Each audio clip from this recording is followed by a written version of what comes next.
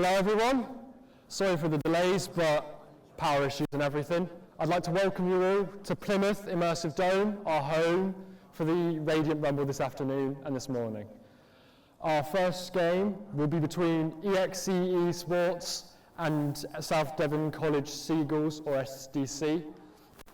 It is a best of 3 game, and good luck, sorry. Our casters for this game will be Harvey, known as Mates, and Ross, known as Shaky. My mic on? Yeah, there we go. There we are. Welcome. Good morning, ladies and gentlemen. Sorry for a bit of delay. We had a few things happen this morning, but we are here and we are ready. My name is Shaky, as we heard, and this is Mate, or known as Harvey. How are you doing, mate? Harvey. I'm excited. We had quite a long day yesterday, and even then, I'm still really, really excited. I've been amped all day just to get into this, and yeah, we had a little bit of a, issue at the start, but now it's resolved. Now there's only one thing left, and that's just Valorant. Yeah, definitely. Well, I mean, as everyone knows, we had a little bit of a delay yesterday. We started about 3 hours late. It was a bit crazy, but this morning as well, a few things that we need to sort out. But we're all live, we're all ready, and we're all excited to get these games going. And soon we'll get these teams coming up into the dome as well. But super excited to get you guys all the action today, as we had some killer games. We actually had the best of 3 yesterday, go to 3. Yeah, no, I was not really expecting something to go that distance and every single map be just that competitive. We had a 13-11, was it on Bind? Yeah. It was super competitive. A lot of individualism, a lot of individual players, and the teams were also just working together really well. It was a reverse sweep as well after the first map. And really, I'm just hoping we have another few games that do go the distance. Really get some competitive Valorant today. Definitely. I mean, Joel was saying he wanted them to be a bit more competitive. But we're going to wrap it up quickly, going to get teams into the dome. And welcome to Radiant Rumble as we get these teams going.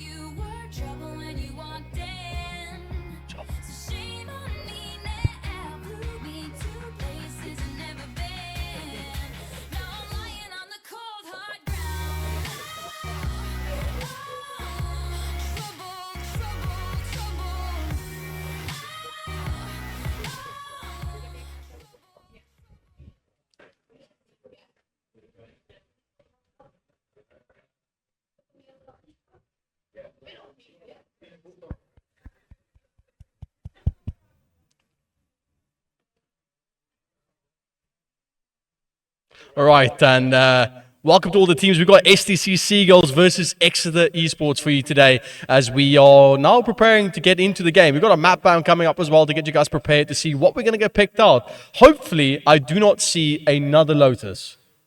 Yeah, no, okay, look, let's be real.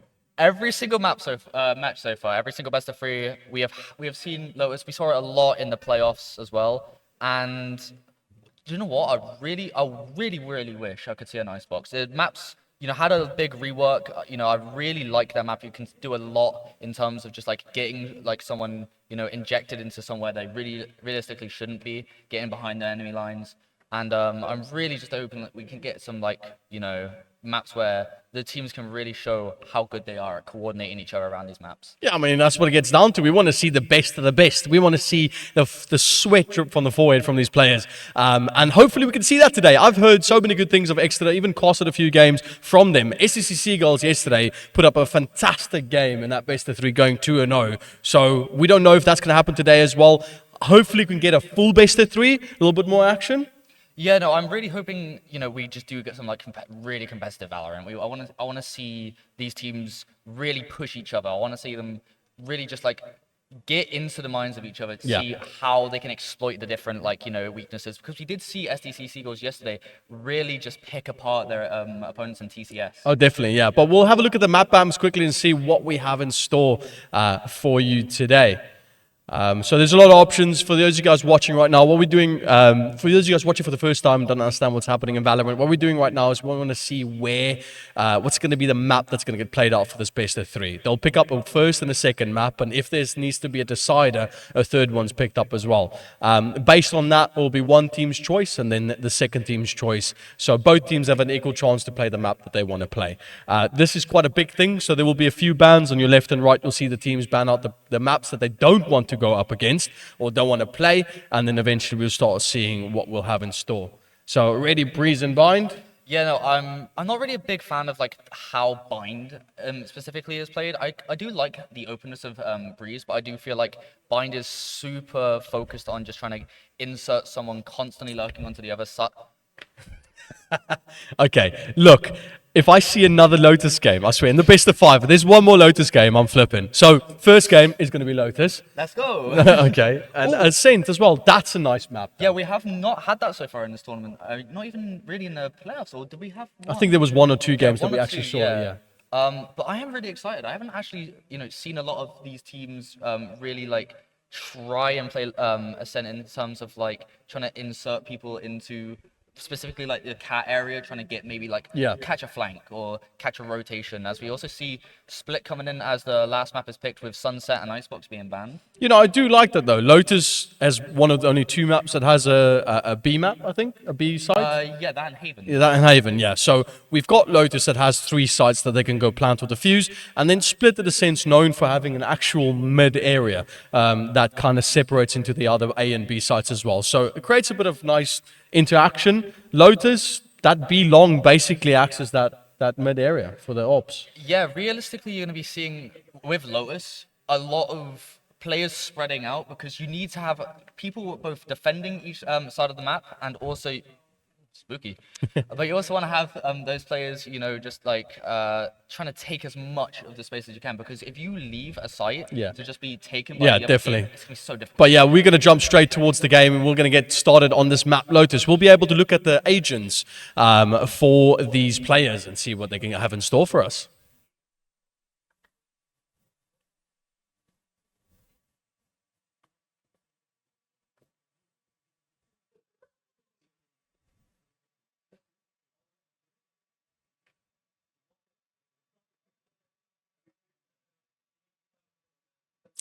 Well, as we wait for the feed to come up, good opportunity to have a nice little conversation about the game in front of us now.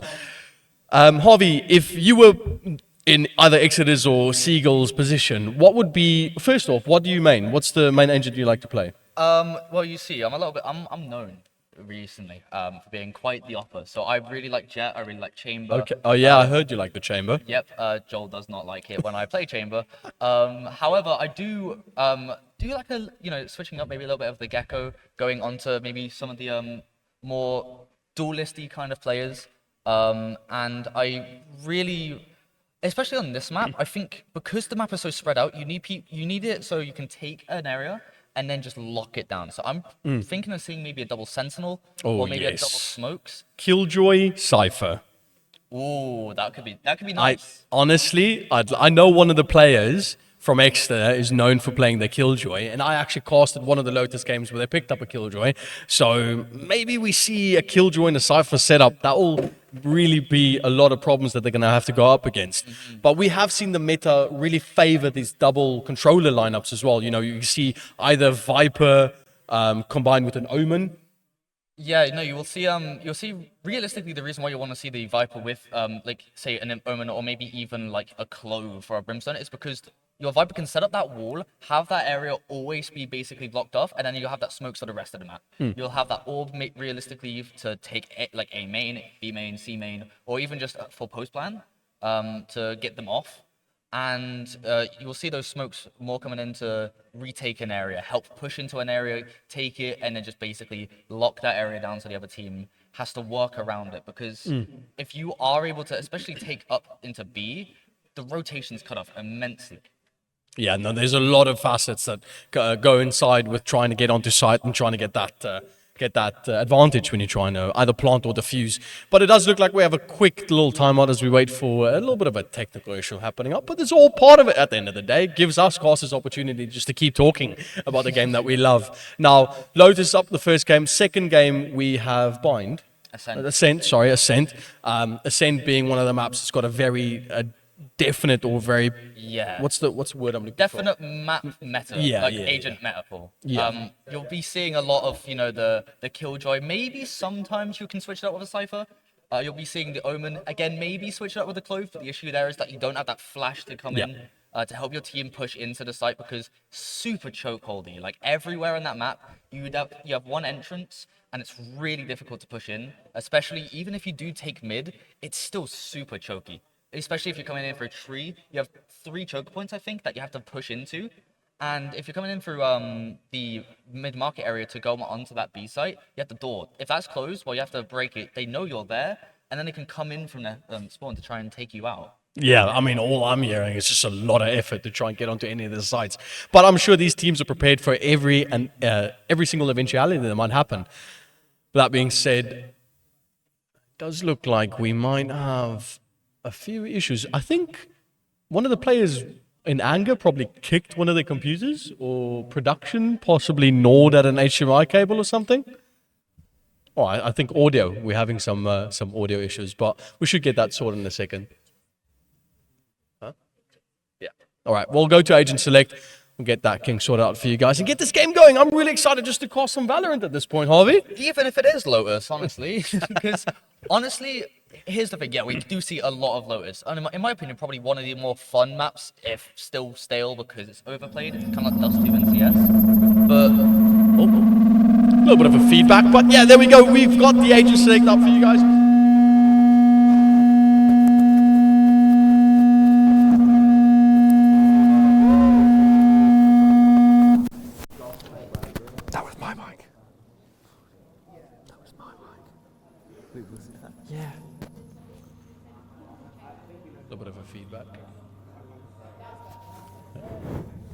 Hello?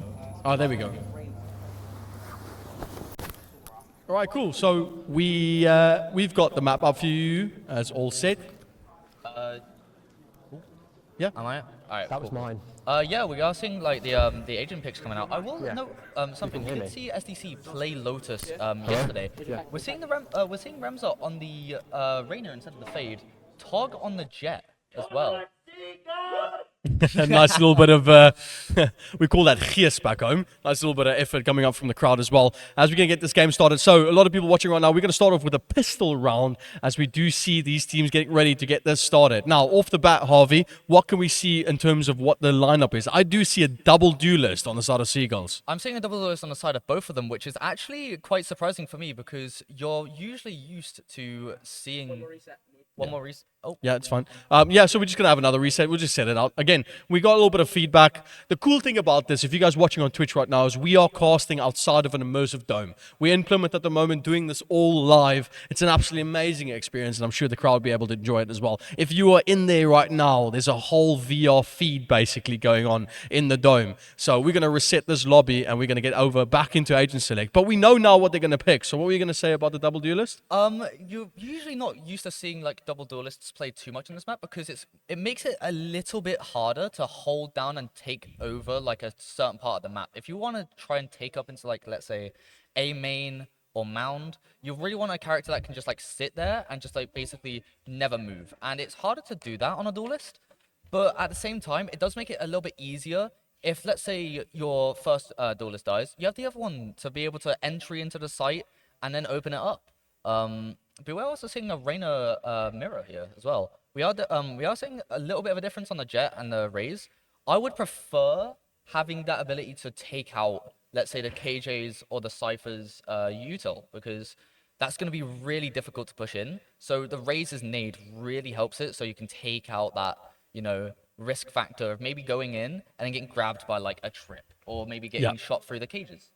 Yeah, no, definitely. There's a lot of things, a lot of information that the Killjoy can give you when you're pushing onto site.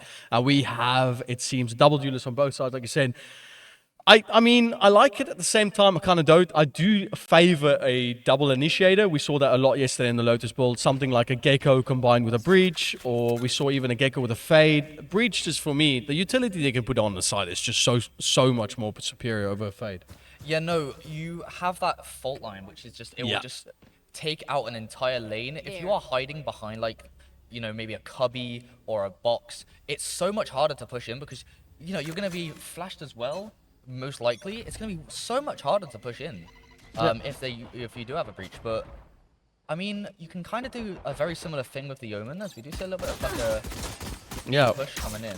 Well, ladies and gentlemen, we're going to get this game started, actually. Seagulls versus eXe Esports, eXe Esports, as we get this started with the first pistol round of the day. And a few shots from Alucard, just popping off, getting a 3K. Beautiful plays. He's trying to look for a bit more. Can we see an ace around the corner? It's not going to be there. K-Bex taking the ace away. But they do manage to get quite a good start to the game.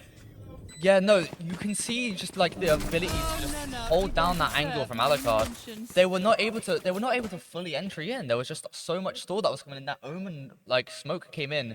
It was so much harder to get those trades, and it was just 1, 2, 3, 4, and then after that the round's over. I mean, K-Bex, you should have given that to them. Come on. There was an ace opportunity there, and you just took that away. Would have been our second of the event as well. That would have been, yeah. We almost had 2 yesterday as well. 3 4Ks, actually, from this event. So. Yeah, no, fantastic plays so far. And it's only the pistol round, so the action's only just starting. So a lot now. For those of you guys watching for Valorant for the first time, I'd love to let you know that this is also how it works. It's a bonus round now for Seagulls, as they've got an opportunity to get a nice advantage over the other team with the guns that they're able to buy. Yeah, you're seeing an early pick coming out from XP. A few shots here and there. Good trades, but that's actually quite bad on the side of the attackers, because we're going to see that Omen going down. The ability to not actually hold out those choke points with those smokes is going to be really difficult, but they do still have to cypher with the cages. It's just that they don't last nearly as long. And they want to try and save as much as they can. Alucard again doing great with that Bulldog. Such a nice weapon to have, as they manage to pick up a few. Now, no smokes. I think they can do much here. They do still have Sova and Jet holding down the side, trying to peek this corner. We've got a smoke from the back line. We've got a nice little blind, a big peek from Alucard, a lot of ego peek on the side. Going to be able to find one on Asmodeus. Peek from Togler on the side, but all the shots are going to go over the dome of Alucard as he picks up a 3K for his team yet again. It's going to be more Dripsy. Good shot, Alucard, but K-Bex clean it up. Yeah, there you actually saw Dripsy was like really far up into A whilst their team had planted. It's really good for the side of SDC to get that bomb plant down. They can come to the next round basically guaranteed to have a full buy. But the way they were holding, it was maybe a little bit of a miscommunication. Once the Sova was taken out on the site, Tog was not able to trade nearly as fast. And yeah, it was a little whiffy, but I feel like maybe that might have just been a little bit of a miscommunication. But again, that was only the second round. You're going to see them being able to come in with way more guns. No, definitely. Definitely way more guns. It's going to be a buy round now for Exeter, so they should, in theory, be able to bring this back.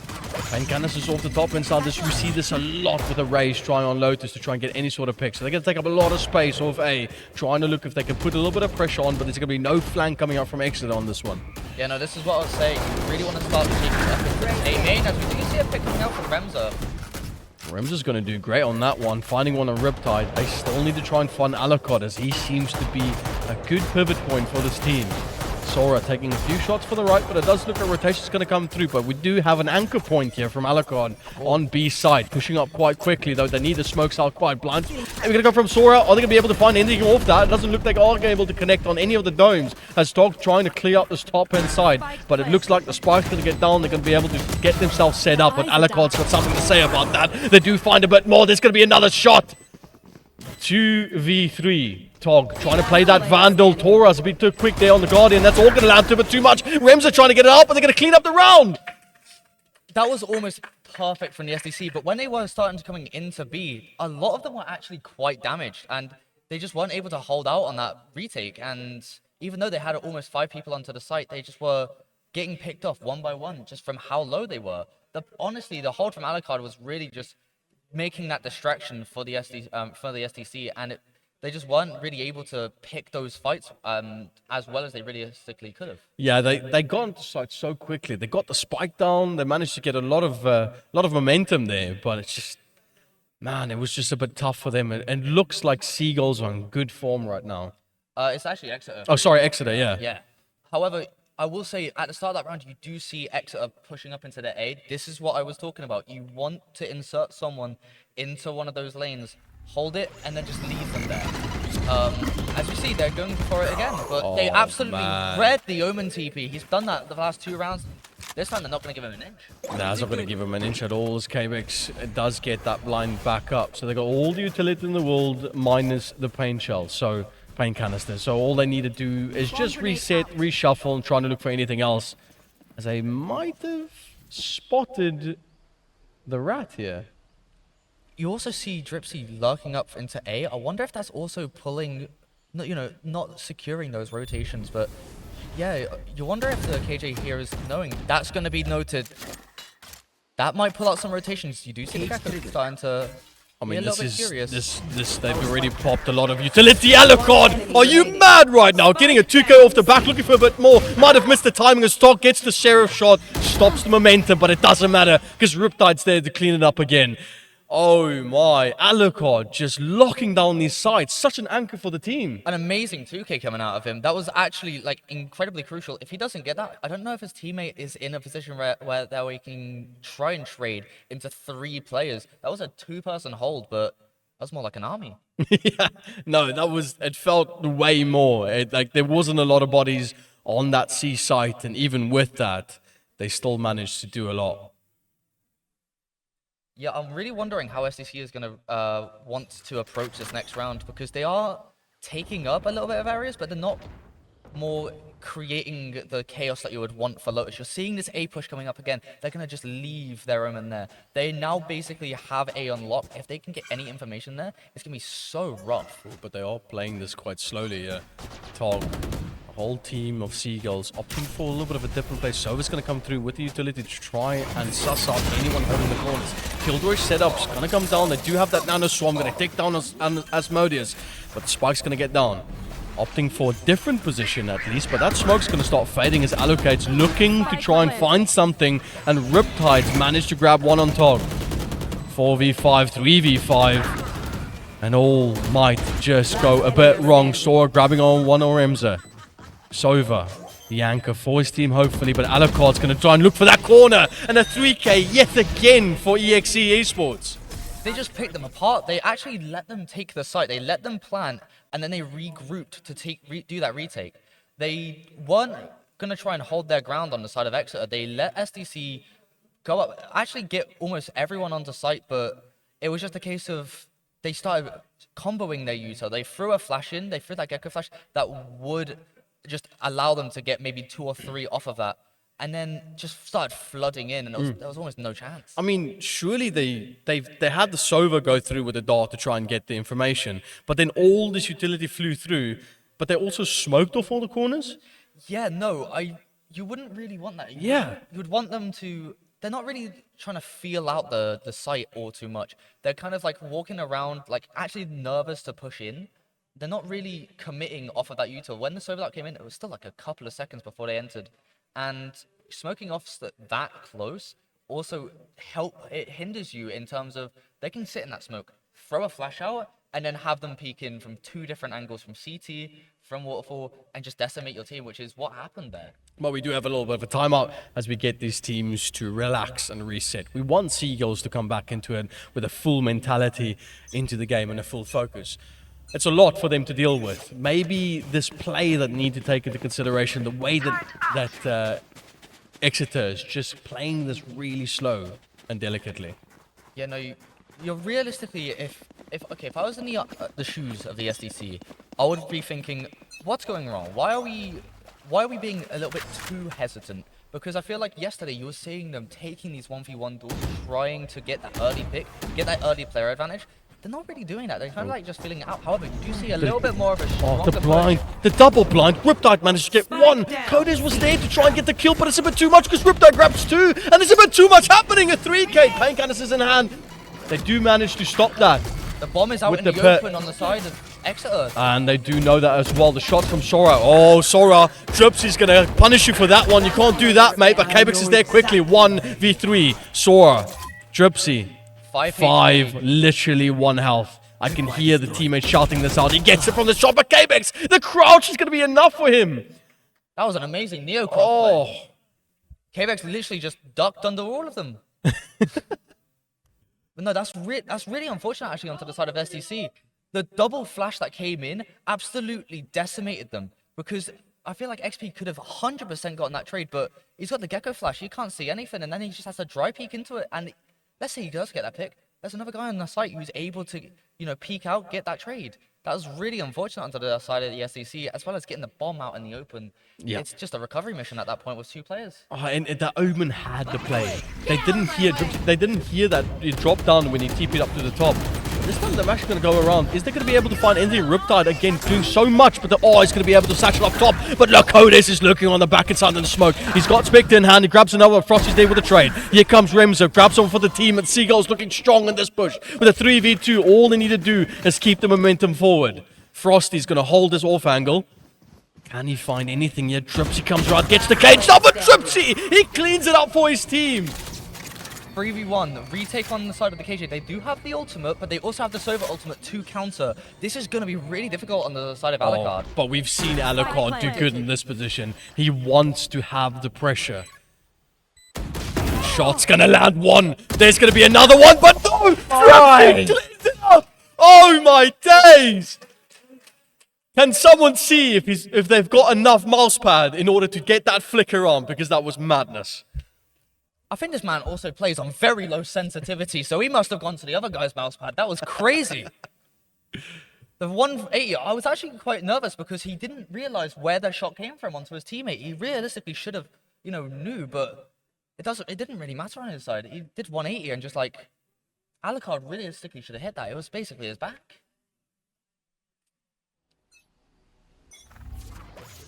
No, can they keep this momentum up? Seagulls they want to apply the pressure. They know Alucard could possibly be alone on the site, and it looks like they are going to try and push that sensitive spot for Exeter. This is the SDC that I saw from yesterday. They're getting more aggressive. They're getting more comfortable. They've got one. They know it's possible. Remzo, an amazing pick onto the CT. They have this area completely. If they can overextend, maybe just take this area, that makes it so much harder to retake. Yeah, you're very right. All they need to do is just take up the space and spikes can get planted down. They need to try and see. Oh, a little bit of a barrel sticking out there. We didn't know where Asmodeus is, but he does find the kill on Sora. And Seagull's looking quite strong. A double peeker on the side. Remza cleans up one and Todd's going to clean up another one. SDC getting themselves back into this game. That's a much better hold on the other side of the SDC. There they were pushing way more aggressively. They were like, we can probably take this if we just have 5 people. They know, hey, there probably is only the KJ sitting on this site. They're going to try and push in a little bit harder, and then they're going to try and take those fights. The issue is, if they don't try and maybe push a little bit further, they still have 3 characters with flashes. They've pushed through, and they can flash. They will probably get that kill, but Asmodeus got a really nice pick. They were not able to come through Waterfall, so that flash... it's almost pointless at that point. Yeah, that was tough for them, and just a double peach for the team, all just getting each other's back. Seeing a spark of life back in the SDC. I like this little one-way smoke to stop the push from them, and immediately look at the space being taken up here from Exeter. You're going to see this a lot. They're going to try and either take Mound or they're going to try and take Rubble. They're going to make it as almost uncomfortable for the SDC because A is a very, very, drilled place. A lot of teams really like pushing. Oh, the shot. Oh, the shot. No, Remsen gets it on Riptide. That's a bit too overconfident from the side of Riptide. Blinds out from Remza. They want the space up. But look at a lot of trades going to come out. That there's a nice little off angle being held out here. Remza. Kbex just waiting for them to push. The patience from Exeter is so good right now. One thing that I'm really surprised about is that Rems is actually spearheading a lot of these different attacks. They're the one who's more taking these initial tools. when you have that Jet, you should realistically be your entry. But it doesn't matter. A little whiffy, but Maybe a little bit whiffy. Tog's going to be able to grab one. That's going to be a 2v3. Shots, patience from Sora. This could be good. Lurking, waiting for anything. Asmodeus also. Maybe some utility. Look at Sora. The placement from the crosshairs, just trying to be as calm as possible in this position as Froster keeps up. And Sora gets the 3k. Then Exeter.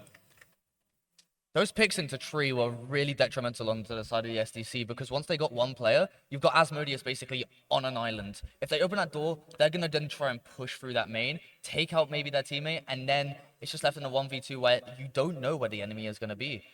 But yeah, no, you are seeing a lot of these defensive sides being more coordinated onto the side of the eXe, where they don't realistically try and have one player just holding down an area. They want to try and group up, start spreading out all their information.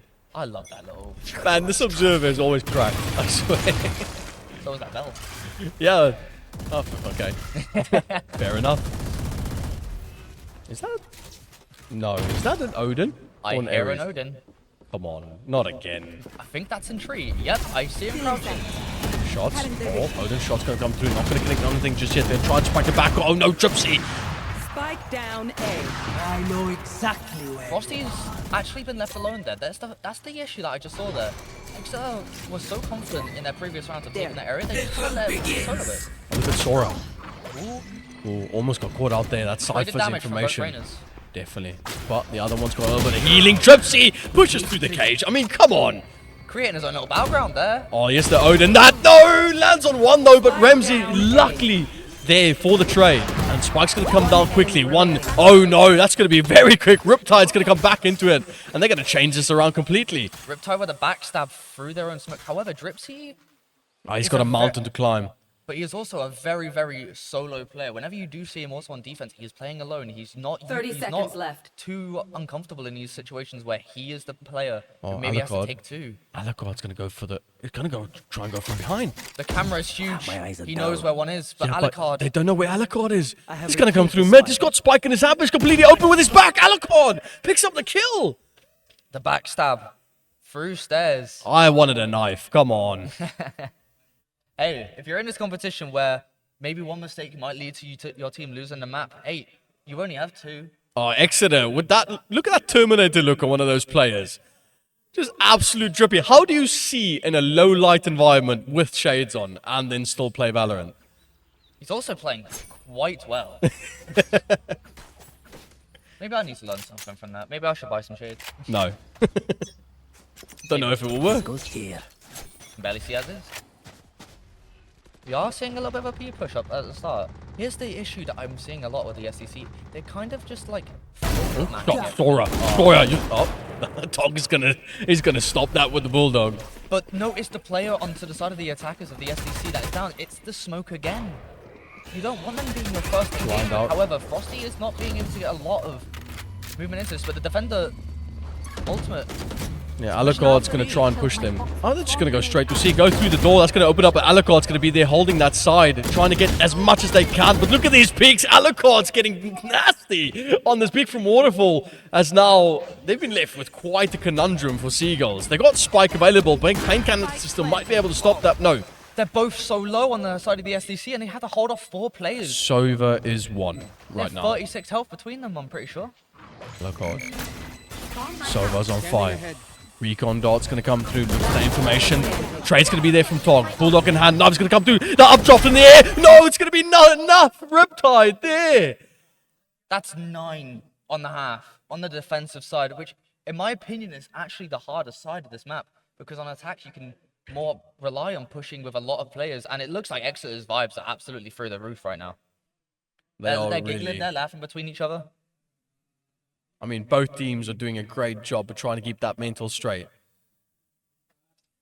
But you are looking at a case of SDC, they're getting pushed out of areas and then they're not getting comfortable and they feel like, oh, we're getting pushed off of this site. We need to take this site as fast as possible. You saw that with Dripsy. He tried to start peeking into Waterfall, maybe taking up too much space. And then when Remzo tried to trade, that was maybe like 4 seconds later.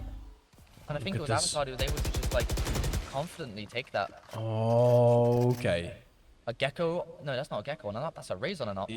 Riptide And K-Bex holding this corner, but no push is going to happen through. So Riptide's actually going to second guess this.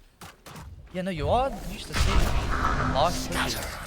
Oh, the Omen Up coming in, getting that information. They don't know behind the box, but they do know at the player Unbreakable. Frosty does get both of them going to smoke off each other. The Omens are battling for position here. They are going to opt for still going towards this A side.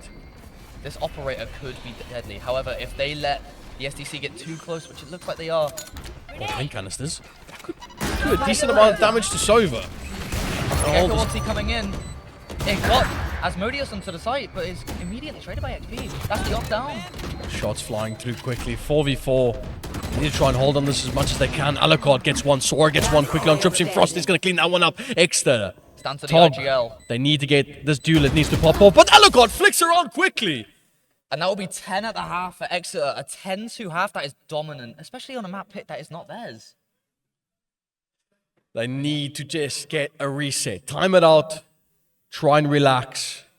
Find the space. Find the timing. Here's the thing. I said earlier that yes, the attack side is, in my opinion, the easier side because you are able to have those more heavier pushes onto a site where there may only be one player, maybe only two players. However, that doesn't necessarily mean, shown by Exeter, that the defensive side is just a, you're going to get washed. Because if the SDC are able to play this correctly, if they're able to get their rotations right, they might even be able to play 5v5 on a lot of these sites. It just depends on how well they're going to be able to read Exeter. But this pistol round is actually incredibly significant. If Exeter wins this pistol round, they're going to go into the 11th round for theirs with guns. No, definitely. Oh, Exeter. That information from the server, they know that there's going to be a decent amount of players coming up through Mound. Yeah, with the pistol round as well. You want to just relax. It's all about, we said it yesterday as well, pistol rounds is just about skill. There's not a lot of utility to throw about. Whoever can pixel perfect hit ahead, that's pretty much it.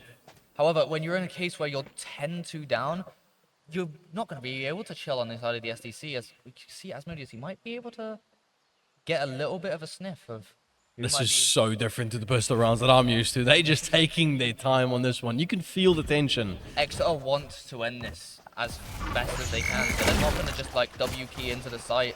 However, right now, Well, I mean, you say that and the explosion's happening. They're already on site looking for a bit more advantage. Cloudburst is going to come through as they're trying to just stop a little bit more information, but Asmodeus grabs one on Riptide. that is one down. However, there is the rotations coming in heavily from Exeter. 4 players are coming in. However, Oh, the Asmodeus Seagulls gets is doing a good. second. Seagulls is doing great right now. Could be an opportunity. 2 players are damaged onto the site, and another player is getting Look at stuck this. behind the door, it seems from me. Can he find this dog? Oh, Tog Can has he an find anything? amazing timing. He's got the timing on the side. He doesn't find anything on the quick one on Alucard. Defuse going to come through. The reload's going to be a bit too of a bad time, and K-Bex finds one, finds another. Could it be enough, K-Bex? Both players on 1 HP. The Unibad's going to come through. K-Bex clutches it out. Little bro took the bullet for K-Bex. Man, imagine sending out your friends to take the bullets for you. Hey, I'm going to be the entry and I'll do that anyways. But that was an amazing round actually from K-Bex. That was a 1v3 that he should not have won that. He was on very low health, 1 HP on each one of those duels. But actually using that wingman at the end was an amazing thing because let's say he just doesn't even peek off of that wingman. He's going to get, his opponent's going to get stunned. It's going to be so much harder to take that duel. There's no choice. You have to either shoot the wingman or hope that the person peeks before it hits you. I'm actually saying, by the way, as well, SDC are not full buying. This is 11-2. Exeter, by all means, should be able to convert this round. They have the guns, they have the money, they have the utility, but here's the question. Do SDC have that little bit of life still in them to take this round? It's not impossible. I believe. I'm a believer. Sometimes I'm delusional, but, you know. By no means do I think it's illusion to expect that we can have a bit more of a closer game and Seagulls can bring it back. No, I 100% believe in this team. Seeing them from yesterday, I think they just need to find that confidence. And hey, if Exeter can get, to 11-2, doesn't mean they can't do it. The information from Alucard spots out the jump pick immediately. The teammates there to clear that corner with utility. 5 players pushing in. That is a Gecko ulti on second round. Yeah, but They're no one's clearing out there the to fight. catch it. But he's able to pick that up quite easily unless XP can get a little bit of an angle. But he doesn't want to push up too far. He's got a pistol. He's not going to try and take this fight. They don't have anyone to play off this. Alucard and Sora peeks up 2 for the team. Future going to come through. Asmodeus does have that Spectre in hand, so they can do something here if they find the right angle. Sora trying to keep them back, but is there anything? Alucard as a sentinel, pushing up space, taking up space, and just decimating the lines here. Dog's going to be able to find one, at least with that Phantom, but with that Ghost. But all they need to do is find something. Riptide's going to come around the corner. And that is a very tough round to come back now. I think the fact that you can see eXe getting that Gecko ultimate so early on in the round has actually confirmed in that round. The Gecko ulti first comes in on first time around, sees out the site, sees no one tree, no one on site. Okay, perfect. I'm gonna get it into a position where I'm able to pick it up. He actually ultied Asmodeus onto the stairs, made it so he just could not fight back. And then you've got Tog with a Ghost versus 4 players with rifles. This is going to be a mountain for SDC to climb if they want to get back into this game. Gonna get themselves some good climbing boots if they want to try and get up here. Oh my days, what is going on? Guys, I think there's a piece of dirt on the screen at the moment. A little bit of a big crosshair there. Tog. Oh, there's actually a lot of shots from Seagull here. They've managed to find a lot. But jump on the side, Riptide! Grabs 3!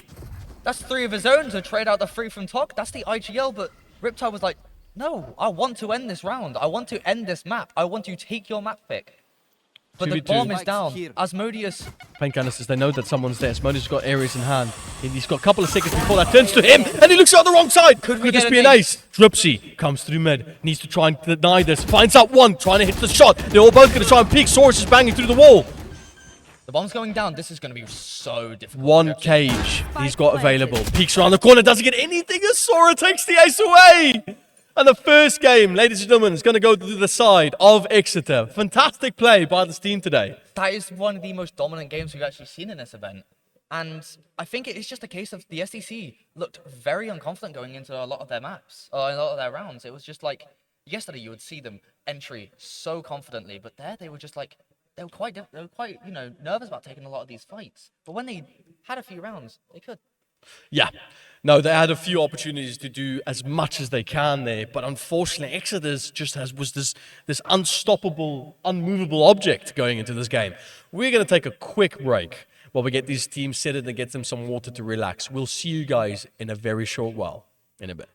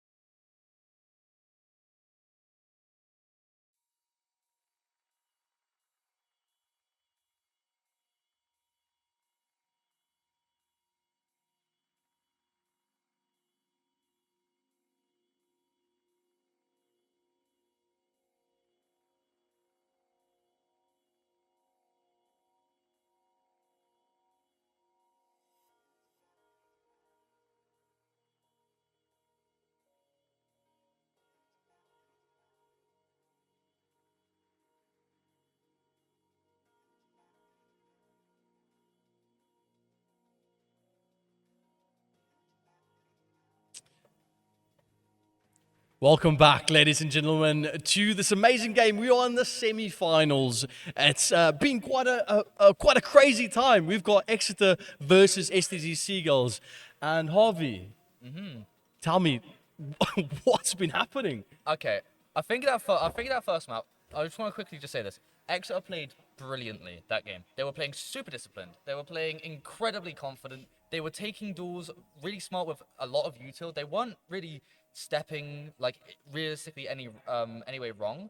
However, I will say this: SDC looked incredibly just stunted. They didn't seem too confident. They didn't seem like they were getting into their groove that we saw them in yesterday. We know how good this team can be, and actually, as they came out after their little team talk, they were more hyped up, more energetic, and that's good to see. And I really am hoping we see them maybe come back into this. I want to game three. Definitely, we want to see these teams just do as best as they can. Probably at the end of the day, I want it to go to best of three. Yesterday we had a best of three. It was fantastic to be able to experience that. It was such close games. The games were fired up. The crowd was absolutely amazing. And I know you guys watching in the dome right now is having a fantastic experience. If there's one thing I can say to you guys, do remember at the end of the day, this is still a friendly game. So we want you guys to enjoy it as best as you can. So keep those comments nice and friendly, and we'll have a fantastic time. But cheer on for your friends, and if you guys watching from Twitch right now, make sure you follow that channel to experience more of this amazing content. Yeah, no, this is going to be an annual thing as well, remember? Yeah. So, and maybe there are going to be a few more events in the future. Hopefully annual, Who yeah. knows? All good. Well, we should be able to go into the game shortly, as we are going to be able to look at the agent select in a bit. But yeah, well, while we wait for that. Do you know what? I actually wanted to say one thing. I really want to see a team pull out something a little bit wacky on Ascent. Because on Ascent, you'll see a very normal team comp, which hopefully we're going to be getting into soon. Yeah. You're going to be seeing maybe this Omen, this KJ. Well, I mean, we're going to be able to go into the agent select right now. So let's switch over to that screen and let's see what these teams have in store for us.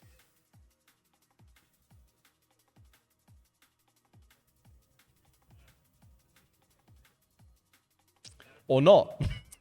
Do you know what? Maybe third time's the charm. There we Hey! go. There We go. are there. Perfect. So we're going to go jump straight into it, it seems, as we should be able to. So Ascent, really, we spoke about it briefly in the beginning of the game. We said, Sentinels are really strong. I love KO on this map. I absolutely adore that initiator. Yeah, no, he really especially considering there's a lot of Sentinels that play on this map, you really want that KO to be able to negate all of that utility, because especially when it comes to B site, that alleyway, if they've got like a Cypher Trip or a KJ Molly or something, it's going to be super, super difficult to push in through that without at first either A, taking out the KJ, or B, just negating the ability of their presence in general.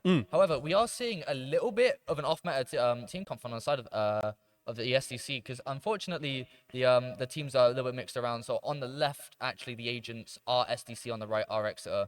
But on the side of SDC, we're seeing a Reyna and a Brimstone.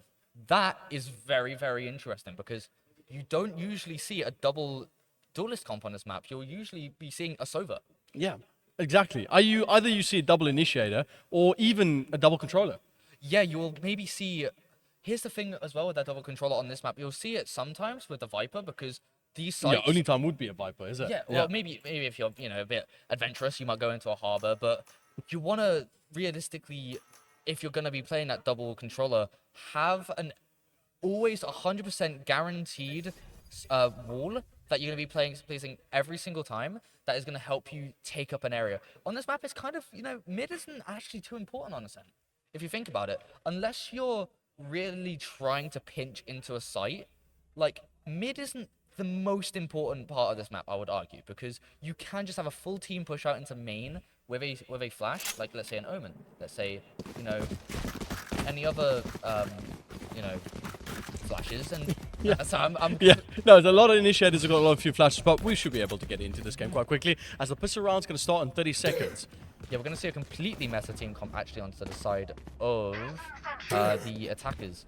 You're going to be seeing that, the KO, the Sova that I was expecting. The reason why the Sova is really good, especially if you have a Jet, you're going to see that Jet want to get into their smoke, and then the Sova's going to dart very high. You're going to basically have the ability to just start spraying out of your own smoke or even through your teammates' smokes as they're being glowed up by that dart. You're gonna basically be getting free kills. It's gonna be quite fun for that guy. It's going to be all exactly. Yeah, I mean, if you have a jet, as Gypsy takes out Riptide on that one, and Exeter's going to look at getting some sort of pressure applied here at the Seagulls and doing a pretty good job at keeping them back. The instant pivot also of Dripsy to get that pick off main and then immediately go and take mid. Like, that's really ballsy from him. You're going to try and see, like, this team more wants to pressure Exeter. They know, okay, we need to be more confident. We need to take these picks. That's what happened at the start. And you want them to basically start getting into these places where they're going to make the team comp or the team advantage more advantageous for them. Dripsy at the start, getting that initial pick is going to be super hard to pick up, but we are going to see a pick. Yeah, Keldor's going to get that. He's going to be able to detect 4 hostages on that one. Hostiles, actually. Might be hostages if they're able to get this game going, but there's a lot of action happening out there. They're trying to get onto site. And remember, we already have one person taken away from Exeter as they're trying to hold on to this site. They've got the plan down. It's still a pistol round, so not a lot that we can expect. It's still the first game. Oh, look at that. Soverdot's going to actually come back straight again. The shot's going to fly through from K-Biggs, landing on Tog. Dripsy also with the trade, however. That is the second of the round. He's on 2012, but he is clearing the bottom. He sees one under. He's going to come that. Shots are going to be there. Remember with the pick. Player standing. Oh my One word, enemy Sora remaining. just flinging around, grabbing himself too, as they're doing a great job on that round. I will say, however, that was a little bit more convincing of a round that from what you saw in the last map. You actually saw SDC trying to immediately be like, okay, we're going to try and take these fights to Exeter. However, the way Exeter just was like, okay, we're one man down. We're going to start trying to burst into these places. We're going to take places as a team, which is what they did, you know, on that last map. They would start taking places with each other. They would start spamming them with Util. And, you know, that's realistically how they got the round. Yeah, and we are going to take a quick little timeout, as I do think that these teams need to try and get their mentality back. But while we wait for that, ladies and gentlemen, can we get a big round of applause to the production today? I know they've been working their absolute heart out. Just a big thank you for them. They've been really trying their absolute best. And we do know that it's not easy trying to set this all up. Also, a little bit of a side note, on the very far end of that SDC table, we have a little bit of a birthday boy. Oh, is it? Yeah, a little bit of a birthday boy in the house. Oh, congratulations to them as well. I do think someone was singing happy birthday in the start of this event. In We the were morning, singing a little bit of happy birthday. I was a part of it. Oh, okay. Well, happy birthday to them as well. Happy birthday to Cody. We're going to take that time to get these teams set up, and so far it's been really good. I mean, there's a lot on the line right now. At the end of today, we have a best of 5 on the line. So this is the semi-finals. Whoever wins this, it's going to go straight through to that. There's no lower bracket. There's no opportunity for redemption. It is just straight through to go up against Bristol Robins in this best of 5 a little bit later on. Yeah, and see who can pick up the first ever Radiant Rumble trophy as well. As you guys can see, there is a lovely little trophy on a little podium in front of the players. It's more to just show them.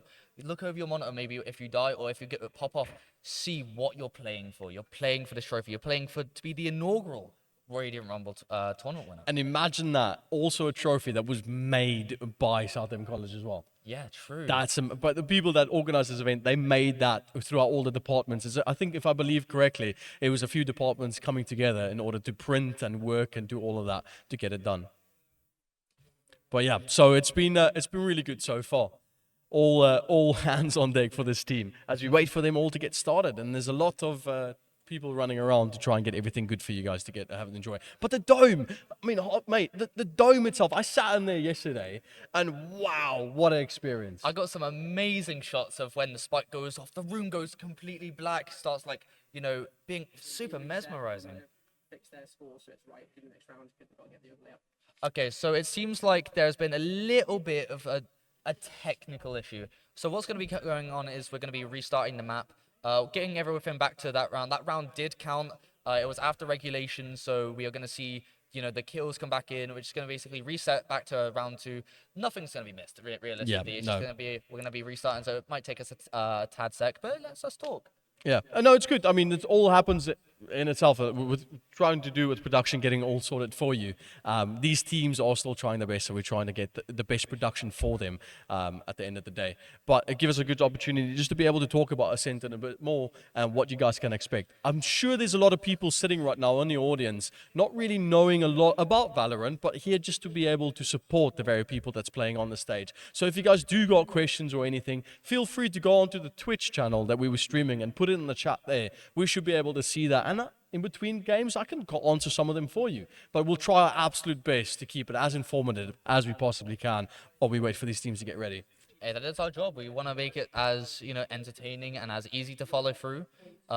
Explain to everyone exactly what's going on. And speaking actually of Ascent, as we are going still into this tech pause, one thing I'm really excited to see is this off-meta team comp, because you don't have that jet to entry. However, you do have that extra firepower of the ability that your Reyna, if they get a pick, they could get activated so easily. It's Remza again on that Reyna. We didn't see them at all on the Reyna yesterday. We saw them full fade yesterday, full Reyna today.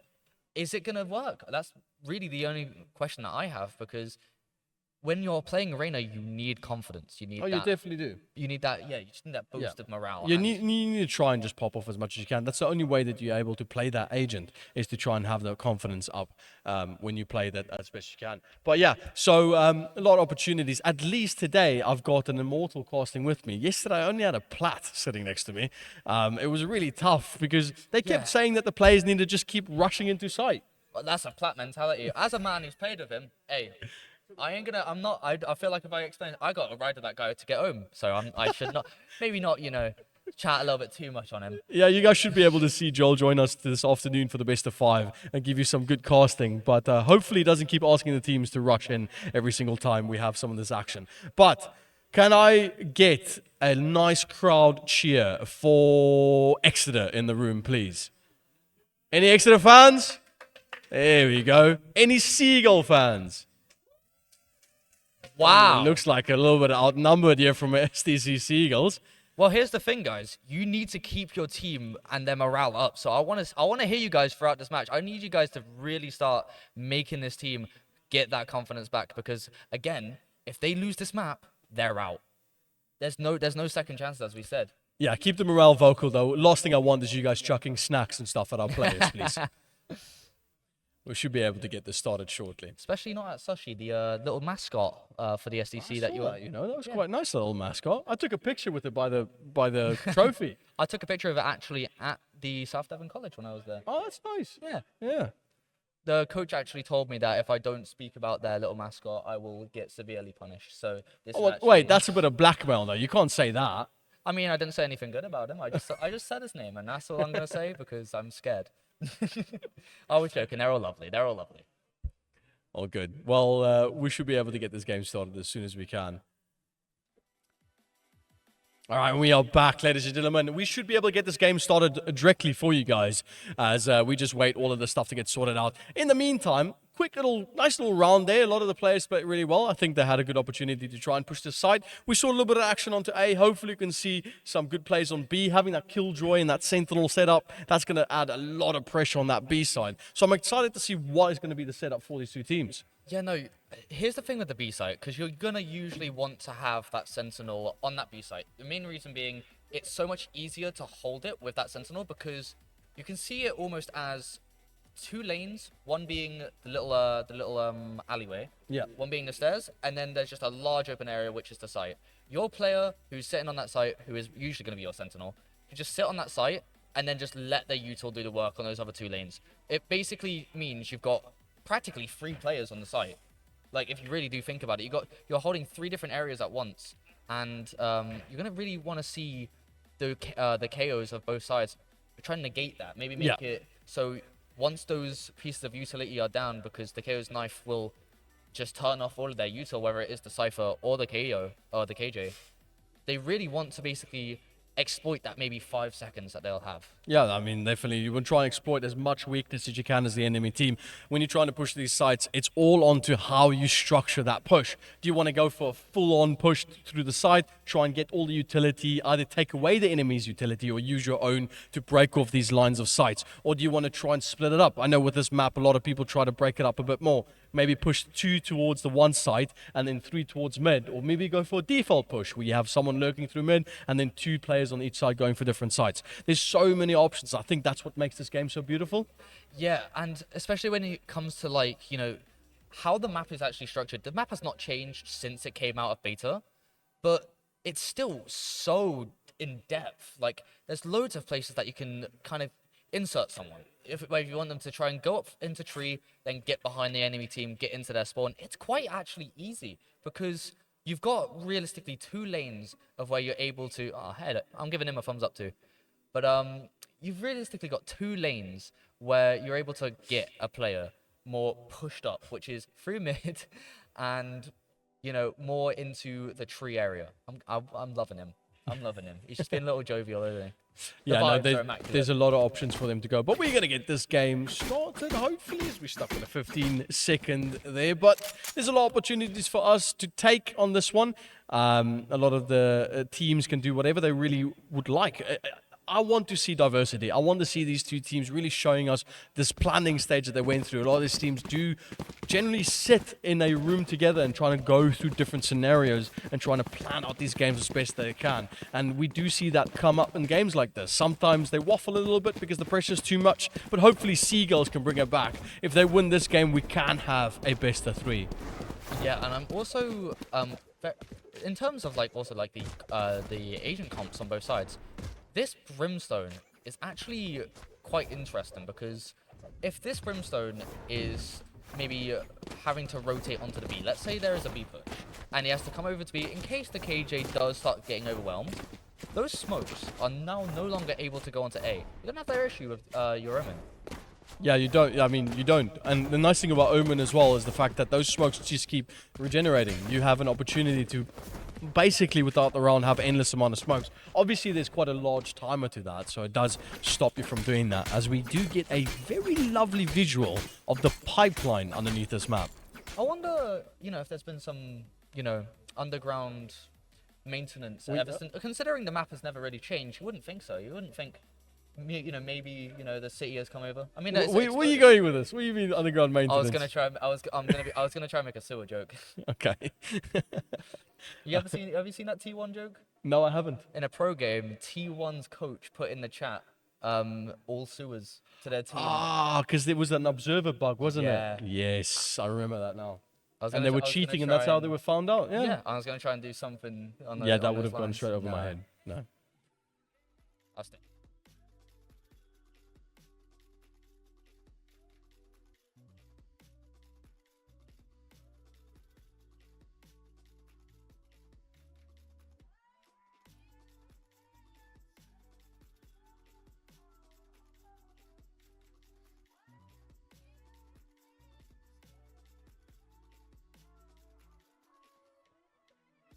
And hopefully, for the final time, we are live and ready to give you guys some action. Because at the end of the day, that is what we're here for. That's what we want to present to you guys. I am not a host. I'm not someone that's just going to waffle the whole time. But we're going to go straight into the game and we're going to get this action started for you guys. Finally, we're coming back in.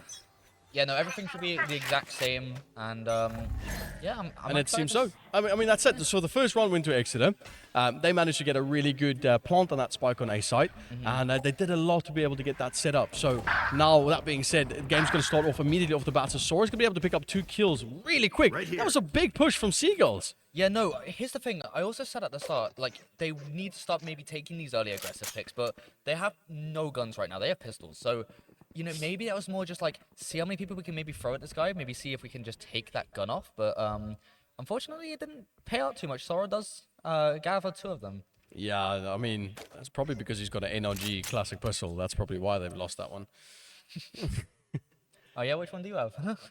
Sentinels, obviously. Ooh. Yeah, and they won VCT. People didn't think they would. And here comes a big collapse going to come through from Exodus. They've got 5 people to push up front. They've got the KO knife to do a little bit of recon for them. Doesn't connect anyone. Then Sora's going to be able to grab a 3K. Could we possibly see an ace happen this round? It's all going to be up to how Exeter play this. Seagulls, only with 2 left. They have to try and be as patient as they possibly can with that door being closed through mid. You know, you did see like a very heavy push into this. There was only one player who was realistically going to push with that KO, and it's like, massive. There's not much you can do as Alucard does pick up one. 6 HP on XP. Gonna be quite quickly for them as that second round goes quite favorably to eXeter, but it was a buy round for them, so they should be able to go into this bonus quite confident that they might be in a good spot.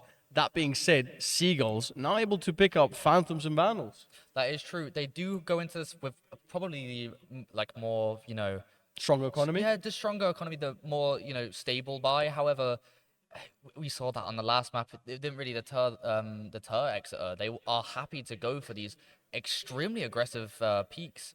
But to be fair, SDC, they are doing exactly what, you know, I at least wanted them to do, which was play a little bit more aggressive, play for the sun pick.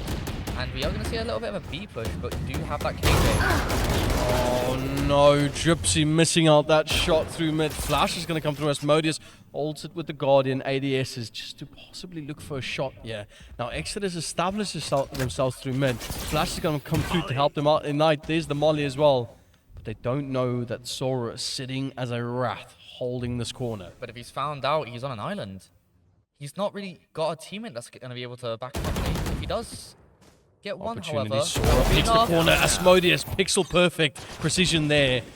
Does have the crosshair placement as Alucard again. He's got the Nano Swarm to push him a bit back. Dog needed to watch there. Almost gets taken out for that Nano Swarm, but it does tag out. Knows that there's at least one sitting there in B main. 3v3. Asmodeus almost getting K-Bex through the smoke, but that's actually huge onto the side of the Exeter. They took out their KJ. There's not a setup now onto the site. I mean, the only information that they have was that they knew that Alucard was there. They don't know where the rest is, prompting Seagulls to take a bit more of a defensive line through mid, maybe to see some sort of rotation. And it looks like Brim might just miss out on that. Sova going to get that shock dart through mid, slightly tags Asmodeus as we do see the rotation come through from Exeter as they start moving towards that A site. You know, Exeter does move around the map like a convoy. They never, like, try and split up. They will stick with each other, play off of each other, and that's probably going to go into their favor if they are able to get the first pick. Then they can just go for raids. A lot of information being given away. That's Overdot doing such good info there. They almost actually get tagged through the floor there. Shot's going to come through from mid. They're going to be able to get that door broken up with Alucard taking the more defensive line.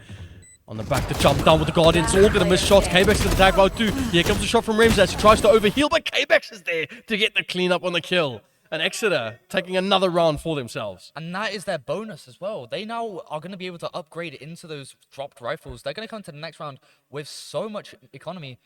And SDC have none. That was their round to win. And here's the thing. I'm not going to discount them. They actually were playing that round quite well. They were having man advantages a decent amount. But there would be one or two players that were getting caught out. You would see, Toggle almost got killed by that Nano Swarm. The KJ did die, and they was quite out in the open. They weren't really, you know, trying to play for their lives. If they have players, they don't really need to start risking things. Yeah, and I do agree with you on that one. They do need to try and play it a bit slow, and I like the utility use there. The dash up forward straight from Riptide's trying to take a bit more space, and they have exactly what they need. Now the Swarm's going to get committed. They're trying to put forward, but that man, I mean, Riptide just taking up so much space. Just doesn't allow them any breathing room. Flash through smoke, that's going to decay as well. The shot with the Sheriff trying to land. He only hits one, but Tog is able to clean up one on K-Bex. KO v KO, they managed to find one. Riptide again doing great work here at the shots. They're all peeking at the same time with Exeter just doing such a dominance on this. Holding these tight corners with Spike already been planted. Tog with a Guardian. I mean, it's not impossible. However, there are so many cross angles, and yeah, no, that's easy for Sora. Yeah, Sora's going to clean it up quick. Exeter looking very confident in this game. 2 kills onto the side of the SDC on what is practically an eco. I think maybe their issue is that you saw that KO knife the KJ, which stops all of their utility from working. It makes them a sitting duck if they don't have anyone else on that site, and you're not going to want to play someone on the same site with KJ, because she's basically able to hold the site on her own if she maybe has a teammate who can take out that knife. They should have just picked Cypher. You know what? Cypher on this map is fantastic. You haven't seen Nats play Cypher on this map? I have not, no. Have you ever seen me play Cypher on this map? I put traps up in the air just to stop the dash from the jet. Can't do that with a KJ. No, you can't. However, we are seeing, again, Riptide taking up so much space early. Yeah, a little bit of attack.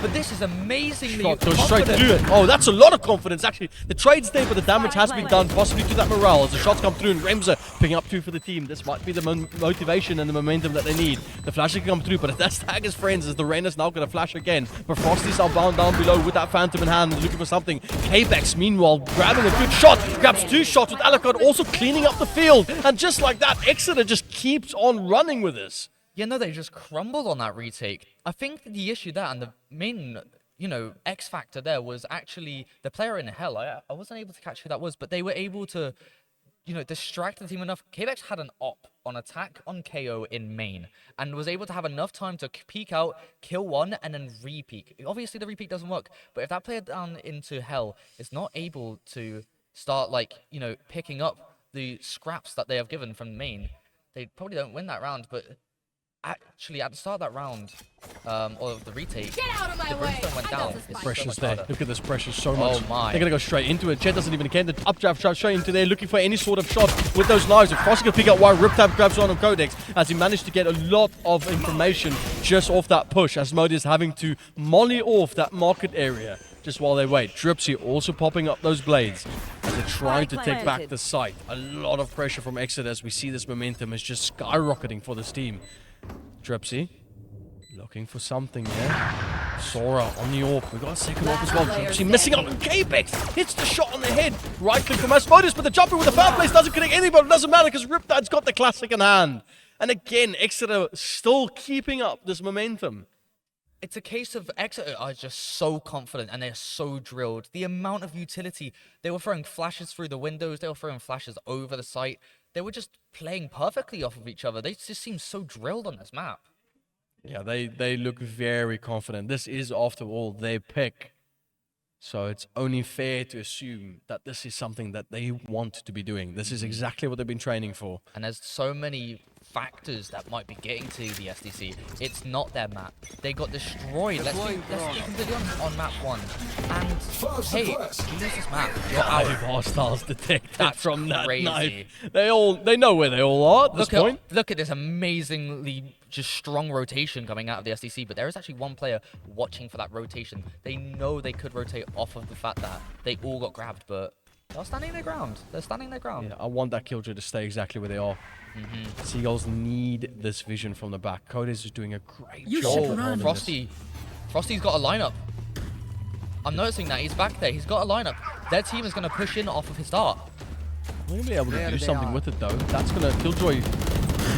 Going to be able to start taking out. The shot's going to come through. Riptide grabs one on Asmodus. It's not over just yet. They're trying to blind through the smoke, but Alucard kicks out the Rainer as they're looking for a little bit more pressure here. Look at this, just absolute ego peak from Riptide, cleaning out hell as Dripsy does manage to grab some. Codes comes through with that flank. There's going to be a pinch coming in from Codes, and you're going to see maybe Dripsy can get one more. Does grab that. That's a beginning of 3K. Hopefully, They might know be he's able to hell. find someone underneath hell. There's going to be the shot, and finally, SDC grabs himself around. Surely this could be great for their mentality. What an amazing retake. That was a 2v5 situation that the SDC saw themselves in, but it didn't falter these two players. And if you actually look, they are the players who will be playing usually agents where they have to be that X factor. They're going to be holding sites. Dripsy known on that cipher. Coda's playing the KJ. They know that, and they know how to play versus a lot of players, and they just pinched and just... That was a good pinch. Right. I mean, that rotation from Codes from behind was just great. It was absolutely great.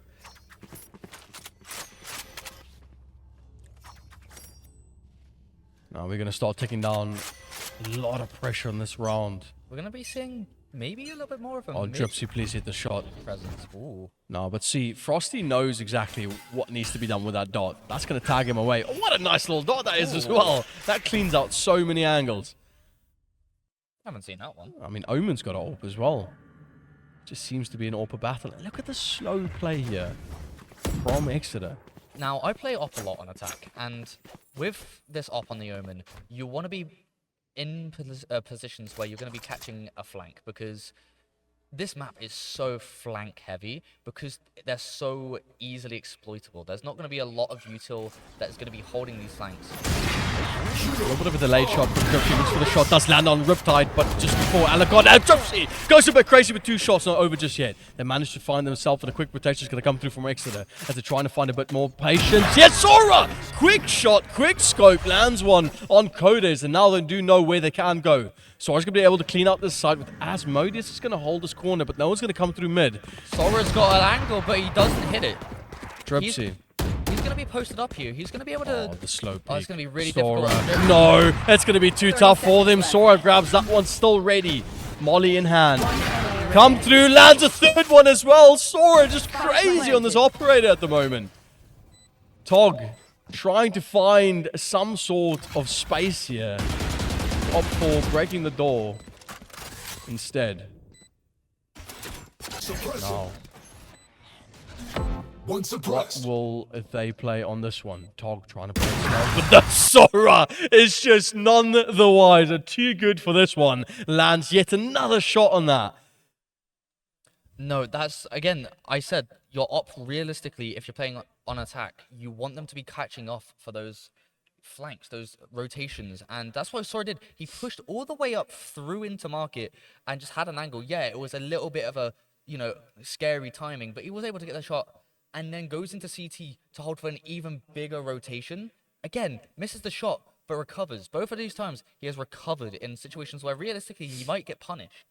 And it just ends up with him getting a 4K. 4K indeed. Now, this is going to be straight up to how Seagulls want to play this. They don't want to try and get a bit more space. Or not, because you do have a controller controlling the map. Not with smokes, but with an operator. The tag is there. They know Asmodeus is sitting around the corner. And all that he needs to do is patiently wait and look. The keeper's going to come up. That's actually going to push him on the corner. What's happening right now? Sora gets to peak the communication with the team. Managed to find it. What an amazing combination between Sora. Shots and there. Sova. Codes. Playing it slow. Shots not going to land though. Trying to get down. Oh, a little bit of a Ferrari peek. Looking for the Codes. But you don't want to push this man. He's a bit too crazy on the operator. Feeling himself on this gun right now. He's playing his operator like a vandal. He's just taking close quarters fights. He's going to take another one. Oh, that's going to be a 4K as well. Classic with a right click. Preemptive shots over the top. Looking for a bit more though. Looking for anything. Not going to swap for the Vandal because why do you need it? Because there we go. We get the ace. The shot from Sora. Second ace so far in this tournament, in today and yesterday. That was the most mobile op I've ever seen. And that was on attack as well. He was just taking up angles. He was just holding places where he knew that they were going to try and just take an early peek. That's what SDC has been trying to do. But Sora now notices they're trying to take these early peeks in a lot of different areas. And posting up an op on those areas where they're going to be trying to take these engagements, it's just not giving them anything. An amazing ace coming out of Sora. Pressure has been applied. That is a certain. Think about it. 7-1 down, and this is your tournament lives on the line. It's not over just yet, but 8-1 that's down not because gonna help. you have Sora. K-Bex now, the whole team feeling that momentum. They're feeling the mojo being given by this controller. Codes, they only have pistols in hand, so they need to try and get as much as they can. I mean, I'm mistaken because there's actually an Odin on Tog. Great job at holding his corners. Such a harsh amount of Exeter's players not able to get really on site just yet. So Flash out, K-Bex going to clean that corner quickly. He's going to find one. Teammate wasn't there. Codes couldn't find him. Couldn't help out his teammate at all. Asmodeus also got... Oh, now he looks away at the wrong second, actually. K-Bex picking up a 4K for this team. the timing there was just not on his side at all. That was really just... They were so disciplined when they were trying to get into that site. They actually stopped out in the open. They could have been peeked onto 3 different angles, Exeter, but they stood their ground. I think they were just coming. They were just telling each other, okay, here's what we're going to do. We're going to peek this guy on site. We know there's probably this KJ. He does it every single round. They take the site, and then, hey, it's just free pickings after that. They're so confident. Look at them. They're smiling. Free pickings is the word that needs to be used. But this is still Exeter's game to lose. All that is happening right now is that the Seagulls need to pick up momentum. They've got 1 round. They can do it again. The 9-3 curse does exist for a reason. And there's 2 rounds to establish something for them. In my eyes, if you can get 1 round, you can get 30. So that's why I'm just not counting this team out yet. However, it is still an insanely large task. We do have that ult coming out from that jet. They're looking to find something in. Molly's used to clear the corner. They've got so much utility to find in there. Now, Gypsy's going to hide in this corner. They don't have anything to really stop it. Needs to pick out the time perfectly. Kbex, oh, they didn't spot him! The shots are there. Kbex finds all on Gypsy. That's going to be those... Oh, that's Modus choosing to rather ult the site. They do find a kill with the Guardian. There's going to be another from Asmodeus. The jump up from Kbex finds one. The communication's there. Kbex gets taken out by Dog. The Guardian shot's going to fly through. 1v1. He has the spike as well. No, this is Alucard's round to win.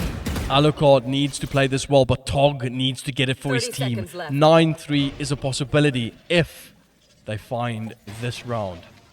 Can Tog do it? A lot of pressure off for the side! The break of the glass, the pick, it was all just a bit too perfect. I was seeing how eXe was pushing into that site. They were covering everything with utility. There was not a single part of the map that was not flashed out, that was not naded, that they just didn't have access to. Yeah, it gets a little scrappy, but that was a very, very confident 1v1 to go up into heaven and take that fight onto Tog. Now, pressure has been severely applied, and this could be a tough battle for them to fight, but it's a mountain that could be climbed. Last round of this half. All that Seagulls need to do is try and get these important picks. Tripsy, he's going to be doing exactly that. Shots on the side! Oh Tripsy, my! that's the human being. What a shot, though. He's been taking these fights all game. Yeah, sometimes they're not working, but that was an amazing shot. Sora, Sora's though. back. Sora, fiend on this operator. I've never seen someone so active on an operator, especially on an Omen. Look at how he's moving around. He's just trying to hold everything. He's taking this mid hostage. Ego, isn't it? It's all ego. He's got the plays to back it up. Can Seagulls put an end to it, though?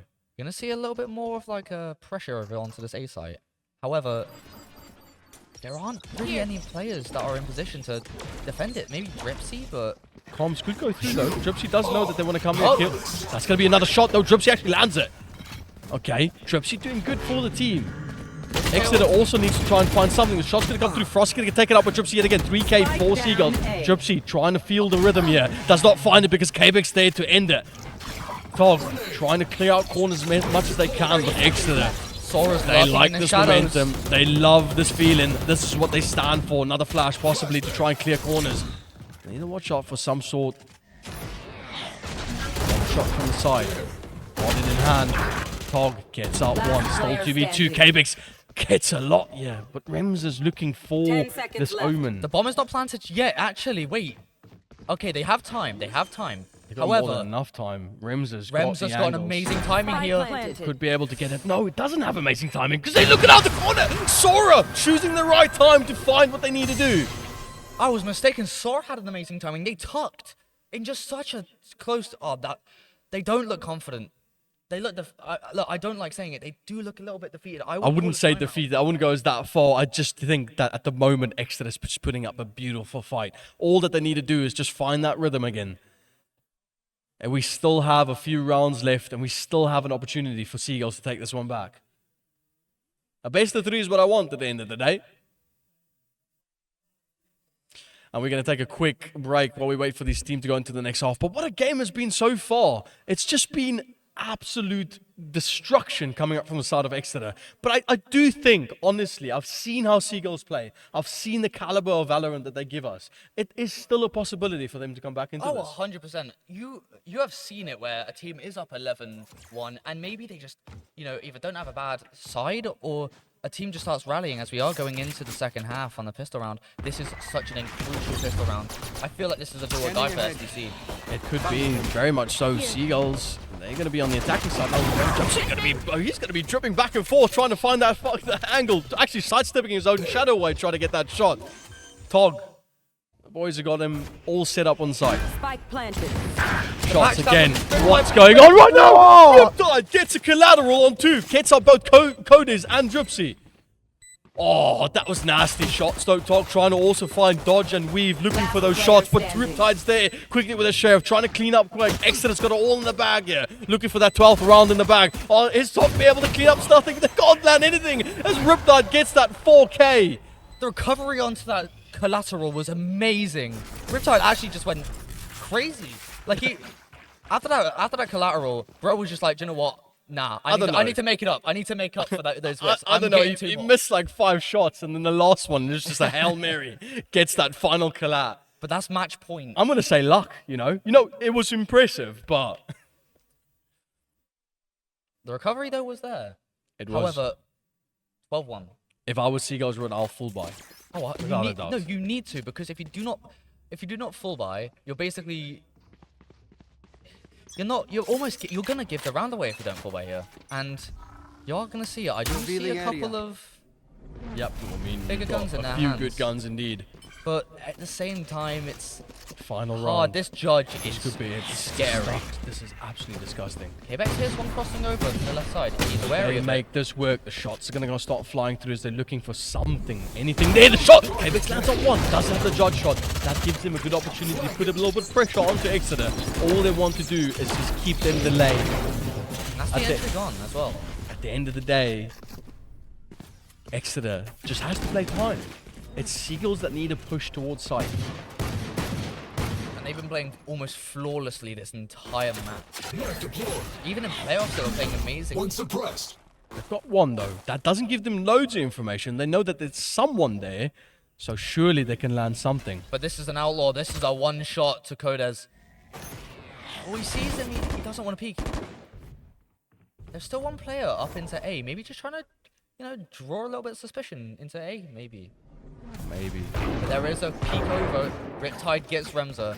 It's a That's going to 3v3. land one. seconds Arcall's disgusting in the right hands. Shot's going to come through. It's now 3, like you said, 3v5. Slowly trying to find something. Tog grabs on for the team. Now almost equalizes it at a 4v3. But Sora, this is a lot of pressure for the man. The land, the shot, it's all going to be there. Exeter, ladies and gentlemen, will make it through to the grand finals, putting up a fantastic show of a 2-0.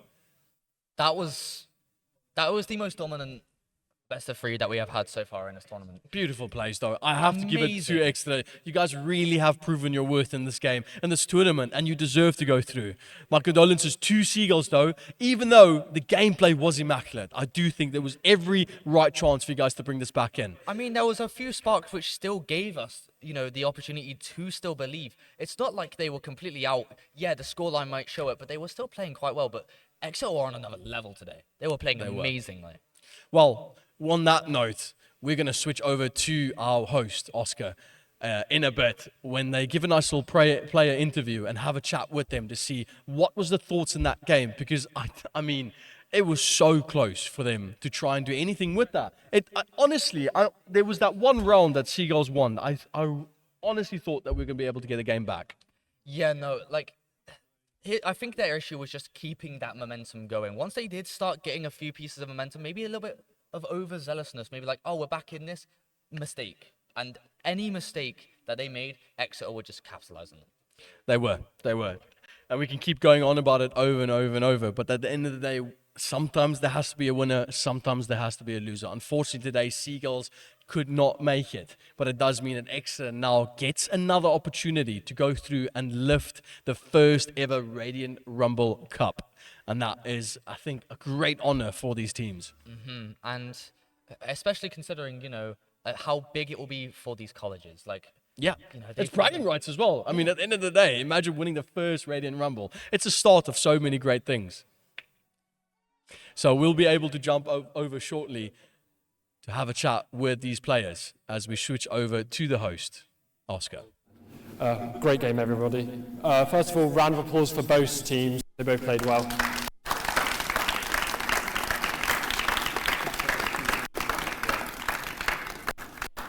Right, I've got some questions for you. I'm just going to read them out. If you feel free to answer, if you don't have an answer, you don't.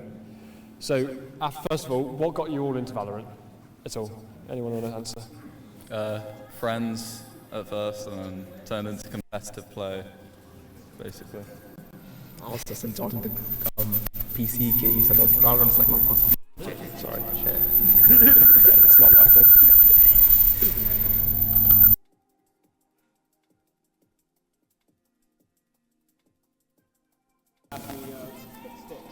Is that working?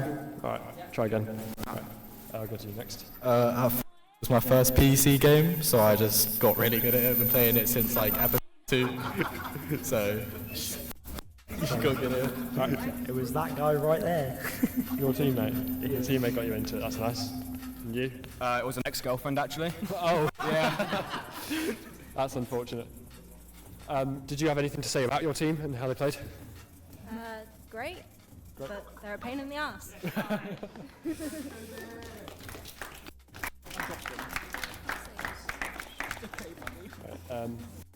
Did you guys have any comments about the other team and how they played at all?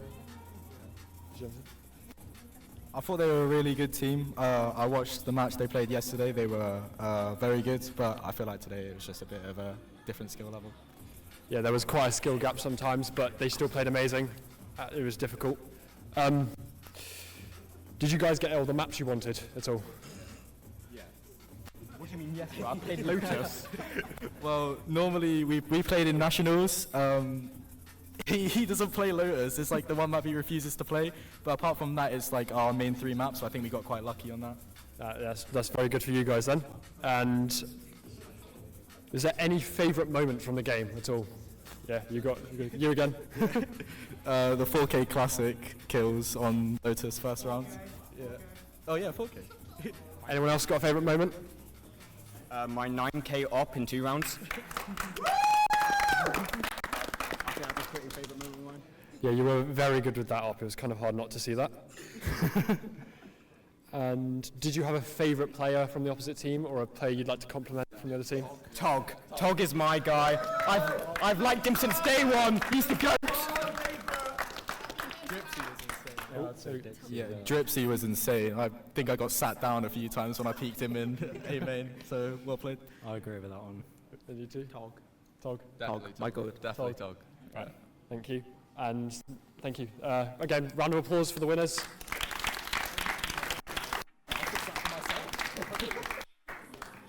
Unfortunate game for you guys. You all played phenomenal. Again, round of applause for them. I know it was a difficult game. First of all, is there anything you want to say on behalf of your team? I'm really proud of my team. I think they played really, really well. They kept it positive. They kept it clean. They didn't resort to any negative comments, and I'm proud of them for that. Lovely. First of all, I'm going to ask the same question I asked you. Ask them. What got you all into Valorant? Well, Tog got me into Valorant, so just been playing since. Right, well, Tog, of course. And for you? I just downloaded it. Just downloaded? I just downloaded it. Saw the game and thought, oh, give it a try.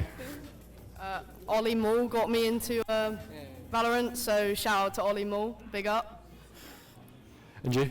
Well, actually, when I started playing with the team, is when I started actually getting into it. So you didn't start until you started playing within this team? Yeah, That's I've cool. played before, but just a little bit here and there. Oh, that's nice. And you? Todd got me into it, same as the rest of it. Seems to be a running theme here that Todd got a lot of people into Valorant. Alright, first of all, what did you think of your opposing team? Played very well, yeah. I'm going to go to the mic, just played very well. Yeah, just played very well. Is there a certain player on their team you'd like to compliment at all? Sora, please put your op away. Yeah. I think everyone seemed to hate the op. Oh, what's this here? So this is a thank you Sorry, to I've been Evie, interrupted. because Evie is genuinely the best that we've ever had. So I painted for Evie because she's genuinely the best coach. So big round of applause for Evie, please. Applause. Big up Evie!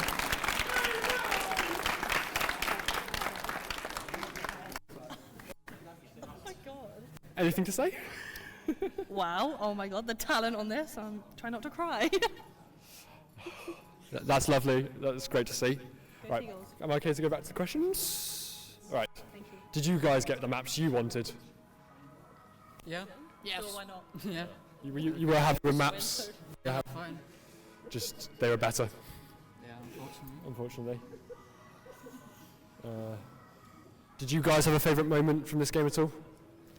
The No, two not rounds we won. particularly. The 2 rounds we won, they were really Yeah. good on the first round, and the 1 round we won on the second one. I'm really proud, guys. Did you have a favourite moment?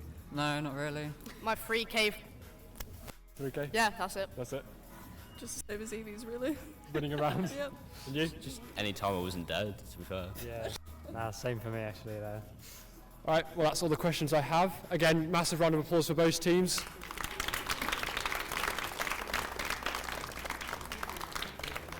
I believe we're going to take a half an hour break now between the next games. And thank you very much for watching.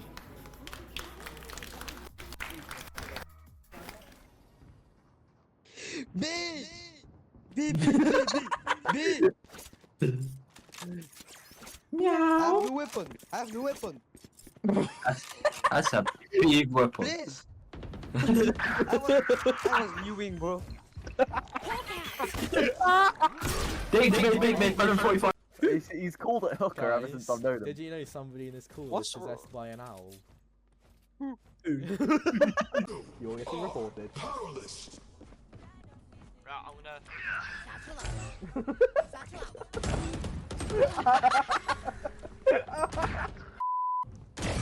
Sit down. Had your fun. No. Oh!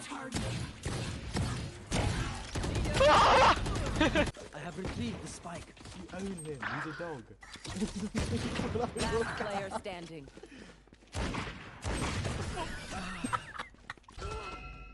Back like I never left. Barrier deployed. You ain't getting a kill, bro.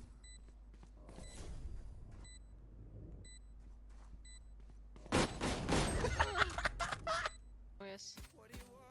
Oh! Nice. Charlie Stone, you're fat. What the fuck? One on site. Yeah, jet on site. All on site. Shit.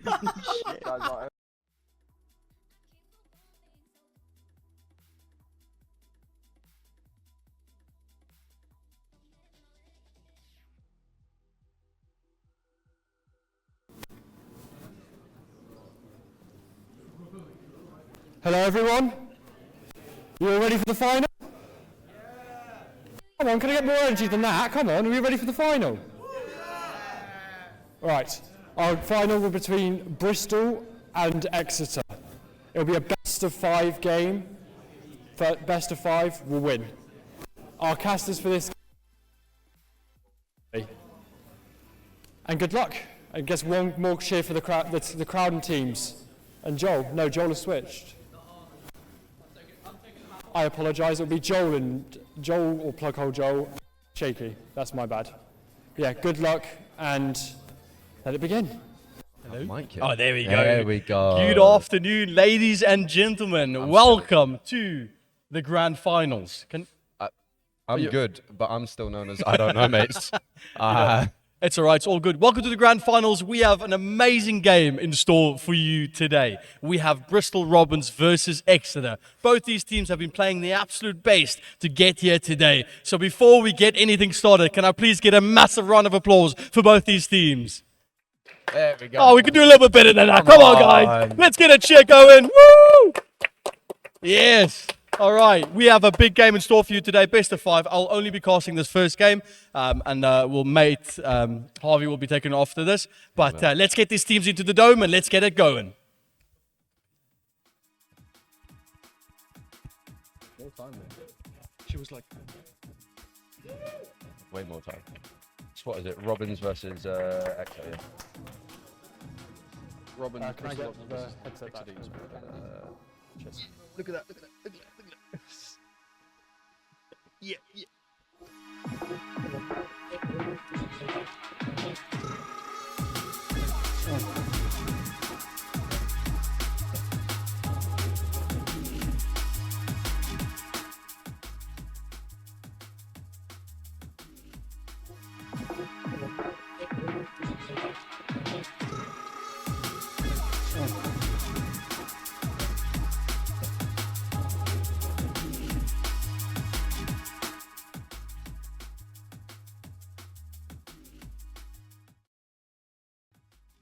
And we are back. Wow, what an amazing opportunity it is today. I am joined by the lovely Joel. How are you doing today, mate? I'm good, mate. I'm good. I've been waiting to get on tonight. I'm looking forward to it. What did you have for lunch? I had McDonald's. You have Mackey's? I had a Burger- Mackey's. I had a Took Burger 20 King. minutes to get here. It's only 5 minutes away. It's Too too annoying. Nice and full now. We're nice and energetic. Oh ready yeah, for the yeah, game? yeah. I'm ready for it, mate. I'm ready. I'm so excited for this final, man. I mean, we saw Bristol come in yesterday, played really, really well, especially in their last game. Coming back from what was it? It was like 4-5-0, something like that. To then come back and win the game. Exeter as well, been really, really good today. So I'm looking forward to it, man. It's going to be a really tight final. I think so too, as well. I mean, Robins played such a great game yesterday. Oh, they did. They did. We casted our best of 3, and it was. I had sweat pouring down my face. And obviously, as well, we just saw the game with Exeter playing, and they also were smashing that best of 3. Yeah, they were. Now they've got 5 rounds, an opportunity to get whatever they want out of this. Actually, get the win. So get that down. So we have a map ban off the bat. So this time's a bit different. We've got 5 maps. Yeah, Are- 5 are- maps this are we time. Bit of gonna- a switch up for us. We're going to see It's going to loads. be a long one to me. Oh, Yes! Yes! Oh, finally! Someone banned out Lotus. Whoever did that, I really appreciate you, and I want to thank you personally for banning out that map. Yeah, yeah. And I mean, Ascent getting banned as well by Exeter, which I like to see because I don't like Ascent in the slightest. I don't like playing it. I don't like casting it. So I'm loving it. Split as Good the first first map. one. I love it. Love Cypher. to see it. Got to play Cypher on that. Shut up. We Shut up. You we have to get Cypher. No, you've got to put Cypher, Omen on there, man. Yeah, Omen no, on Split. Cypher Omen combo. You got that. Yeah, I bet that. Yeah, no, definitely. I mean, there's so many. The nice thing about this, there's 5 maps that's left in the pool. So all 5 of these maps, there's a possibility of being played. So we might see a Breeze, we might see an Icebox, we might see a Bind.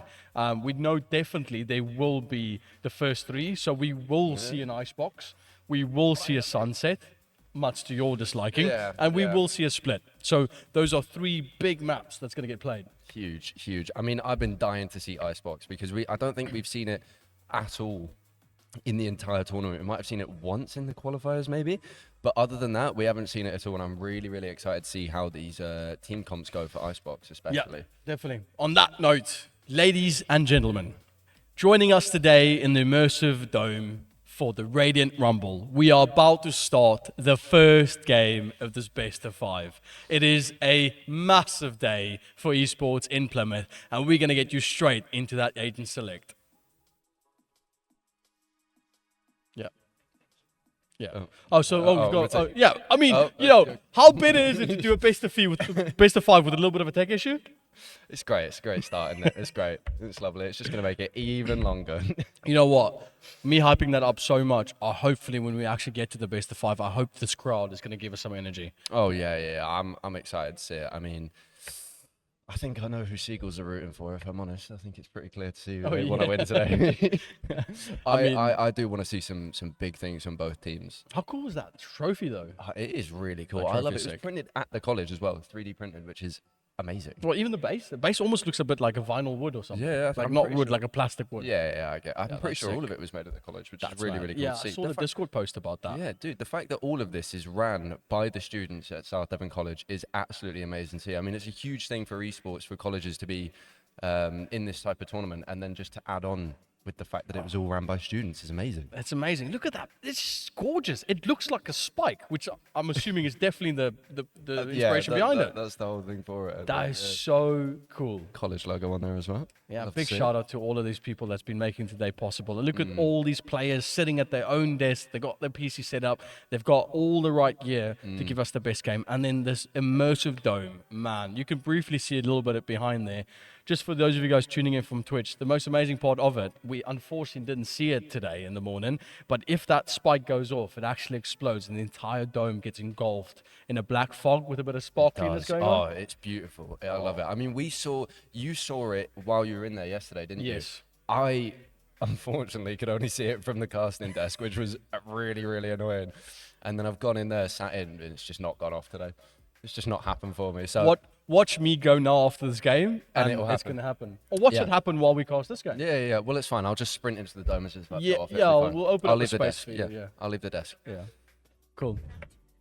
Yeah, cool. Well, what we're going to do is, while we wait for some stuff to get sorted out, we're going to take a quick 2-minute ad break just to create a little bit more tension. We'll see you guys in a bit.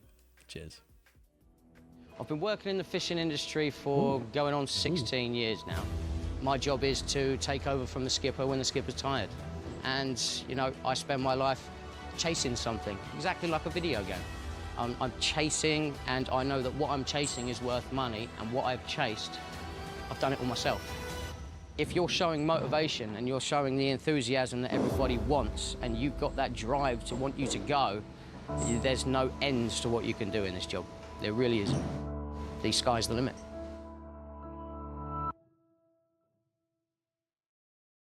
We come in here quite on regular, and we have done now for at least the last year or so. We found out by a friend told us about it, and we've come up and we've been up ever since. Presentation of the food was superb. The way that everything was delivered to the table, the chefs, the way they presented the food, and the way that the hostesses and that have delivered the foods. Absolutely perfect. Definitely come and try it. They definitely won't be disappointed, that's for sure. I think it's a wonderful idea because they not only do they learn to the skills that's involved with both the cooking and the presentation, and also the waitresses and the staff here, they learn which should help them on greatly within their future, within the hospitality business.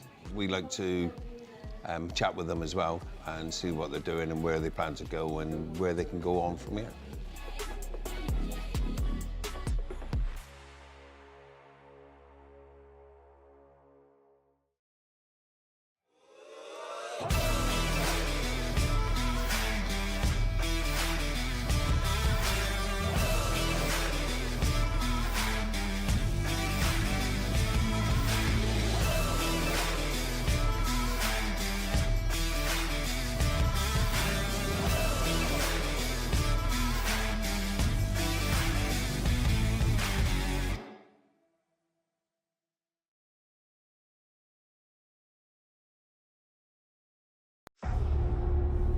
If you don't fail, you're not even trying. To get something you never had, you have to do something you never did.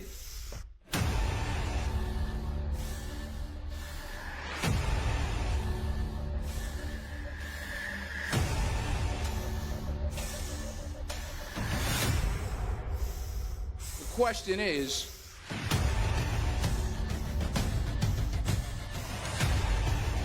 what are you going to do with what you have?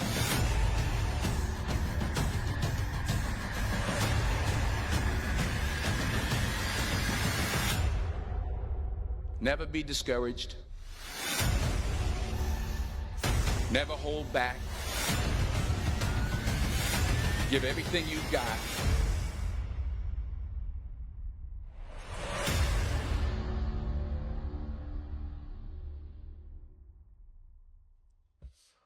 Okay. And we're back. Yeah. Quite nice little ad break that was. Yeah. Are you ready? Do you have anything that you have? Whatever. I was going to say something there and just lost it. Yeah. I tried to match the energy that we just saw in that. But I couldn't. I don't think that's possible, man. I mean, we've got South Devon College putting in their own ads in their own tournament. You can't match. I mean, that fishing wasn't a South Devon thing. That wasn't a South Devon thing, but I mean, he compared fishing to gaming, which I think is kind of cool. I've come out with a fishing sim, mate. Yeah. That's all I'm waiting for. Fishing sim. There is a fishing sim. Is there? Yeah. There's a lot of fishing games. Go on Steam. Type in fishing. Have you got them? Literally just type in fishing. Have you got them? Yes, of course. Oh, yeah, of course. Did you see the bass that I've catch on that? It's crazy. Yeah, rainbow trout and all of it. I'm more of a Euro truck sim myself. You can't beat it. Yeah, no. Anyway, so the game in front of us. First game. What map do we have? Split for the first one. Okay, like I said, you like Omen on that map. I think it's pretty good. I love Omen on that map. I mean, it's the regenerative smokes, man. It's the fact they can come back so quick. I mean, it's great to be able to attack onto A site. It's really, really helpful. I mean, it's helpful on both sides because I mean, quite a lot for the defenders. It gets really, really difficult for them when they're using when they're trying to get through smokes, especially on long and in heaven. It makes it really, really difficult for defenders. It does, yeah. I mean, smokes are good on exactly like you said. I like how Cypher plays them out because there's so many. You can play both sides. Any Sentinel really has got some sort of lockdown. Yeah. Viper, historically, Viper was picked here and there. I think it does get picked up every now and again. It's kind of a pseudo Sentinel / controller. Yeah. Because the wall and the orb, it gives a kind of like a Sentinel stop, but there's no actual. Yeah. But there's so many good cloves, really fantastic at the moment. Yeah. I mean, did we see a clove? We saw a Saw clove yesterday, yeah. Was that on? That wasn't on Split though, was it? No, there's a few games. Yeah, that there we was a saw few games yesterday. we saw clove. So I'm quite excited to see that. We might see a clove on Split, which would be really, really cool to see. Yeah, it's always nice seeing these new agents being shown. I mean, you want to try and figure out what the meta is, and it's only a couple of months now since it's been out. So interesting to see what they will bring to the table. But like you said, Split is just a really interesting map to play in that sense. Duelist-wise, Raze is fantastic because you can clear out all that utility. Everyone loves Raze on Split. I mean, there's so many close quarters in Split, and I mean, the Raze nades are phenomenal to use on that map. They're brutal, man. Yeah. They're absolutely ridiculous. I mean, on both sides, there's choke points that you can help, that you can dominate with the Raze nade. And I mean, I expect to see a Raze coming in today. Yeah. I don't doubt it at all. We might see both teams pick up a Raze today. Yeah, I'm curious though, because we've seen yesterday we saw a bit of double initiator being picked up. Today we saw a bit of double duelist. We also saw double controller yesterday. So I'm interested to see what these teams are going to do. Like, are we going to see a Split? I don't expect a double controller. I'm expecting more double initiator. Yeah, I would say double initiator. Yeah, because I mean, we saw. You some double sometimes get a double sentinel as well. Yeah, I was going to say we saw some double sentinels yesterday, but I don't really think you need a double sentinel on Split. Really, I mean, you can hold off one side, like you say, with the Cypher. As much as I hate to admit it, you can. And it gives I the gotta rest send of the them, team you a chance. Okay, all right, okay, whatever you say. Sitting in a corner with your traps, winning games. But no, I do agree with you. Like, double sentinel is nice. Obviously, the other sentinel would be Sage. Sage does get picked up purely because the wall's really good down yeah, mid. the wall is insane on It mid. does fade away, so if your team's got a bit more patience, then it does tend to, not be good for you because that wall just fades away after a while. But there's a few. Harbor never gets picked up. You fade sometimes. I'm surprised we haven't seen a Harbor like at all because I'm a massive fan of Harbor. It gets played in VCT a lot. I stuck with Harbor as soon as he came out. I was all over the agent. I mean, I think he was great, and then we haven't seen a single Harbor yet in this tournament. I don't think we saw one in the qualifiers at all. I do think that Harbor's skill ceiling is quite high. I think if you know how to use that wall of his really efficiently, and I do mean efficiently because it's a lot of movement in order to use that probably. With Viper, it's just a straight shot. It's just straight wall. You either make it or you don't. Yeah. Right? There's no in between. Obviously, I know everything about being able to play really high skill level with Harbor. Hard start plat 3. I know what I'm on about. I thought you said plat 1 yesterday. No. But so first game is underway. I heard that someone chewed their mouse. That's why we had a bit of a pause. Yeah. And nerves do get to you, Yeah, they do. I mean, if that's what you want to do, if that's how you deal with it, go for it, man. That cable is rubbery, it's nice. You can chew on it a little bit. Maybe they did a bit too much. I wouldn't suggest it, but if that's what you want to do, as long as it's unplugged. To each in its own. Yeah. Oh, this is only like 12 volts, so you'll be right.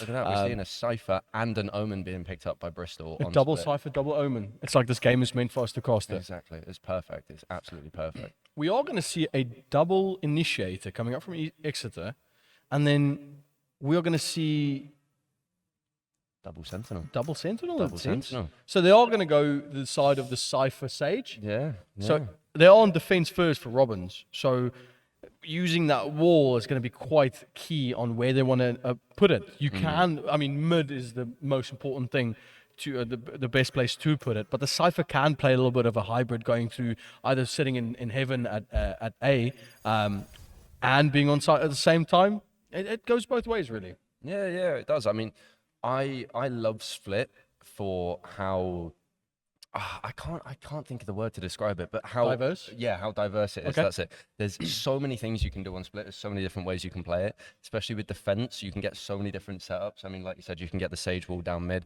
Sometimes you can just stick it on a site and make sure that they don't get in. I think it's great. I mean, that's very insightful, coming from someone that just knows how to smoke things. Hey, I used to be a Sage main as well. Okay. Okay. I can't. So drop smoke like that. and put down stationary. Yes, walls. exactly. I got you. That's what I did. I can't really speak. I just put trap wires everywhere. Yeah, exactly. It is going to be, I think, a very interesting game. Having a raise is going to allow them some utility to break these traps, which can be very important. The thing about the Cypher, though, if he plays the Cypher properly, mind games is going to be the first thing on their agenda. Yeah. They want to either establish A or B and then switch it around every now and again, because as an attacker, you don't want to go up against that setup early on. No, you don't. It does mess with you mentally quite a bit. You are right there. But we're going to get this first game started. Reminder, this is a best of 5, so there's so much for these teams. So many opportunities for them to come out winning on this one. And it's going to be a great game. So thank you so much for joining us today. This pistol round is going to be a good start to hopefully a full best of 5. Yeah. I mean, we spent enough time there yesterday, and I wanted to go best of 5. I wanted to go. A little bit of a blind. Jump over the box. Nice little double peek. They do find the kill there. It was really, really good from Frosty there. I mean, those little snippets of aggression there are really helpful, being able to push up there and get that ball. The timing! Binky with the right click! Oh, they've all just completely gone crazy! Here. The timing on that was massive, and that could be able to get that first kill. So Robbins grabs himself the first round. Really good. I mean, that gives them the good economy. They can now buy themselves Stingers, Spectres, maybe a Marshal or an Outlaw.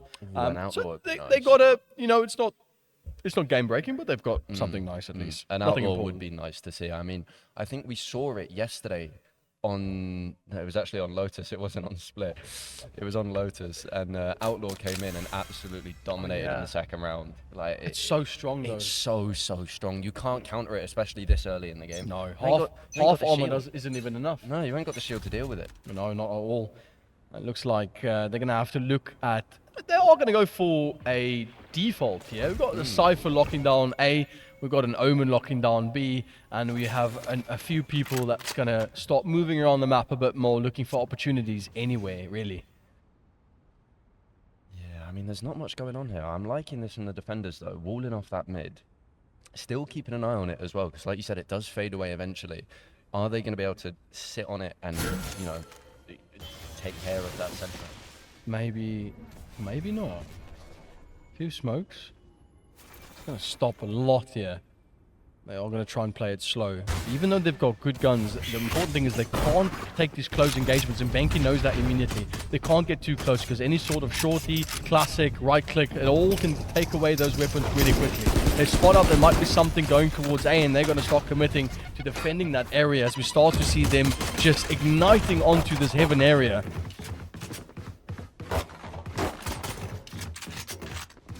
Just going to hold it here. Look at this patience. They're trying to find any wiggle room, but it doesn't look like eXe can't get anything just yet. Benki's going to land a beautiful shot with that Guardian. That's going to put a little bit of a pause on the efforts there. They're all just peeking the same corner, looking for an opportunity, and Oliver's going to find it. Alucard, are you crazy? They do get a trade on him, but before he even took out 2 of them. That's great for them on a round like this, because all you want to do is trying to break the economy of the enemy team. Picking up that Bulldog, grabs himself a kill. Benki helps to clear them out, but still very good. That's a lot of money. Really, really good. I loved how patient Bristol were there. They weren't too eager to go and get the kill. They weren't trying to overextend and make sure they can't get onto site. They allowed them all that room with the intention of, hoping they try and rush to try and get a couple kills, try and clear site as best they can. And instead of going straight for site, they've sat in heaven to try and get a kill. I mean, I understand why they're doing that, but that is really, really good tactics from Bristol there. I do like to see that. Yeah, I liked how Bristol, all of them, just looked at that. Yeah. One person locking on A side, which was the Cypher, and the rest of them just sat there. Just sat there? Bunch of rats. I mean, you're one to talk, sitting in a corner with Cypher. Yes, I can talk. I know what it is being a rat, and that's exactly the type of play. And it wasn't even the Cypher that was being the rat, it was more the duelists and the rest of the team. All right, if you say so. Now, Zeplis, they do have a sheriff in hand. We've seen some of these players can do a lot of damage with just a pistol. We saw Dripsy in the last game getting a couple headshots with the sheriff, and Tog as well. Tog was coming in with a couple nice headshots. Oh, they've gotten control of heaven here, so B side could be up in big contention. Zeplis looks like they're saving for an operator. Ooh, misses the shot, does spot out a few more, only a few tags coming out, actually none. No damage on that sheriff, missing their mark. And that's going to give eXe a sight. So at least they can get the plan down for a bit of money. Yeah, get that plan down. Planted. You never know. We might actually see the animation today. We might. That might be it. That is really unlucky though for the Jet there. I mean, I'll take control of the casting if you just want to run in there. Yeah, I'll run in there. And just have a look. I am being serious. Yeah, it's an I'll amazing go for it. experience. As long as I don't trip on these wires or kick the camera over again, it'll be fine. A few shots though. Oliver's not going to make connection with that one. There's player 2 left, 1 standing. left on the clock, and it does look like Bristol Robbins is going to lose out on this round. But it was a buy round for Exeter, so really good for them to at least get that. And this is going to be a flawless one as well, I believe. Yeah, that was a flawless round. It was unlucky for Bristol there. I think obviously they knew that the Exeter were going to be going for a buy there. It is a shame that they couldn't take it. I do like I said, the patient approach to the defense. But there, they were all over the place. They had one on B site, and I saw no rotation until Jet went down. Like absolutely none. I don't know if maybe they were missing the comms. Whatever happened, they need to be getting on that rotate a little bit quicker, I think. Yeah, and they lost control of their Heaven as well. Mid, they just pushed completely through, and they just lost control of it. Oh, that's my favorite skin, that. Love that. I wish I bought it when it came out. Xeno Hunter knife. I do appreciate a nice skin, okay? It does affect the mental. There's proven studies on it, you know? It does affect the mental. I stick with my 2021 champions. Oh, I've got the whole bundle, man. I love it. That's lovely. I love it. The Vandal. Yeah. I've got the Phantom. Looks like a bit more pressure is going to be applied to mid as they're trying to do exactly the same thing that really. I mean, if it ain't broke, don't fix it. Going for the same type of play, the same type of area. This time, they're taking the time a bit more. Benki is the ones that can try and lock down the side. Looking for the shots onto K-Box. K-Bex, they are going to be able to land on. Looking for another. Benki comes through, gets 2. That's going to give them enough time for the whole team to rotate over. Sora is going to find someone, but Oliver's going to be immediately there. A few people will start falling. They need to watch out, though, because Bristol Robbins, this is their round to lose. They've just bought up. We have a rat. Could find something there. The skin, is it going to give them the power that they need? The TP's going to come through. That's going to help them back away. Up to Bristol Robbins to try and get control back of the site. Here. At least they do have the controller, so smoke's going to come out. That's going to stop that Omen from peeking any more and getting any more information. But I need to try and take out these 2 players. Blind toward the back side, that might be enough. The spray's going to come through. Frost is actually going to clean up one while being blinded. Crypt is going to be there with a 1 wide swing on the side. Gets a slight tag on score. All he needs to do is get enough. Crypt grabs the kill. Finds one. The fuse is going to come through, and I'm sorry to say, Joel. Still don't get to see the animation. No explosion. Oh, that was really, really nice from Krupp there. 1 HP too. That's a really good spot there. Oh, that was really, really nice from Krupp. I loved that. I love that. Being able to get those couple tags on the Omen was absolutely huge for him. If he'd missed any of those, he's not winning that in the end. If you ever hear your friend shouting, he's won. He was literally won. 9 times out of 10, they're not actually won. Yeah, no, but that's all that lies. is a huge, huge clutch from Krupp there. That is absolutely massive to see. Really well played with the blind and the smoke as well, completely shutting off both sides, or whatever was left of that. Frosty did good though. Frosty did get a kill even while being blinded by that Omen. So, and this time, look, Sage is going to immediately opt for putting down the wall. They're going to have to try and break it, giving them a decent amount of information about where they could be. Seeing a little bit of a quicker rotate from Robbins now, which is really, really nice to see. I mean, they've definitely calmed that wall break. Oh, wait, no. Maybe that's Vex. But, I wanted to say nasty, but Zeblis is worse. The dash out, the smoke's going to help them just retreat a bit more. They're going to try and take control of the site, and it does look like they have it up. They need to try and get that spike down. Flash, the shots through the smoke, not going to connect onto anybody. Trying to get up top, though, is not going to be enough. Is it? Oh, actually, Riptide does land that one at the end. Patient, slowly, working for it, looking for an opportunity. All these players just holding these angles. They got traps everywhere to go through. It's like going through a Bond movie. Trying to find an opportunity here. Not much for them to really do anything as Robin's slowly starting to lose the numbers. Oliver does have something in the back pocket. That might give them opportunity to push, but it seems to be a save is going to come out here from Bristol Robbins. Spike's going to go off. Are you going to... Go on. That's going to be quite a big one. Be able to enjoy that beautiful scenic, as you can quickly see it there in the camera. A nice, amazing visual to see it. I loved that.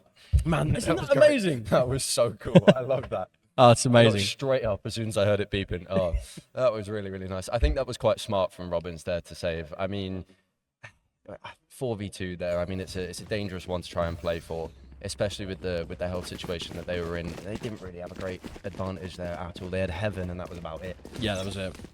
They lost a lot in that interaction. A lot of trading happened there. They're still kind of ahead in that leaderboard, so they've still got 3-2. So they're still kind of all right. Weapons, though, economy-wise, not fantastic. They've been spending a lot of money. A lot of trades has been happening. But Zeppelin needs to get 1 kill, and then they've got that ult. They got the knives. Yeah, that sorts them for this round. They haven't got to try and go for another gun. He's got look down. Oh my word! He doesn't get spotted. The wrong person does get the kill though. That means we don't have the ult just yet on that jet. So Zeppelin's going to miss out on that opportunity. But they do instead find a kill. Blind's going to come out. They're going to take a lot of space up here in Heaven as they're trying to get exactly the same place. If it ain't broke, don't fix it. Innoverse. Got all the talent. He's got all the lineups. That fault line's going to do a little bit of damage as well. His own teammate putting him in danger. Oh, that is really unlucky there. I mean, it was a great pick. Great pick. Spike planted. It's nice. See, this is what I like to see. They're all holding site really effectively. They're holding their angles and they're sticking to it. They're all saying, I've got this, I've got this. He's been spotted in Heaven. It's amazing to see. It is indeed. A little bit of shots. Kavix almost taking one to the dome. He's going to take one to the dome. Zeppelin's a bit too quick on that jet. I like that cloud burst. Almost like a little bit of a one-way smoke. They need to stop applying the pressure here to look at any sort of opportunity. They get the trade out from the side, but the kill is there. At least Sora comes through and soars in on that one. That's so unlucky for Krupp there. I mean, lost that health right at the start of the round. Went straight down to 30 HP. Really, really unlucky. The Krupp, honestly, he's being left on like absolutely no HP. Finished on 1 before and has gone that entire round with 30 HP. I mean, I respect the effort, but personally, I think that's completely down to the HP. Yeah, I don't think that's anything. I think he takes that from Heaven. In this level of game as well, people do hit their shots. Yeah. So if you're remotely low, man, it's tough. We've got a little ult's going to come out here from Riptide as they're looking for an opportunity. They don't spot the person out just from Heaven. They need to watch out. The people are going to come through from Crypto. He didn't get spotted at all as the Riptide tried to look for anything. He actually tagged himself with a little damage as he's gone down to a little bit more. Is he going to be able to find something from it? He does find Oliver looking the wrong way. Set himself on site. They now have control. Flooding in comes Bristol Robbins, but I don't think they'll be able to do anything with this setup as they've got it pretty much locked down. Missed it out. A bit of a too quick of a flick, though. Crypt managed to sneak past that utility. Small mistake like these that could cost him the round, but they are trying to hold on dearly. There's going to be a raise from the side. Both teams trying to pick out Crypt. Sora maybe picking a bit too late, though. He's a man that we're known for being good with those off picks, but maybe the Vandal's not the gun for him today, but Alucard's been able to clean up one quickly on the jet. On the sideline, they do have the cage going to come up as well. A lot of flashes, 1v2 available. He's going to stand inside that cage, going to look for something here. He's looking for any sort of impact that he can make on this game, but the spike is just not ticking down. So unlucky with the timing there. We saw so much in that round. A lot of that was all down to timing. I mean, we saw that Raze push into Heaven right off the bat, ulting. Couldn't do anything with it. I mean, just checking the right corners, checking the right angles, just milliseconds in it, just at the wrong time. Unfortunate to take that hit from your own ult as well, but yeah, won the round in the end anyway, so that's really good for Exeter. There's so much in that though. So like, and we've just started the game. It's already seeming to be a very close one. It is. Both these teams obviously deserve to be here today. That wall's going to get broken quickly, and here they come. Oh, I need to watch out. That's 100% accuracy on those knives, Benky. You can't really face that one. They're going to push up forward. Actually, Zeppelin fights too. K-Bix did get one on Benky, but there's so much damage being done. Jet v Jet, but Zeppelin comes out winning with this one. Comes out swinging, gets the hook quite onto Bex. Now it stands to be working. Can we see yet another ace? We've seen 3 so far. Just a slow game here. All that Bristol Robbins need to do is just buy the time that's necessary and that's 58 seconds left on the clock. Ooh, spots up 1. 3 knives left in that inventory to try and fight. They are going to use a cage to go away the other way. Frosty finding one more knife. Are they going to be able to use that to get an effective kill here? Utility being used to block away any sort of push, but Cypher's going to relocate, go towards B main, look for anything else there, maybe support the teammate. Frosty's in a tight position, they don't want to do anything with it. Fake the spike. 30 seconds left. Here. He's got that open. Just to watch out, few shots in, only takes a slight attack. Here comes the in from the breach, trying to stop any sort of planning. That indeed dead. Ziplex, he's going to be able to find the 4 now. Are we going to see it? 14 seconds left. Don't know if we're going to see it. You know, I feel like Cypher's just going to back up here, take as much as they can Hello, from the round. I don't know if it's going to happen. Sees him though. 5 seconds. No! Oliver! Doesn't want to give it, but it doesn't matter because they still get the round at least. Taking the round. Absolutely huge there. I mean, both Jet Knives coming out in that round. And Zepler's just taking it. Getting those 2 kills right off the bat and mid, finishing off the other Jet as well. Amazing to see. The accuracy on those knives was insane. Getting 4 of them with it is mental. I mean, they were all headshots, all straight. It was amazing. No, playing Jet really is a skill issue. I can't do it. Oh yeah. You need a different level of of play to be. Ascendant in Jet is so much different to Ascendant in Cypher or Omen. It's just a different game. Oh, it's a completely different game. So it's all looking like it's going to go down right at the start of the round again.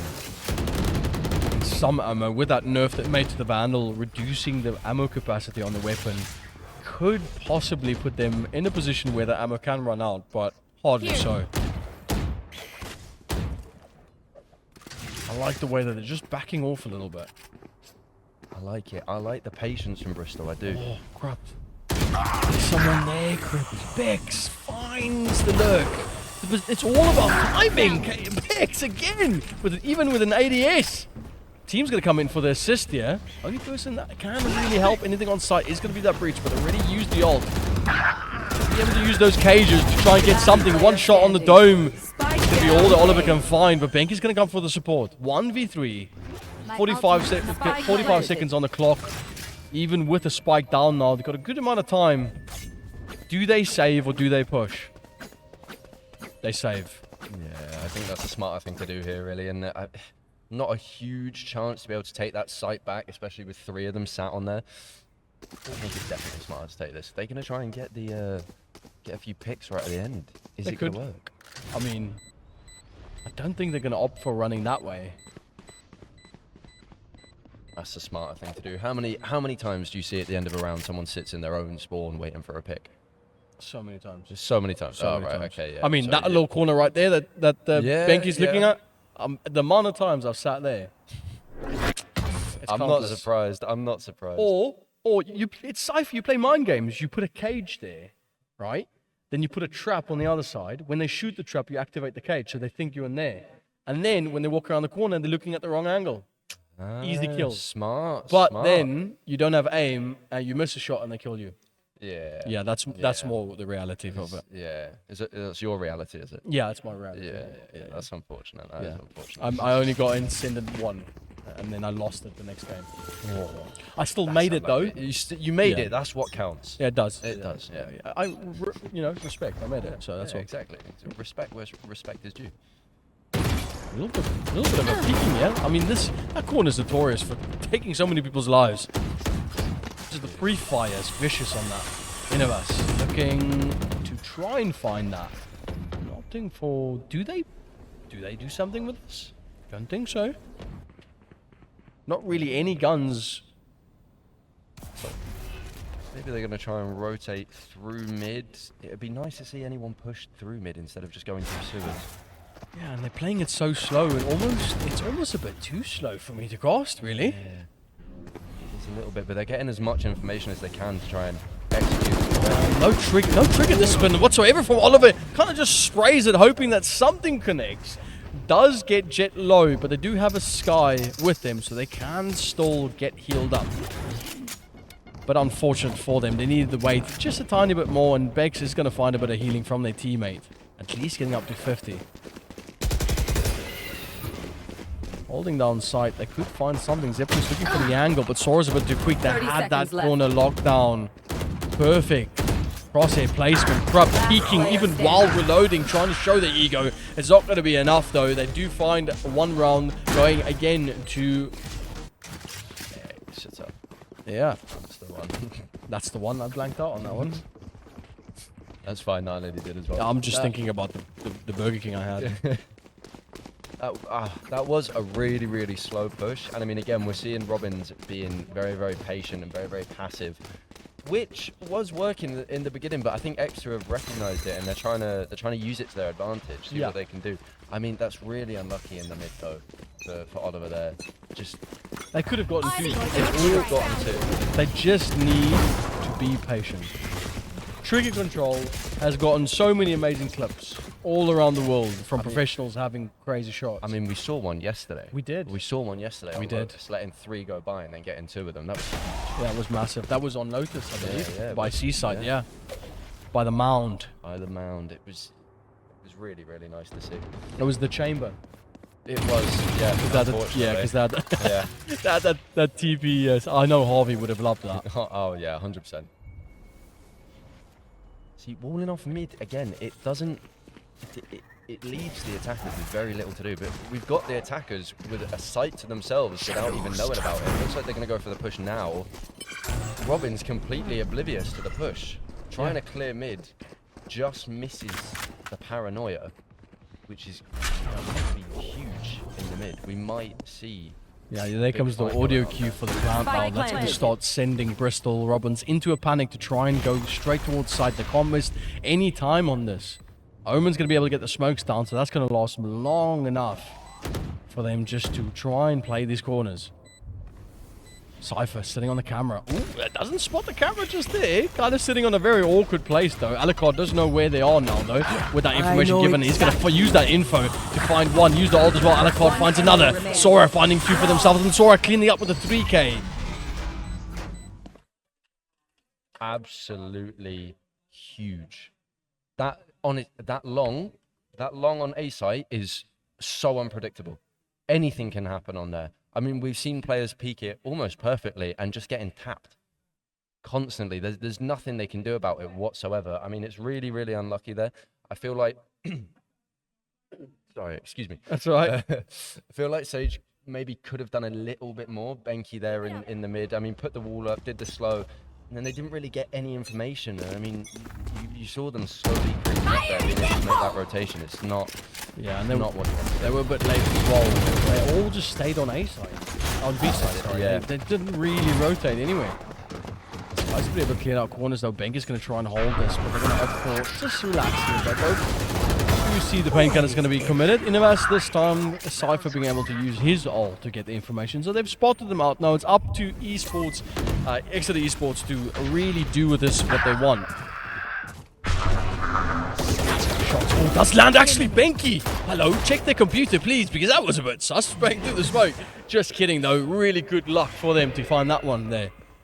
Huge. It's so oh, they've got 2 on A site as well. That's massive. That's big. Sora. Such a big star for this team. Spike planted. Don't see an operator this time around, as we saw with their previous game against SDC Seagulls. They were lethal on that. That was very... Yeah. Shots. Sora being lethal as ever. That's the one on Oliver. The TP away, yeah. Looking for more. Crypt standing in the corner. Camera's going to come out. Doesn't get spotted. They know that they crossed her over. It's just a 1v3. Paranoia is going to come flying through, though. No blind. They're going to be able to blindly shoot as Crypt does find one. Cage is going to come through. TP's going to go straight over. Ooh, didn't spot him. Oh, he's behind you. Alucard staying inside the cage. Getting the kill.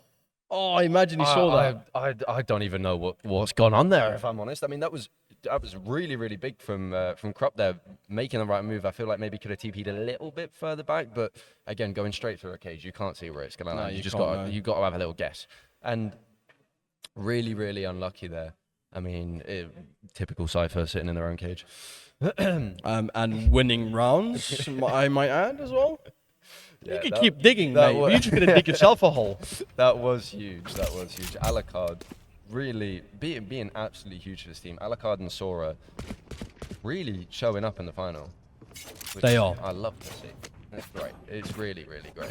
It's nice to see these teams taking it so seriously. And I've heard a few people make that comment, is that an event like this, it's the first of its kind.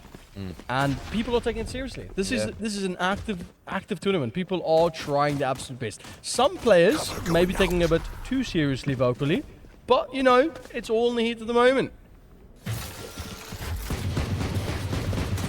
few cages, a few smokes, and a few utility being used to try and stop the push. They assume that there might be someone there in B main.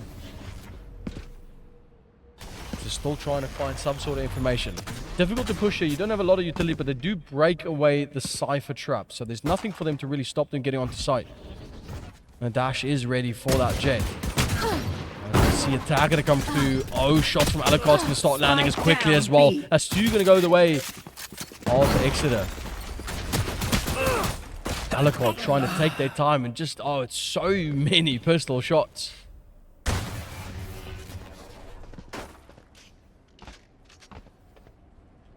Are they going to be able to get this, though? Oh, slight little view there. Exeter. They're still 4 bodies strong. Trying to 30 defend seconds this. left.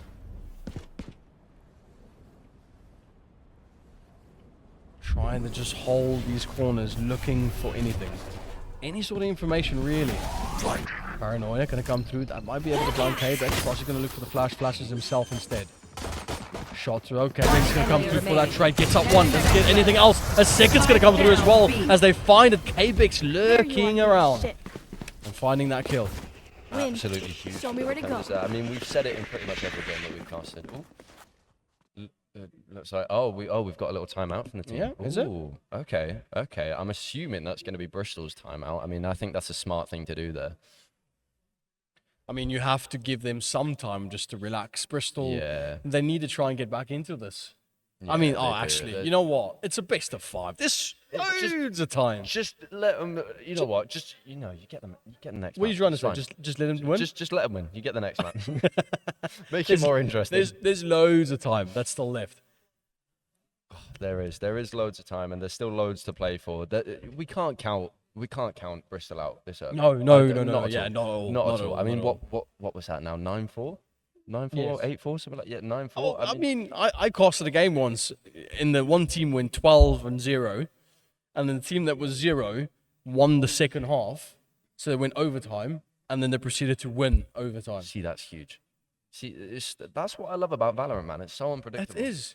It's so unpredictable. Yeah, and you go from just being like, oh, this is going to be another game where they're just going to get trolled, and then turn it around. Yeah. Next thing you know, you're shouting, having to down a whole bottle of honey because your throat's completely ruined off all of it. But yeah, after that time, hopefully we'll see Bristol Romers claw themselves back into this. They've got a large mountain to climb, but it's not that big. Still first round, still a lot of opportunities. And they still have pistols. We've seen them do a lot of the damage before with these pistols. They can still do something against Exeter. They can still do a lot, and they've still got their util to use as well. And a breach, especially, they're absolutely mental, just missing out on there. Doesn't know the sword is right behind them. That is an Omen play if I've ever seen one. Yeah, well, you haven't seen me play yet. Yeah, in smokes, that's what you probably do. Maybe. Shotgun as well? Nah, you're one of those Bucky players, aren't you? No, I'm not. You're one of those Judge Bucky players. No, I play shorty. Yeah, no, I've played against you. They aren't going to opt for any sort of shotgun in this one. 4 and 9. Still looking, playing it very slow. Very, very slow. Spectre in the hands of the Omen. Sora still looking for something here. They're going to be able to get that paranoia, but there's a smoke stopping them. Look at that little lurk. Right kick around the corner. Doesn't land anything just yet. Really, Crypt gets the one shot and Riptide peeks out of it. Why didn't watch out? There's a judge in that man's hand. Please stop it. Get it away from him. That's going to clean up quickly and a good round indeed. Oh my word, I hate shotguns. I hate them so much. Oh. That was smart from K-Bex there to go from a sheriff, run, grab a judge. I don't know if it was off a teammate or if they dropped it somewhere. Go and grab a judge. Just finish off that mid close quarters. Vandal, Phantom, Ghost, Classic. I mean, Classic got right click, but it's all about aim. It's a precision, pure thing. You know, you have to get that good aim. And then you pick up a judge, and it's like, I have a circle crosshair, and anything that comes into that circle gets obliterated. Yeah. I don't have words to say about it. I mean, as much as I hate going against it, can't fault it at all. And you Like, can- that was the smartest thing to do there. Yeah, you can They've done it jump, really you can run, you can crouch, you can sprint, you can do whatever you want. It will still hit. Yeah, That's this going to shot will actually hit. tag Zeppelin here. Needs to watch out. Oh, the shot's going to come through that. Alucard knows where they're going to be trying to remove that dart from. Bad idea to do it behind the box, I tell you that. Buy round for Bristol Robbins. Riptide comes in with the judge. Disrespects the body of Zeppelin.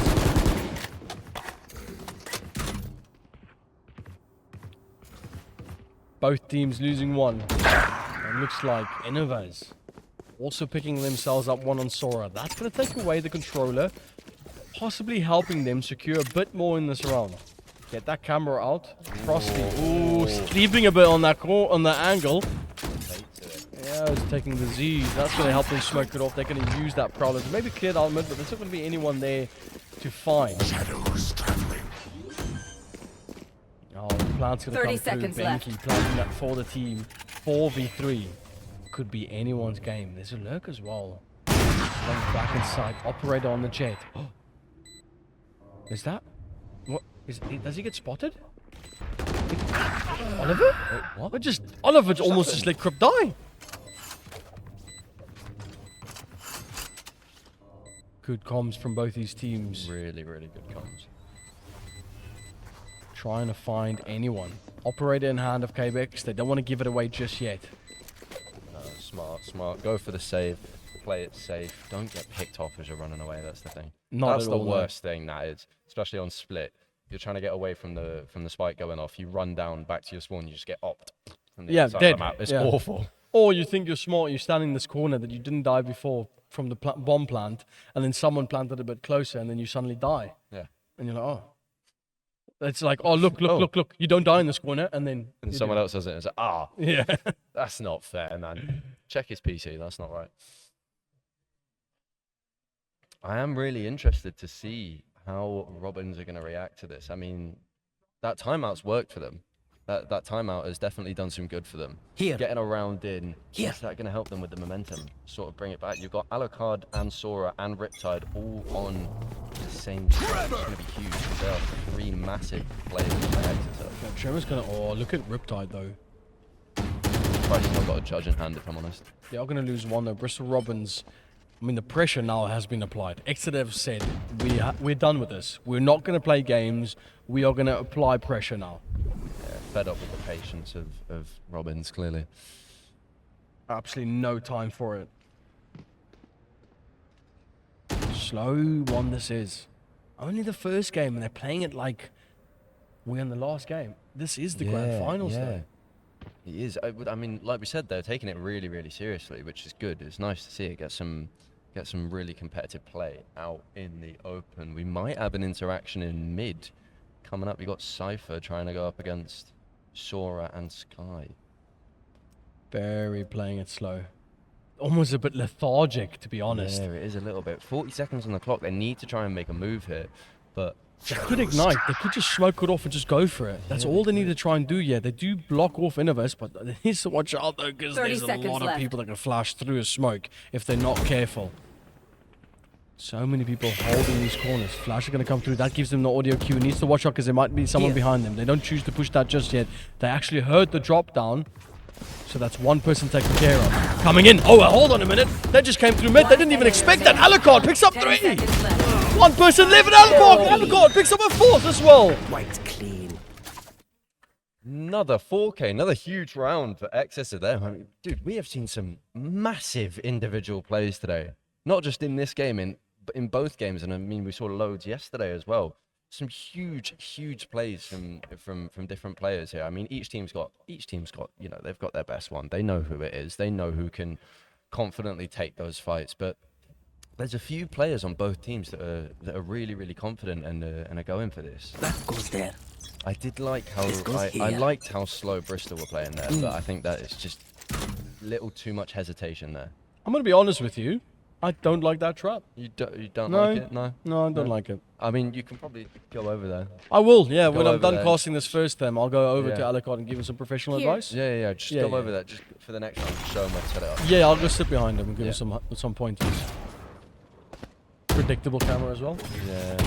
Probably doing that. And not even a one-way cage. Disappointed I am. These are some dripsy plays. Exactly how he plays. We apply a little bit of pressure onto the site. It's 5-11 though. In front of me. Oh, Riptide. Can't say a lot about that. Flash up. Riptide gonna really appreciate that heal. Now, Bristol Robbins still trying to look for a kink in the armor of Exeter Esports. Looking for any opportunity to push forward. Sora's going to sit forward with the judge. Going to look for another one. Pops around the count. Does get killed off by Zeppelins. Luckily, their teammates there to help him out. Zeppelins takes up space on site. Going to go straight for that plant. As it is a 3v4. They can definitely still take this, definitely. Especially with that movement there from Krupp. Does Oliver is a bit far away. Needs to watch out. He does have that shock.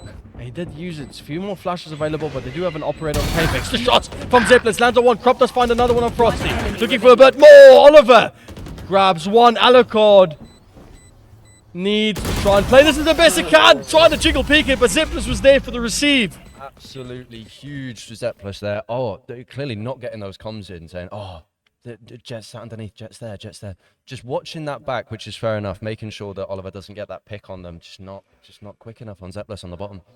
Just not quick at all. Good rounds, though. Really good rounds. I'm enjoying how these teams are recovering from bad rounds.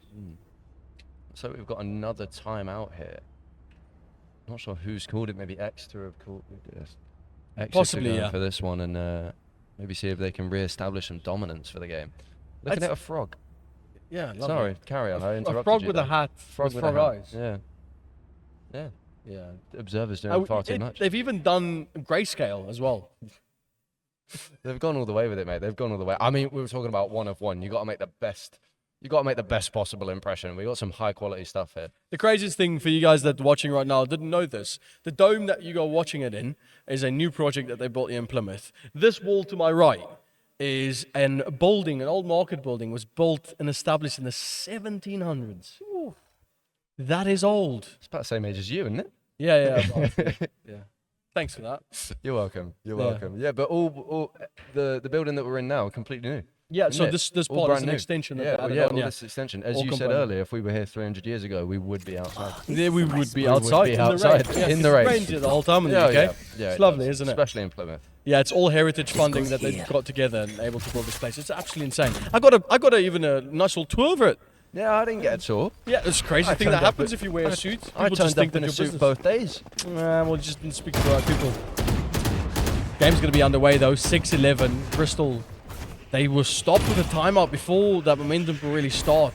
That could have affected their mentality a little bit. Zeppelin almost finds one. Exactly. Managed to grab the Cypher. That opens up the entire B side, and they are going to take advantage of this. Bristol Robbins are going to explode onto site and get that plant down.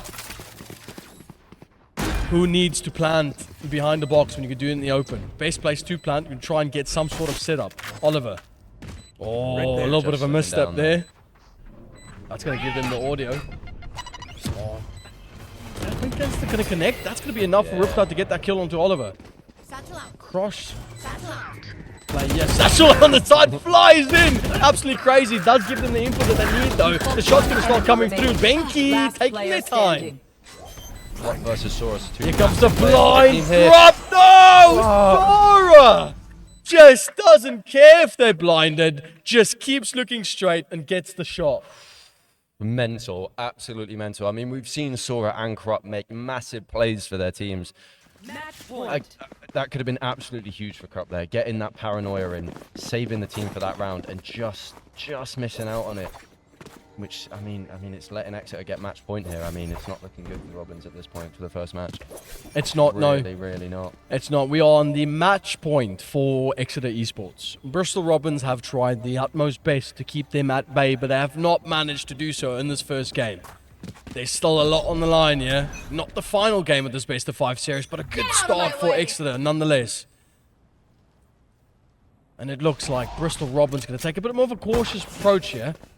And Zeppelin choosing to quickly go for that camera. Opportunity to fight something here, but there's so many traps in the way that wall. Well, they're actually going to be able to help something there. The shots from the no! Alucard's quicker than the knives. It doesn't even matter if there's 100% accuracy on that. It's all going to come down. K-Bix also got the knives up. They managed to find 2. 3 left on the side of Bristol Robinson. They're trying to find something, and the shot's going to fly through the spray from Crypt. It's going to be madness. Oh my days. Managed to grab so many. Crypt, please relax. This is not the place to do it. Spike still out in the open. 2 players from eXe still need to rotate over. Bristol Robins have said, no, we're not giving up on this one just yet. It might be the first game, but we are going to try and dig deep for this one. Not really sure about where the information is. They know that smoke's going to go stop coming through here. Frosty. Trying to hold it on. The Flash is going to get the information about where they might be on site. We'll have a different approach. Frosty finds one there. Innovis is going to go down. No information though. Crypt needs that perfect time. Sora and Frosty both trying to hold on. One enemy remaining. The patience finds one. If he gets this one, could be possibly an ace. Crypt playing the time. The shot's going to come through. He's not going to connect. Looking forward. The blinds there. He's going to go for the TP. The TP around the own side is all going to be a little bit of blood. Pros don't fake though. He's going to be fake. The 5-man. Another round. Bristol Robins, the patience. The eloquency. Absolute fiend. That is insane from Krupp there. I mean, we've been looking at both of these omens for both players here. Absolutely massive players for their teams. Krupp with a completely different IQ level on that one. Playing those perfectly, getting the timing just right on pretty much everything. Does just miss out. You know, doesn't realise that they're not sticking that defuse there, which is unlucky, but gets the kill in the end anyway. And that was absolutely majestic, for a lack of better word. I thought pros don't fake, but he faked. He faked, so he's not pro. Sora, come on, what's going on, man? I mean, even with that, though, economy's a bit, but intact is still for Bristol. There's 2 players at least with a lower economy. Frosty doesn't have anything to play with there. All they have is Sheriff. They need 1 pick or an orb to pick up in order to get that ult and give them a bit more. Sheriff and only 1 flash as well. Yeah. And playing primary defense on a dash up Sora with the stinger. Grabs themselves a bit more there. Benki got the Vandal in hand, managed to pick up that one for themselves. How You will not they kill my play ally. this? Benki with the raise, but from behind there's a rat. There's someone lurking. Meanwhile, Oliver, a bit occupied, does find K-Bix. 2 lurkers from the back inside, looking for more. Riptide, yeah, where's the comms on your teammates? Someone shot you from behind and there was nothing. Zepplis finding one on Frosty. Trying to push up forward, looking for anything. Does not have the spike, so a little bit out in the open. Do they find anything? I got the spike. Got the spike up, got it ready. Looking for some 30 sort seconds of left. leeway. Bristol Robins, first game on the shoulders of Zepplis. Cypher's going to get the ult down. They're going to be able to try and stick that down. Location is revealed. Zepplis trying to play a mind game here, but it's difficult going up against 2. They could play 2 angles. The shot's going to start flying through. Immediately switches back. I think that someone's behind. It is actually completely correct. And that's another one. Zepplis, you fiend. You absolute homing missile. We've just seen 2 absolutely massive clutches there. That was... Oh, I haven't got the words for it. I honestly haven't got the words for it. Not getting knocked down to 8 HP there and still being able to clutch that. Insane. I could never do that. No. Not a chance. No, not at all. I'm never getting that. Especially not in LAN. 2v1, a pinch into the corner, and they've still managed to clutch that. Oh, the game seems to think that someone might be lurking from behind. Obviously, there needs to be a Cypher. They spotted out the raise. They knew there had to be a rat. They knew it, and they were on 2 HP as well. Oh, the plays. If it was not evident to you guys watching right now, this is a best of 5, and this is the grand finals. They're going for it. They want to take this first match, and they want to walk all over activity. They're trying their hardest to stay in this, and it's working. Innovat's trying to get a pick into mid there, not aware that there's 2 people coming down. K-Bex sitting in, going for a rotate around the back, maybe? Possibly.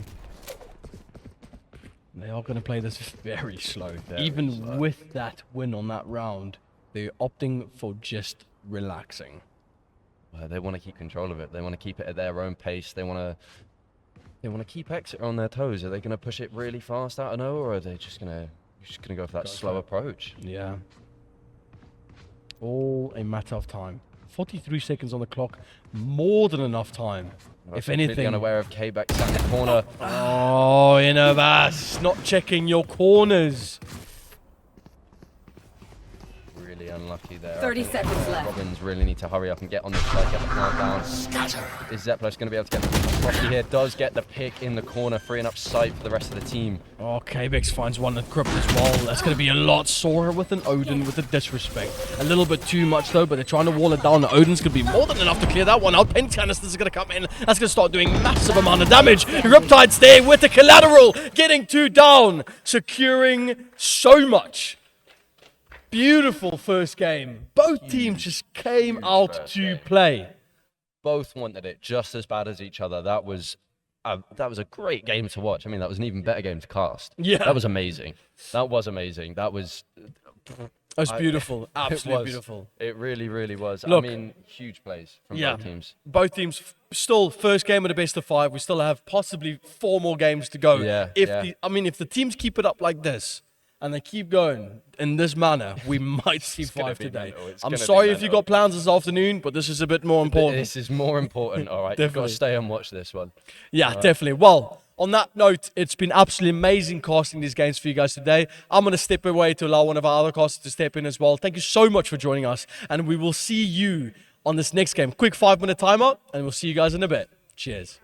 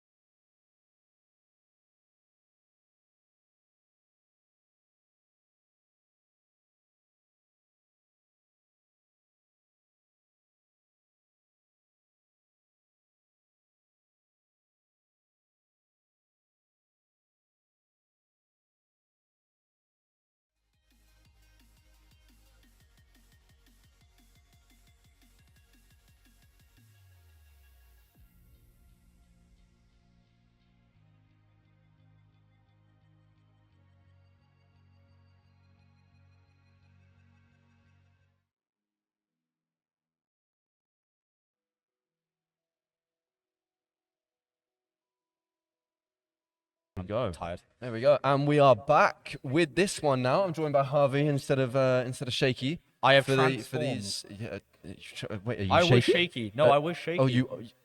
Yeah.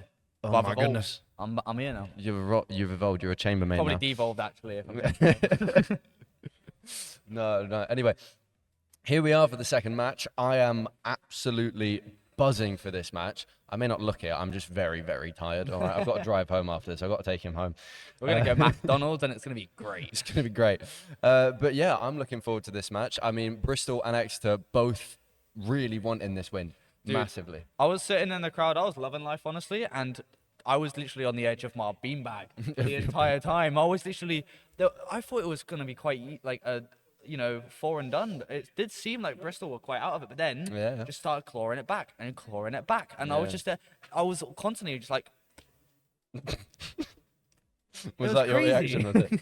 No, genuinely, I was absolutely enthralled. Yeah. And I can't wait to see what goes on next. It was a really, really good game. I absolutely loved it. I mean, Exeter taking the win in the end, which is great for them. I would have liked to have seen a little bit more from Bristol towards the end, but it was match point. It was very unlucky. Anyway, we're going to be getting straight into the agent picks for this game. Do you know what? I also want to give my little 3 cent on the Matt Bamson picks because I wasn't here. Was I? I'm so happy I don't have to do Lotus. I was buzzing, and I get to do Icebox, my favorite map in the game. Because I'm weird. Oh, I'm so excited to do Icebox, Dude, honestly. Do you know what? Me and you have a bit of a history on that map, don't we? We do. We do have a history on that It's our map. I best mean, map, We used to play it statistically. all the time when we were at college. I mean... Well, I'm still at college. You're still at college, but I'm talking about when You we got- were on... then When you we got were a on the team. When we were on the team, we were playing it all the time. We loved it. That was our map, man. That was Yeah. our map all the way. I absolutely loved playing it. I mean, we had so many plays for it. It's it why was great. It's why I think Icebox is one of the better maps, despite the fact that so many people dislike it. There's so much you can do on it. However, going into Sunset, we have a Phoenix. I've seen that. That's a little bit. Ooh. That's a little bit curious. Ooh. Because here's the thing. Then you're gonna want to play some form of dive duelist. A duelist that is gonna be able to, spearhead every single attack. Yeah, we've seen players in this event that's not actually been a dive duelist spearheading attacks. We had Remza, we've had Sora on and op. But, you do realistically want to see for this double duelist setup. Yeah, we're we do. also most likely going to see quite a few agents that are going to be able to get rid of Cypher Util. This map is Cypher's playground. It is Cypher's playground. I mean, quickly going back to the Phoenix. I've just dropped my pen. Quickly going back to the Phoenix. I'm quite excited to see the Phoenix on here. I mean, there's a lot of tight angles on this map, which is perfect for the Phoenix splashes. And I think it was Riptide that actually chose Phoenix there, who was the main duelist last game playing Raze, was making some great plays. Raze nades were absolutely on point almost every single round. Yeah, no, like when I was watching him, he was. To be fair, both teams last game were absolutely insane. I was literally, I had no idea who was going to win the last map. It was absolutely insane. But I am really excited to see how he does in this Phoenix. Correct me if I'm wrong. Have we seen him on Phoenix in this event? Riptide? No, I don't think so. Ooh. Well, if we have, my mistake. But if not, then that's going to be something I'm really interested in. I want to see how he brings this very specific duelist utility into the fold. I mean, he's got a wall that does damage. He's got a molly that does damage. His ultimate lets him come back. And his flashes, in my opinion, are some of the best in the game. Yeah. I think Phoenix flashes are really... They're underrated, man. They are underrated. Yeah. As we're going into this game, we are actually seeing the attackers start leaning over towards the B site. Now, we did see this yesterday when I was playing this map. And this is where this Sova and actually realistically only on eXe this Sova is going to come in clutch. These trips up from the Cypher are going to be so important. Because if he is able to place it where they don't get broken, it'll be huge. But there is a kill coming in from Krupp. Onto Alucard. That means there's no Cypher utility. Cypher on Cypher action there. That's huge. Excuse me? Bring them down. I never said anything. Sora taking out Zeppler. Zeppler's taking out Riptide there. I mean, that's out of nowhere. Frosty taking out another one. Sora taking out Krupp. Innover's getting two there. Frosty and K-Bex out of it. Innover's taking a third and finishing the round off. Oh, I don't know what happened there. Mate, halfway through that round, it looked like it was swaying towards the CT side. Like, literally, yeah, we got that initial pick, but then the CT started getting good trades and actually started having I think it was either equal or more player advantage onto their side. But then, I don't know, Innovax just went crazy on that Omen. I don't know why we're seeing so many Omen. Do you think people have been watching 10s? Probably. He went to Omen and then just started popping off. I think people have been getting a little bit of inspiration. 100%. I love Omen. I mean, me and Shaky were talking about it. Omen on a lot of maps. I mean, I would argue that Omen is the best smoke. Personally, that might be just because I'm really, really biased. Well, realistically, he's got one thing that no other smokes has, which is some form of blind. People overrate, or underestimate how important it is to have a blind on a smokes player, especially the type of one he has. It's a large area where you can push in with it with your team, which is amazing coupled with a proper flash. As we do see a little bit of an A coming in. It's a little slower, but that Omen is absolutely in jeopardy. K-Bex getting taken down. Backstab, knife to the back. And getting the spike down, little bro. Spike planted. Little bro going hard. Player of the team. Honestly, I'm there. There. But we are seeing eXe, nice pick there from Zeppler, taking out Sora. Taking out cover ground. Innover's taking out Alucard.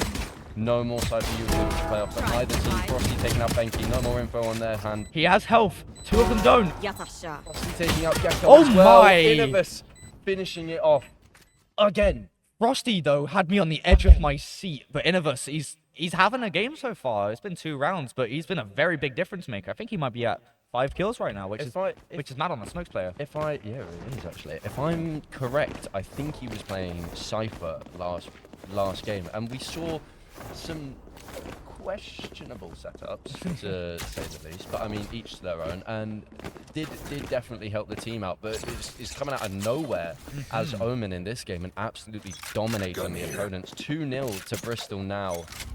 Lovely to see. They did start off really well last time as well, although that was a defending side start for them. Are they going to be able to keep this momentum going? They have got some decent guns on them.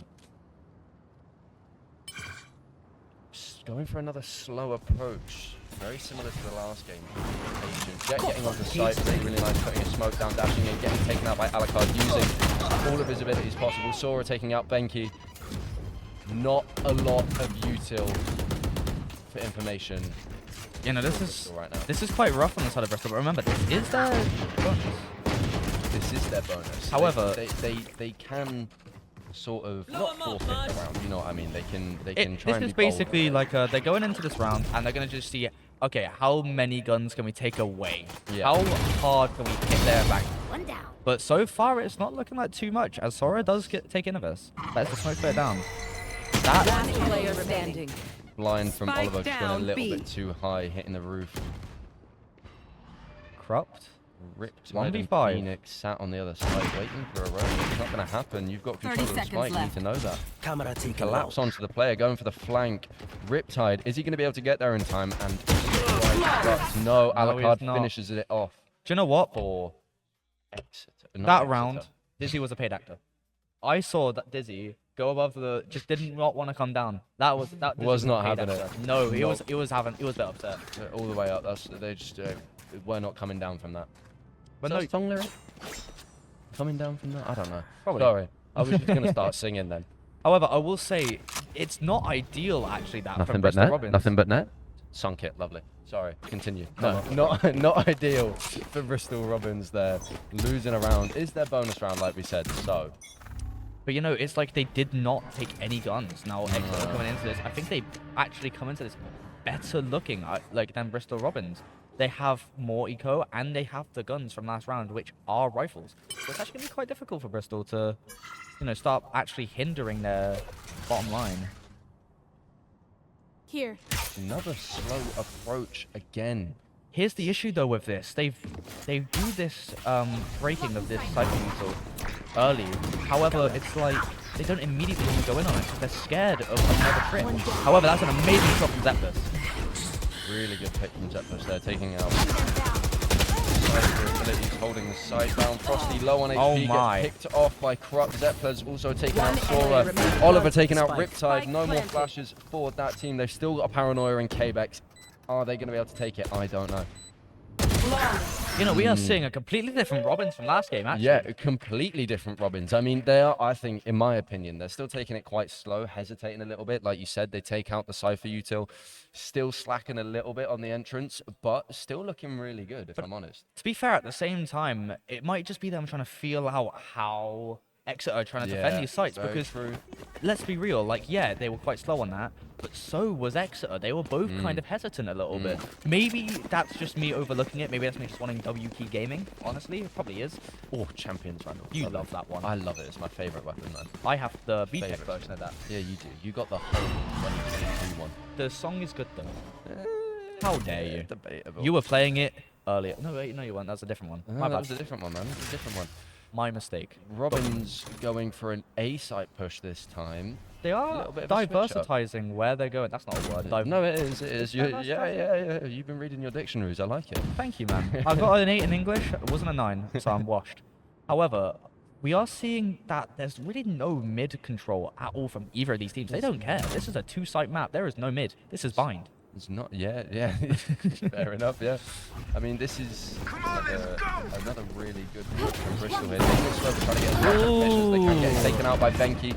Riptide was thankfully on the old Alucard taking out Zeppler's there. Zeppler's bonking his head on the ceiling there. Yeah, that's unlucky. Riptide taken out Innovas. Little bro, is he gonna survive? Riptide goes to 3. The spike has gone down. 1v4 and he's blind. That was lovely from Riptide. Taking the 4K. One thing I would like to point out there, actually, Riptide did not care that Wingman was planning. He was like, do you know what? I'll give you the plan. I'll kill 2 of your players on site instead. How about that? And then he just goes and finishes the last play. Complete. This is what we were talking about with Phoenix's flashes there. I think they used 2 there. I'm not. Yes, they did because they flashed on site and then flashed around the corner as well. Yeah. See, Phoenix Flash is absolutely huge on this map because there's a lot of tight angles, there's a lot of tight corners, and Phoenix is that one agent that can confidently take them. You know, gets the audio cue if they flash properly as well. I mean, it's great. I mean, it's a different pick.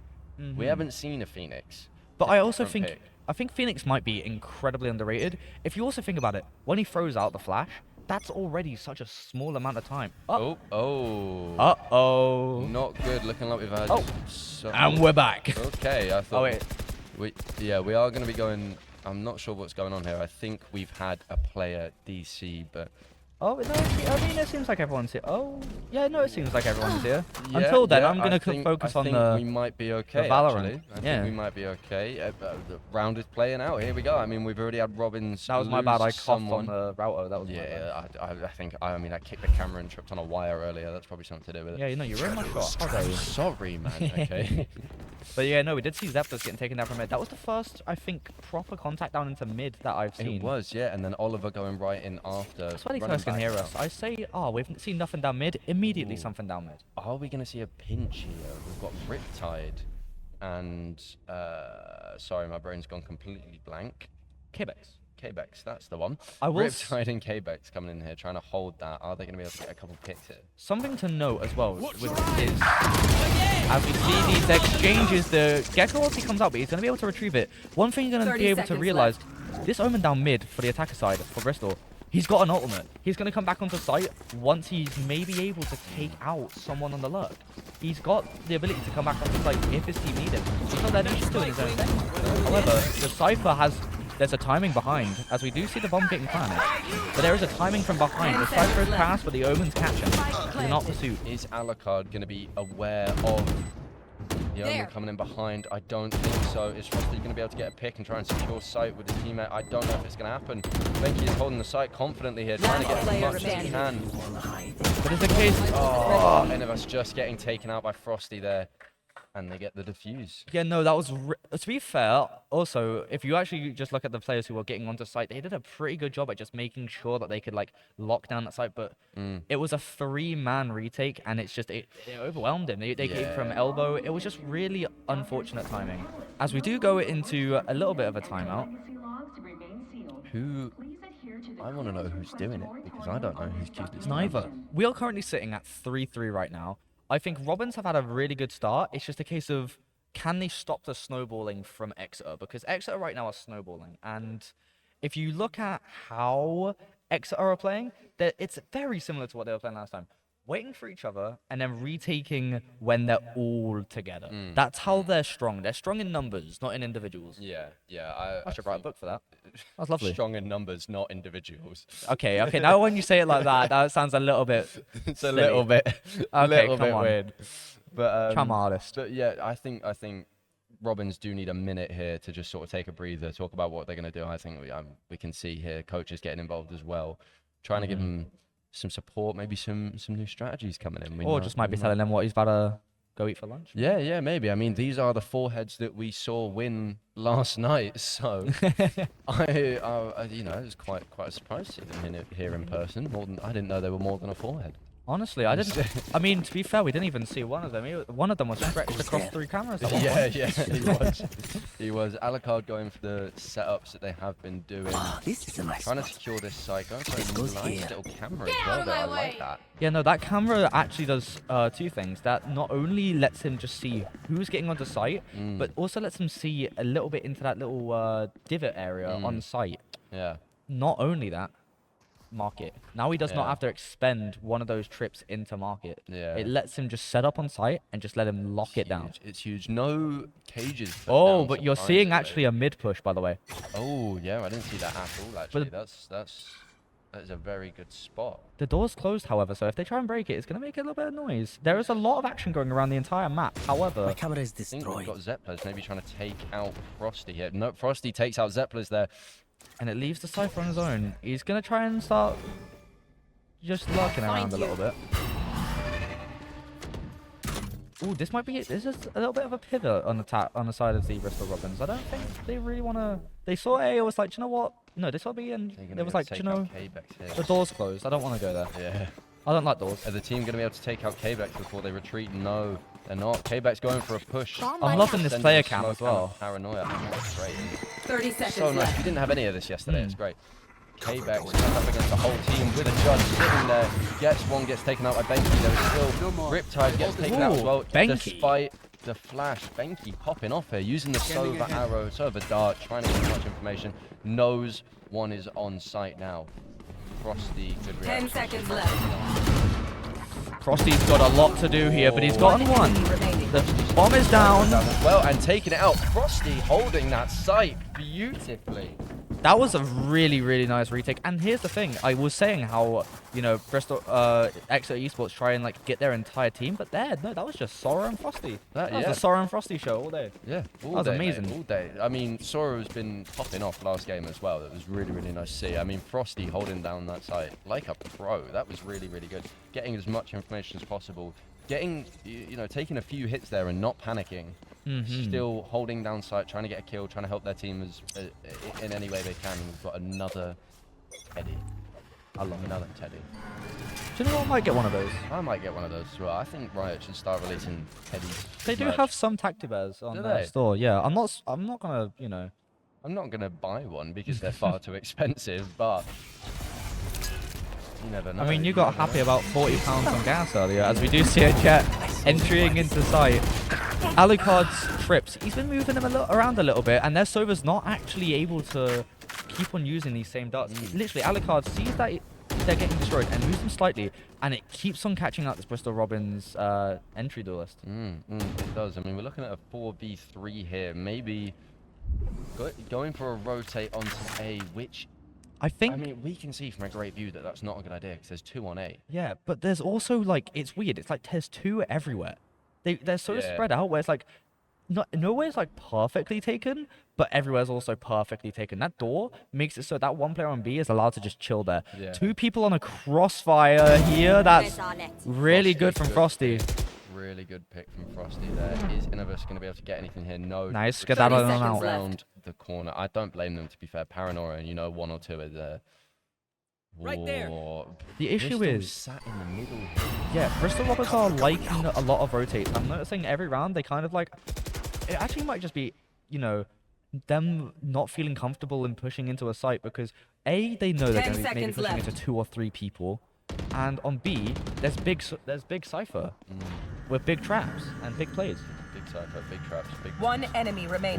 K-Bex taking out Innovus there right at the end with a wall bang. Unfortunate, really, really unfortunate. Went for the save in the end then, and still losing out on another gun. It's not ideal, really. And also, if you think about this map, the attack side actually means so much. I mean, yeah, both sides obviously mean a lot. However, in terms of the attack side, it's a case of you really want to like dictate the momentum on the attack side, because Sunset has so many places where it's just going to be stall. Everywhere's a choke point, right? And if you like realistically think about it, it's a one-site map if you are not wanting to try and take on the Cypher, because it's always going to be B. But we are seeing a lot of kills going out of the side of eXe. They're in a groove right now. Wow, flawless victory right off the, not a victory, sorry, flawless round right through there. That was quick for eXe.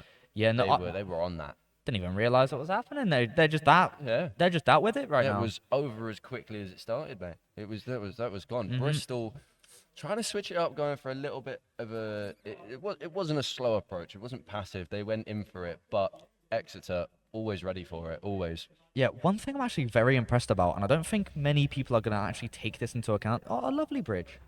A lovely bridge. Want to go take a stroll there They're not later? going to take into account the lovely bridge. Sorry, I'm very easily distracted. When I see a lovely bridge, I want to comment on the lovely bridge. But the thing I want to take into account, as we do see a little bit of a... Oh, Riptide actually comes out on top of that engagement. I was really not expecting that. But I think it's the I love one-way. Phoenix. You played so much Phoenix. I played way too much Phoenix when I first got the game. He was English, so I was partial to him. And you also was able to do a pretty good accent. I'm not pulling out the accent. No, no. Not yet. Bristol, sort of sticking together here. You got one trying to push up mid here. Cypher being a bit ballsy. It's a 2v3. However, eXe are just so good at holding these cross angles. Riptide with 3.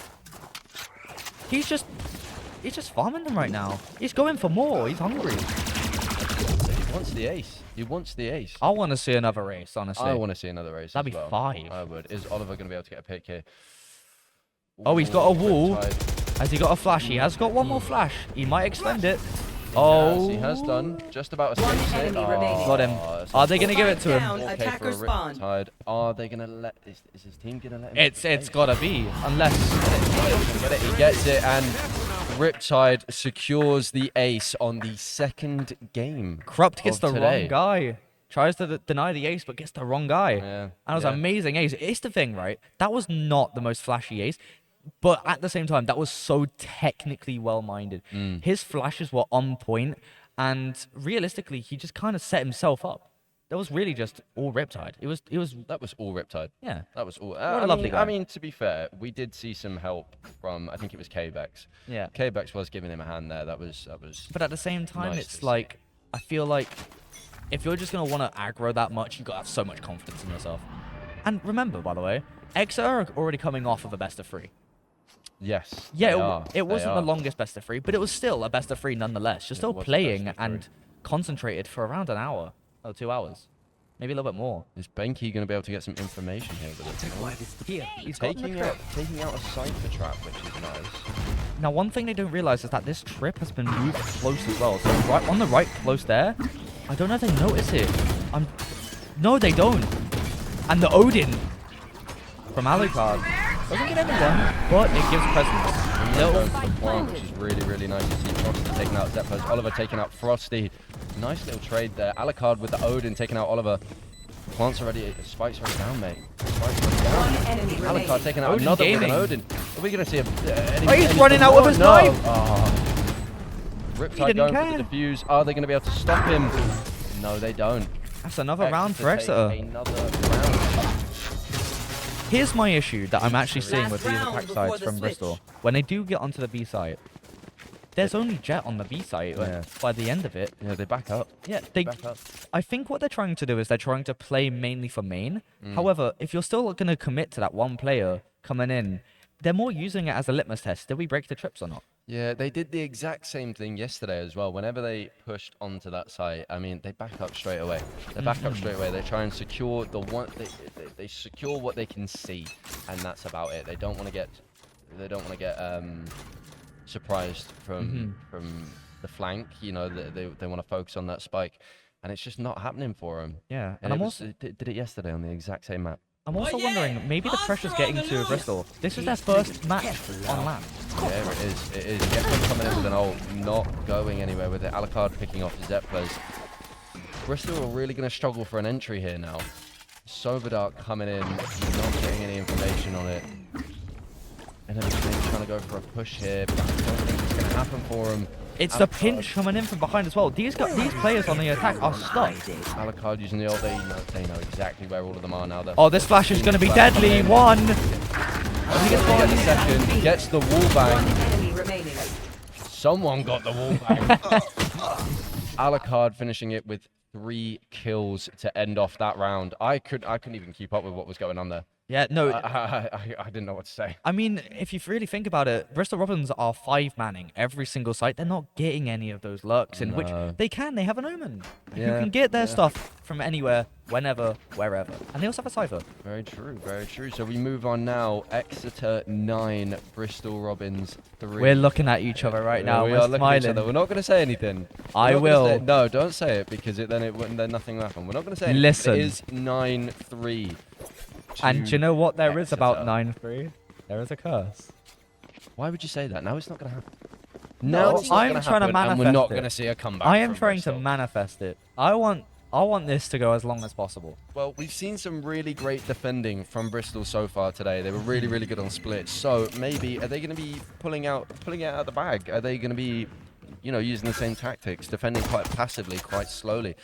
They're going for a rotate straight away for 2 of them, trying to get 4 men on that one site. Oliver needs to be moving into mid to watch that. That's exactly what he's going to be doing now. Keeping an eye on it. Maybe throw a flash in there, see if they can get any attention anywhere. I will say Exeter are exploring the map a lot. They're trying to just like Hmm. see, okay, what's going on? Who's going over here? Who's going over here? There's actually a lot of rotates. There's no one on A. There There's is one player. absolutely no one on It's Oliver Gaming. Yeah, He we've gets got a couple tags into Sora, but they have armor, so it's not really too much. quick rotate from Bristol, which is really, really good to see. They're on it very heavily. It is a pistol round, so in my opinion, it's all down to skill. Riptide going with front. Are they going to swing out with a flash? Oliver Gaming is maybe not. 1 HP, by the way. Taking out the crux. Benki gets Sora, though. That's a good trade. It's good trades. But Alucard hits back. Oliver was low. It's a 3v4. Lovely flash. Again, I'm sorry. These Phoenix flashes are out of order. They're dirty. It's a flash, but it's a close, so doesn't really matter. Zeppler's- Wow, that's clean. Zeppler's missing out on Riptide there. That's very, very unfortunate. That's great from the 2 players there being able to take out those 3. But that is very, very unlucky for Zeppler's. Not checking their corners, man. No. Not checking their corners. This happened last game, Bristol. What's going on? Also getting a little bit of some waves in the audience. Yeah, going for a timeout now, it seems. I think Bristol really need to think about what is going on with their team. We are now on 10-3. Is that Sashi? That's Sashi. Oh That my is goodness. SDC Seagull's mascot. There we go. We love Sashi. We love Sashi. But one thing I will be saying is this. You're like seeing just dominance right now. Oh, yeah, we Exeter. are. They are playing so well. They're like so disciplined. And I guess it also could just be a case of this is Bristol's first game on the stage. They did not play on stage yesterday. They had to play from home. Yeah. So I think being in person and being in a LAN tournament for the first time might be impacting them just a smidge. I mean, we wouldn't know because we were never good enough. But We were never good enough to get to a LAN tournament, but Almost did. we can understand why there might be a Yeah. few nerves. I mean, they've got.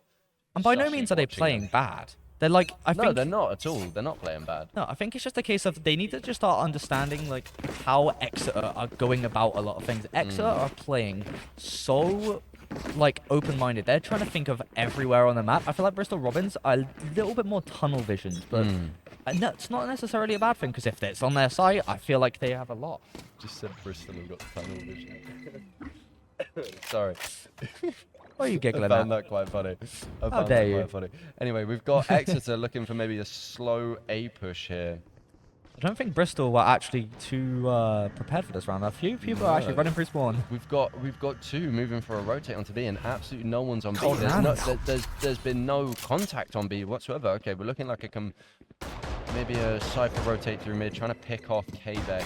There's an issue I see, which is that a Gecko is backside with no help right now on A. If Yeah. they start coming into him, he is just a sitting duck. Jet knows that Oliver is on site here and is still trying to jiggle peek that corner.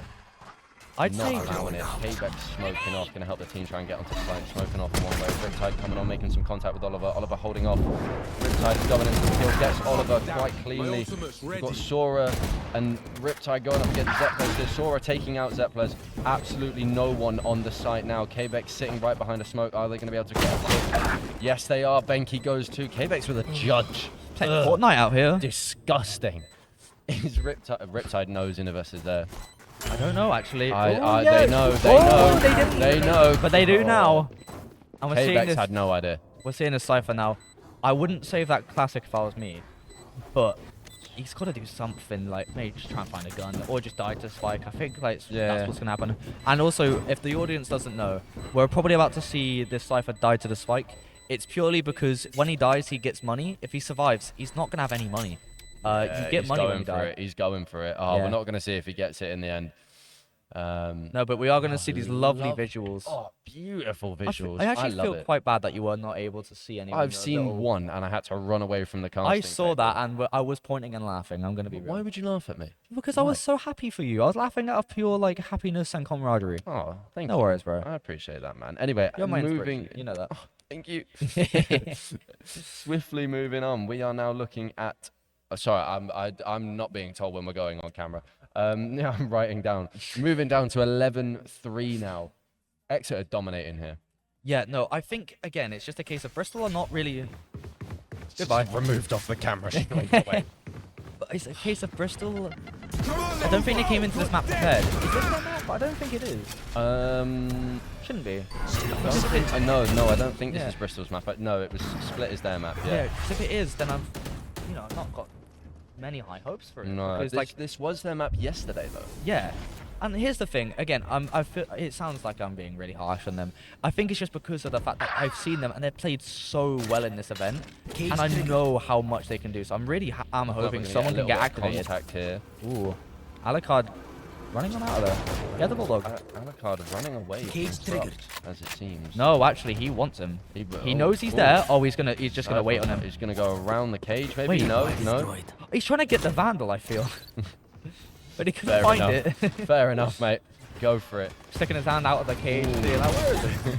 Lovely Fade Eye coming in there, trying to get some information. I don't think it picks up Alucard there. I have to see. Riptide takes out Corrupt. Not Alucard, sorry, Corrupt. Riptide takes him out, using the wall to heal 30 up a little seconds bit. left. Here's the thing. They are so heavy down mid. How is this player A gonna ever help them? He cannot rotate. He still has the whole day, and he's scared. Why Bristol? Why Last player standing. Bristol? Why Zeppers hadn't moved over sooner and then gets picked off by Alucard? That's some interesting plays from Bristol there. I mean, there's being fashionably late to the party, and then there's that. They're just never showing up. They're just never showing up. And Kbex finishes off Benki, making it 12-3 match point. Exeter, 2 games in a row now, dominating like this, taking it to match point. However, I do feel like if Bristol really wants to come into this, they need to start snowballing, because I feel like a lot in this tournament, you can see a team maybe get 1 or 2 rounds and then just be like, do you know what? I'm going to start popping off now. I've got that confidence, I've got that energy, and I'm just going to start running in. And you kind of saw that a little bit in the last map. They did start pulling it back a little bit. Yeah, they did start pulling it back a little bit. I think I've won games from 12-3. I've got enough hours. If it hasn't happened, then I mean, it might just be bad, but it can happen. I've seen it happen. However, that's not a good start. Sora Zeppelin in the middle. Bristol losing out on a player right off the bat. Yeah, no, it's also their entry. Who are they going to make entry now? Wingman? Yeah, Wingman entry. Yeah, go for it. I guess it's basically now 5-5. I'm looking at it now. We've got a Cypher on B site. We've got a Sova. Who was okay. Let's hope I have tech difficulties with that. Don't know what's happening up there with Sova, but watching Oliver's back instead of watching site. Look how much of this map Exeter has explored, by the way. Oh, Riptide just not. That's a little unlucky. But Exeter are everywhere. 1 enemy remaining. They're the boogeymen of Valorant. Alucard getting 2 picks there. Lovely to see. I don't think Puck's going to be able to finish this off. 13-3 to finish it off. I don't know what has happened to Bristol there. And that does not only mean that game is over. It means it is game point, tournament point for Exeter Esports. I can't believe this. I was fully expecting Bristol to put up a massive, massive fight in this game. And I think they have definitely tried their hardest. It's just not come out for them, which is a huge, huge shame. And I want to point something out real quick. Yeah. Guess who was 5-0 in the playoffs? Who? It was Bristol, if I'm correct. Yeah. Anyway, we are going to move on to the next match in just a little bit. And we're going to leave you guys with this one. I'm on the edge of my seats, and you should be too. Give it to me right now. You don't. This day is getting worse. No, I'm kidding. No, I don't care. I don't care. You've done it now. It's too late. We're broke. We're done. We're done. We're over. Yeah, we broke up. That would have been on Selfie time time. if the code wasn't there. Do you know what? I sometimes think Joe came out the hole the wrong way around. Better. I'm just fucking better because I'm Russian. Fucking so I'm the hunter! I'm not running, bro. Did you not just hear me rage minus 25? Right, but I was gonna say, does she not see me trying to ace there? Oh, what was it? 4K. Sorry, 4K. Sorry, don't hurt me. Sorry, don't hurt me. And then she's gonna be like, oh, she's plat 2. What the heck? Plat 2. RKJ's plat 2. RKJ's plat 2. Oh, report. Oh, report. Report. Sabotaging the team. Sabotaging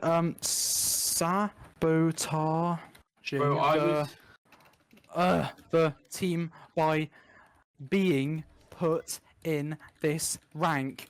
Please demote ASAP. Going B! Going B!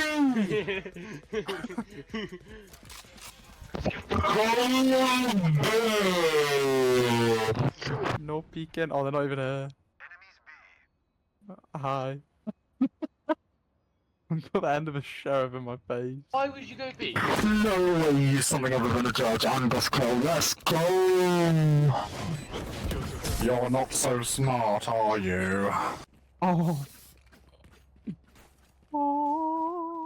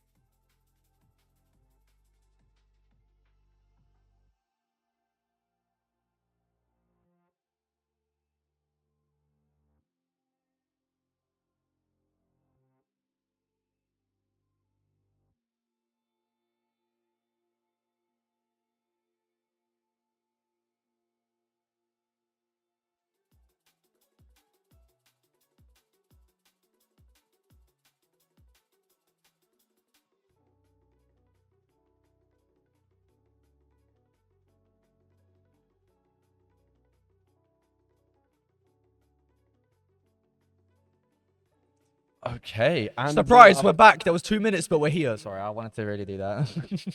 Surprise!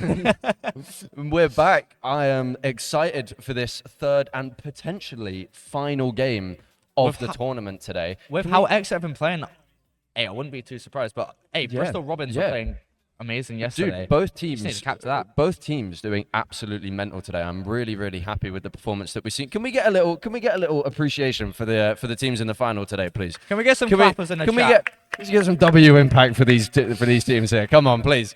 Lovely. That's what we love to see. That's lovely. Because I am really, really hyped for. Oh, okay. So this is the crowd with our ats. There we go. I am really, really excited for this final game, and I hope the guys in the crowd. I hope anyone on Twitch is still here, and really looking forward to this. Would I be allowed to ask potentially Dripsy in the final crowd game. to do a backflip? Or would that be not? Oh, he's looking. Dripsy, give us a backflip. He's not having it. Right, boring. He's not nimble. Absolutely boring. We do have 23 people watching the Twitch stream right now, which is great. There is a 2-minute delay, so unfortunately we won't be able to speak to the Twitch. However, I will say this, and I was given permission from this. I definitely am not just making this up. Remember, me and Joel do our own little social media content. He's at PlugHoleJoel on many different platforms, and I'm at I Don't Know Mates on many different platforms. And Yeah. you know, I do a lot of Valorant. You do TikTok and traps. Whoa, I hold didn't say on. anything. Nah, that's the first I've heard of this one. I don't do that. Although I am in a suit, so I can't help it. You look It's suave, man. it's- You look it's- great. We all do, bro. Shaky as well. We were I all dressed up for today. I'm proud of it. You dressed up with my tie, all right? Shush. Okay. No, I am really looking forward to this potentially final match. I mean, eXe have really put in a shift for this last one. They've come in and they've shown us what they're possible of doing. And Robin's not doing as good as they was yesterday, but I have been informed that they don't have a Radiant on their team today, which I believe was their IGL yesterday. Yeah. So that is obviously going to have an impact when you're missing your IGL. Yeah, and again, I mean, Radiants are quite a high rank. I didn't hit that, and I'm pretty good. I'm not. But it's like, yeah, no, if you are missing just a significant amount of firepower and you're in-game leader, bear in mind, right, I've had to come in once to replace an IGL in my life. And it's hard because you not only need to gain back the trust of those players or or gain them in general, but they need to also understand that you know and they have as much know-how as they do when they are also doing you're that strats. you're the IGL replacement for a reason, and you've got to be confident to fill that role, or there should be someone else that's already well established in the team taking that role and doing it effectively. And I don't know if that's what's hindering them. Maybe I don't know if maybe they're not communicating properly. I don't know what's going on, but something is going on, and I want to know what's happening. I'm not doing anything. He's not doing anything, guys. I'm not doing I'm anything. casting by myself, in fact. I'm Can not you, here. Can you do something? Please, no, I'm joking. I'll leave. I'm joking. Anyway, so we are going to be moving into, like I said, potentially the final game that we see today. Hopefully, the Robins can make an impact. And we see more than 3 games in the final, because that would be really nice to see. I want to see 2 teams battling it out, wanting that trophy. And hey, if not, maybe a 4th, maybe even a 5th map. I at least want to see a very, very competitive game. I want these 2 teams. Yeah, so do I. Realistically, right now, no matter what, if there is 1 more game, 2 more games, no matter what, now it's do or die. It is. For It is. both of these teams. Realistically, if let's say if Bristol Robins loses, they've lost the tournament, and then eXe will be crowned your first ever Radiant Rumble tournament winners. Yeah. However, if eXe Esports loses 1 map, the mental to be like, wait, we've won 2 maps in a row. How have we not won this one? Yeah, Can we come back from that? It's gonna get thrown. It's gonna get thrown. So it's gonna be so difficult to come back for that. Hopefully they hold it, and also hopefully Robins do make a bit of a switch up and play a little bit better, because we as casters have to be very impartial, and we can't support either team publicly. No, but Well, no. I think that. I will say this, however. Look, I've actually coached a team in the past. We've both done a little bit of coaching. That is true. We've both done a little bit of coaching. I'm awful at the game, but I know a little bit But you about got the coaching. team spirit. You bring the vibes, and I bring like The skill. maybe. I bring the vibes. You bring the skill. Dream team. I mean, I'll take it, but yeah. Dream team. But it's like, if I'm in Bristol Robins shoes right now, we're gonna be going into Icebox. Oh yeah, I love Icebox, man. Okay, question. Am I crazy? I might try and cook something here. Okay. All right. So if you're thinking about Icebox, right, you really want a character that can just lock down a site. Okay, let's say Deadlock. Yeah. Right. You need a really good maybe secondary duelist. I would say maybe an ISO. Right. Yeah. Maybe you need some form of really good. Maybe some form of really good. You need a smoke really player. good team comp. You need a good smoke player that also has maybe a good wall. You think I was going to say Viper? No, I think Harbor. I was going to say Viper. Yeah, you're right. You are right, Harbor. And then let's get 2 more smokes in there. Bam, that's the perfect team comp. Did you not just list 6 agents? I listed 5. No. Oh, I thought you listed 6. Silly boy. Wait, no, I did. Oh, wait, if you want to win, play with 6 players. Play ISO. He's in meta right now. Okay, fair enough. If you say so, all right, I'm going to hold you to that. Okay. We're not going to see I one. would like to see a Harbor. Me and Shaky were talking about it. We haven't seen a Harbor, I think, in the entire tournament yet. I want to see a Neon as well. Neon Harbor? No. Mix? No. Why not? No. Neon's lovely. No, because Neon is... Great, no, amazing, no, sick, no, cool. no. I'm not going to let you brainwash the people watching this. I'm not going to allow it. Play okay? Neon. First it was the Chamber, and now it's Neon. I'm not having it, Harvey. I think also we should start playing lots more ISO. I think we should start playing with 6 players. And on top of that, we are looking like we're going to start our first game, go into the Agent Select Icebox. Oh. We've seen a chamber right off the bat. Oh. I am gonna. Oh, and there's a Oh. Euro as well. Wait, this is all I wanted in my life. Wait, hold on. We get a neon and I'm cooking. Get a neon and I'm good. Let me cook, bro. All right, just wait. Now here's the thing. It's actually weird because I'm actually gonna try and expect this Euro. Euro's really good on this map. Like Euro. Yeah. And one thing that people like really underestimate on Euro is his flashes. Like you can get those from across the map. You can lug those far. He has a throwing arm, and it's He just does. like you can set your team up for so much. However, solo Euro is a little bit more, you know. You're going to have maybe another player entry off of that flash or be confident enough to do it. Well, that's Roma there. Okay, so we're going to see a Jet. Okay. That's but a bit we of have got a switch-up. Reina on Sora on the other team. It's like fairly mirror. However, we are seeing in exchange for the double duelist comp onto... Actually, no, it's quite different. There's a double duelist comp coming out from eXe. They're confident. You can tell that's a confidence play. Yeah. A Reina and a Jet, like... I mean, people do play Reina on this map in like pro play, but I'm very excited to see because you need to be really, really on it if you want to be good on Reina. Yeah, you do. You need to be on it fully. I think one player that's really stood out to me with Arena is Remza. Yes. I think Remza's been phenomenal. Obviously, we don't get to see any more of them, unfortunately, in the final. But Remza for SDC Seagulls was absolutely cracked on Viper. The dismissals were perfectly timed every time. It was some beautiful play. Now, I should probably not comment on this because people in the crowd are going to accuse me of being favoritist, but I do think Remza was actually one of my favorite players to watch, mainly because they were entering not only on Fade, but also on Reina. That's impressive. If you're able to confidently entry on Reina, yeah, they didn't win any of the games on Reina, but they're playing really well. I am being informed we might actually be starting to go into a little bit of a tech pause. Yeah. Do you know what, Joel? What do you think's going on? Someone's maybe dropped a keyboard, maybe something else has happened. I think Dripsy tried to do a backflip and maybe landed on a position wrong. Probably. I think what's happened is someone has taken off their spacebar and most likely eaten it, because that is the level of Valorant players. You know. Hey, I take offense to that. I have not eaten a spacebar in at least 3 weeks. Really? Oh my god, well done. Yeah, I'm 3 weeks sober from spacebar eating. I'm not that angry yet, but it's also because I haven't played Valorant in 3 weeks. That is really, really good to hear. Well done, man. Well done. Do you know what? Thank you, man. I'm also seeing one of the players repping the Sentinels Classic. Now, I do actually want to quickly give a shout out to my favorite Valorant team. They're actually right now the best team in Pacific. Detonation Focus Me. I don't know. That's not surprising. Okay, we're moving on. I'm I'm sad now. You've ruined my day. So, well, you could go on and speak about them. No, I don't want to anymore. No, you don't know no, them. It's not gonna hit the same way. Just know this: they're gonna win Pacific. But honestly, I also want to see who's gonna win this tournament. Yeah, we are seeing a little bit of a tech pause, but this just gives teams more time to think. Yeah, This is a big moment for both of them. Yeah, it gives them time to strategize, gives them time to think about what they're gonna do, how they're gonna play it. Are we gonna see a more aggressive style of play from Robins? Because I would like to see that. They've been very, very passive, very... I don't want to say dormant because that sounds really, really mean, but they like to play quite slowly. They like to try and control the game, and it worked. I mean, it does work for the first few rounds of the game. They seem to, I mean, in both games, I think they took the first 3 rounds, which is huge. And normally you'd see that in a team and go, okay, they're confident, they can do this, they might win this game, and it's just not worked. Do you know what? I think the games where we've seen a team dominate and play the best the most is when they are, you know, doing that W key, W impact, just like running in, just like trying to take as many gunfights as we can.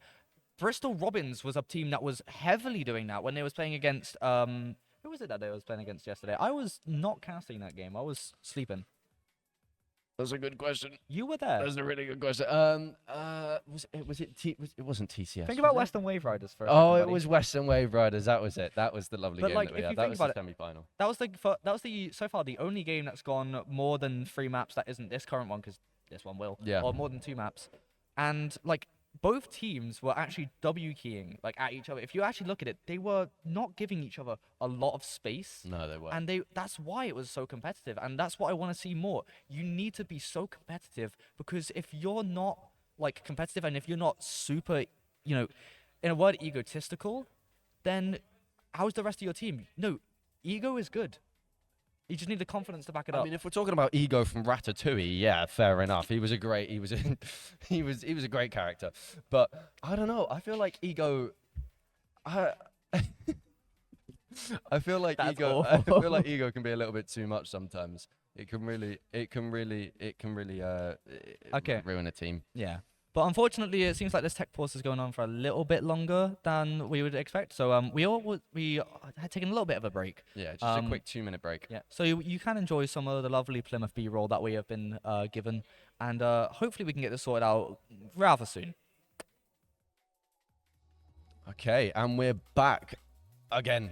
Yes. For the third time before the game starts. Somewhere. It's one of the numbers. I don't know. 8. But yeah, 6. We've had our little tech break, and fingers crossed everything's going well. I have absolutely no idea because we don't have headsets on, and we're casters, so no one talks to us. Yeah, no, we're left in the corner right now. We're like actually sat in the corner. We're sat by a I bet fire you guys exit. didn't even. Ooh. Okay. They finally gave us a light.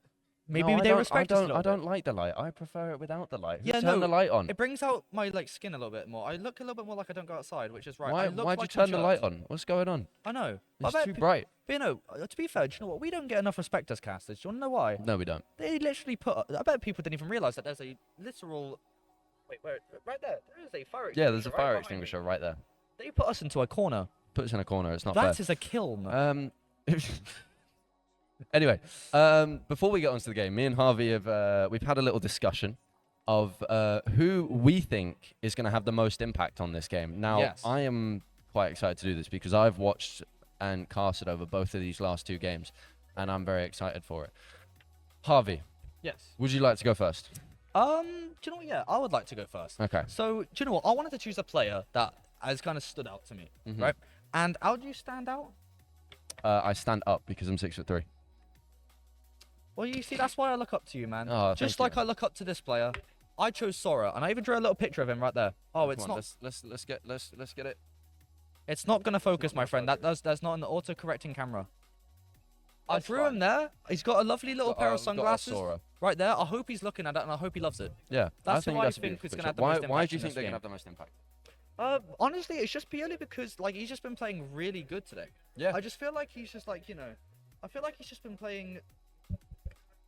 I feel like he's just been playing some of the more better Valorant today. Like his impact today has been sublime. He's actually been Oh, wait, he's upside down. Oh, okay. And I didn't get to say my player. That's Well, very oh mean. Well. Anyway, moving on. Actually, not moving on. I chose Alucard as my player to make the most impact. I think they played really good. They're really good at holding down sites. We both decided to choose 2 players from eXe Esports, by the way. Is that counter bias? I didn't. My friend Alucard and Sora are right there next to each other, my friend. Oh yeah, I'm being stupid. Yes. My bad. I wrote the teams the wrong way around. That's my fault. And this guy's meant to be a professional caster, ladies and gentlemen. Daisy. I was joking. We're both Oopsie-daisy. newbies. However, I will say, going back into this, we will be just obviously like restarting, so we're gonna most likely see the same team comps. Yeah, we will do. I was actually talking to one of the players. Apparently, eXe Esports have not scrimmed this map ever. Ever. Whereas we scrimmed it every day for 20 hours a day because we are so committed to this game and so committed to this team. They have never scrimmed it. Again, I have not been told that we are coming back on the camera. I do apologize. I'm writing down team comps with my beautiful green gel pen. It is lovely. It is beautiful. I stole it off Amber. It's upsetting, by the way, that you did that, considering I can barely see the difference between red and green. Not my fault. That is not my fair. fault. I thought Get that glasses. was green behind me. Get glasses. Not my fault. Anyway, so since we're back on camera, I'm going to assume that we're not going ahead with the game just yet. I think we might. I think it's just a case of we're just going to be waiting. But I will say this with Icebox, right? Well, we're back. Lovely. We're But I back. will say this with Icebox, right? It's new in terms of mid has had one change. Obviously, Orange has been just Thanos snapped out of existence. Yeah. And they raised one of my containers, which really, it just ruffled my feathers, your honestly. containers. And do you know what it's done? It's made the map so easy to op. And that is honestly a W in my book. It's fair. a case of like, we've seen Sora op on, it was Omen. They're on the Reyna now, which is an actual op agent. So they can actually maybe get some impact. However, you're also seeing Sora soloing, about to fight the entire Spanish Armada up into B. The bombs in spawn, so it's more just a case of the teams are going to feel each other out, just see where they are. I got you. And yeah, honestly, it's just more of like a, Sora got one. But that's all they're going to get. That's all they're good for. I think taking it slow again is probably a good idea. I feel, I mean, I mean, you're on pistol rounder. You're able to see around the map, see what the other team is setting up. You're on pistol. You're allowed to take your time and sort of feel out the other team. But the thing is, if they are both doing that, they're not going to get any information on anything. They're not going to be able to make a good play, nothing like that, because they're all struggling, trying to feel out the other team. Yeah, I'm also going to say something that a lot of people are going to get angry at me for. I do not rate KJ on this map because I love it. Wingman's But, gonna plant but it's spike. because people I see people always playing KJ mainly on B. It's too wide. Frosty going around the back. Frosty managing to take out Zeppler. That was big for the team. Riptide pushing up here. Alucard going for the defuse. One Taking out enemy Clutch. remaining. Ooh, Riptide taking out Benki there. So one Oliver player left to push down the mid. Are they going to be able to make any sort of impact? He's not going to. Can't fight off Frosty. And K-Bex gets the defusal. eXe to take the first round. And they're just going to. I feel like, I hope it's going to be a case of we're not just going to see a mirror from last game. If they start taking this game and they just start, railing in these rounds, it's going to be, dude, it's going to be so hard for the side of Bristol Robbins. It's going to be really hard for Bristol Robbins to get through this. I mean, I believe in both teams. I think they're both going to play really well because I think, obviously, this could be the last match that we see. It could be the last match. This could be the last time me and you ever cast together. Ever again? No, we're it's never. fine. We'll come back next year. We'll get a free invite. Of course we will. Joe loves us. Well, it depends if I'm casting. Oh, Ooh, I didn't say anything. I want to see a lot from Robbins here. I want to see them dominate, and I want to see them take a win back. Well, that's not going to help you. Outlaw taking out Benki. Alucard taking out Innovas. K-Bex taking out Zeppler. There's too much to go on. I'm not getting a breath in between these. Yeah, no, you're leaving 2 left for Robbins already. You're going to be seeing a lot of just, in my opinion, just harsh plays coming out of eXe. They're not. They do not want Robbins to have one single map win. And Sora finishing off Corrupt. Oh, shaky. Come on, guys. Let's get a little bit more hype around the crowd. Come on. We've got 2 great teams here in the final. And nothing. I'm disappointed in you guys. Come on, what's going on? Me and Harvey are more hype behind a desk than you guys are on beanbags, can I say, by the way. I would love to be sat on a beanbag right now. We are sat on hard chairs with a cushion that, honestly, it's not big enough. We were sat on these chairs for like 7 hours yesterday. What? Oh my, you're right. Well, I wasn't. You weren't. I was. I was here sleeping the whole time. It was painful. Anyway, moving on to the 3rd round. Okay, one thing I'm... Sora taking out Zeppler straight away, holding that long angle there. Really nice to see. Everyone does that. Everyone does that at least once. I feel like some of these players might be mind readers. I was about to say, I don't like how Sora's about to play because I feel like Sora's going to play a little bit too aggressive and maybe give them an early pick. No, he's just decided, you know what, my reaction time is yes. Riptide going for the pick with the Outlaw, knocking Innovas to what? Maybe 10 HP, 20 HP at most. Corrupt's going to maybe try and sneak a kill. Not happening. Riptide taking it out from the other side of Spawn. Are they going to be able to take out Innovas as well from the peak? No, they're not. Innovas, great tap on Riptide there. But they need to move. Out that flank. Yeah, they're getting like They need to move, get onto site. They need to hurry up with this now. Wingman, are they going to be... This is actually... Wait, hold on. This is amazing from eXe. They've got 2 agents on the site that are just going to slow them down and not let them move. Yeah. This is good. This is allowing their... Wingman going for the... Wingman going for the plant, which is... Wingman's overcooked a little bit. Just missing out. Benki clearing out Sora. Oliver taking out K-Bex as well. That's both round the back taken out. They need to be aware of that. There's still one behind them. Alucard coming up behind them. Is he going to be able to get the 2 final players in here? I don't know. Are they going to go heavy? Are they going to go passive? How are we going to approach They're this? going to go rotate. They're rotate. Smart.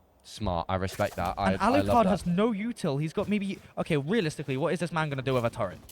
That's a very good point. That's a very good point. All he can do is really watch his own flank. But they're not Watch him gonna win end the up round doing with a turret now. Yeah, maybe. Benki fighting up top. Bold decision there. Innovas and Benki both going for it. Trying to get the early pick. Not happening for Innovas there. Alucard takes it.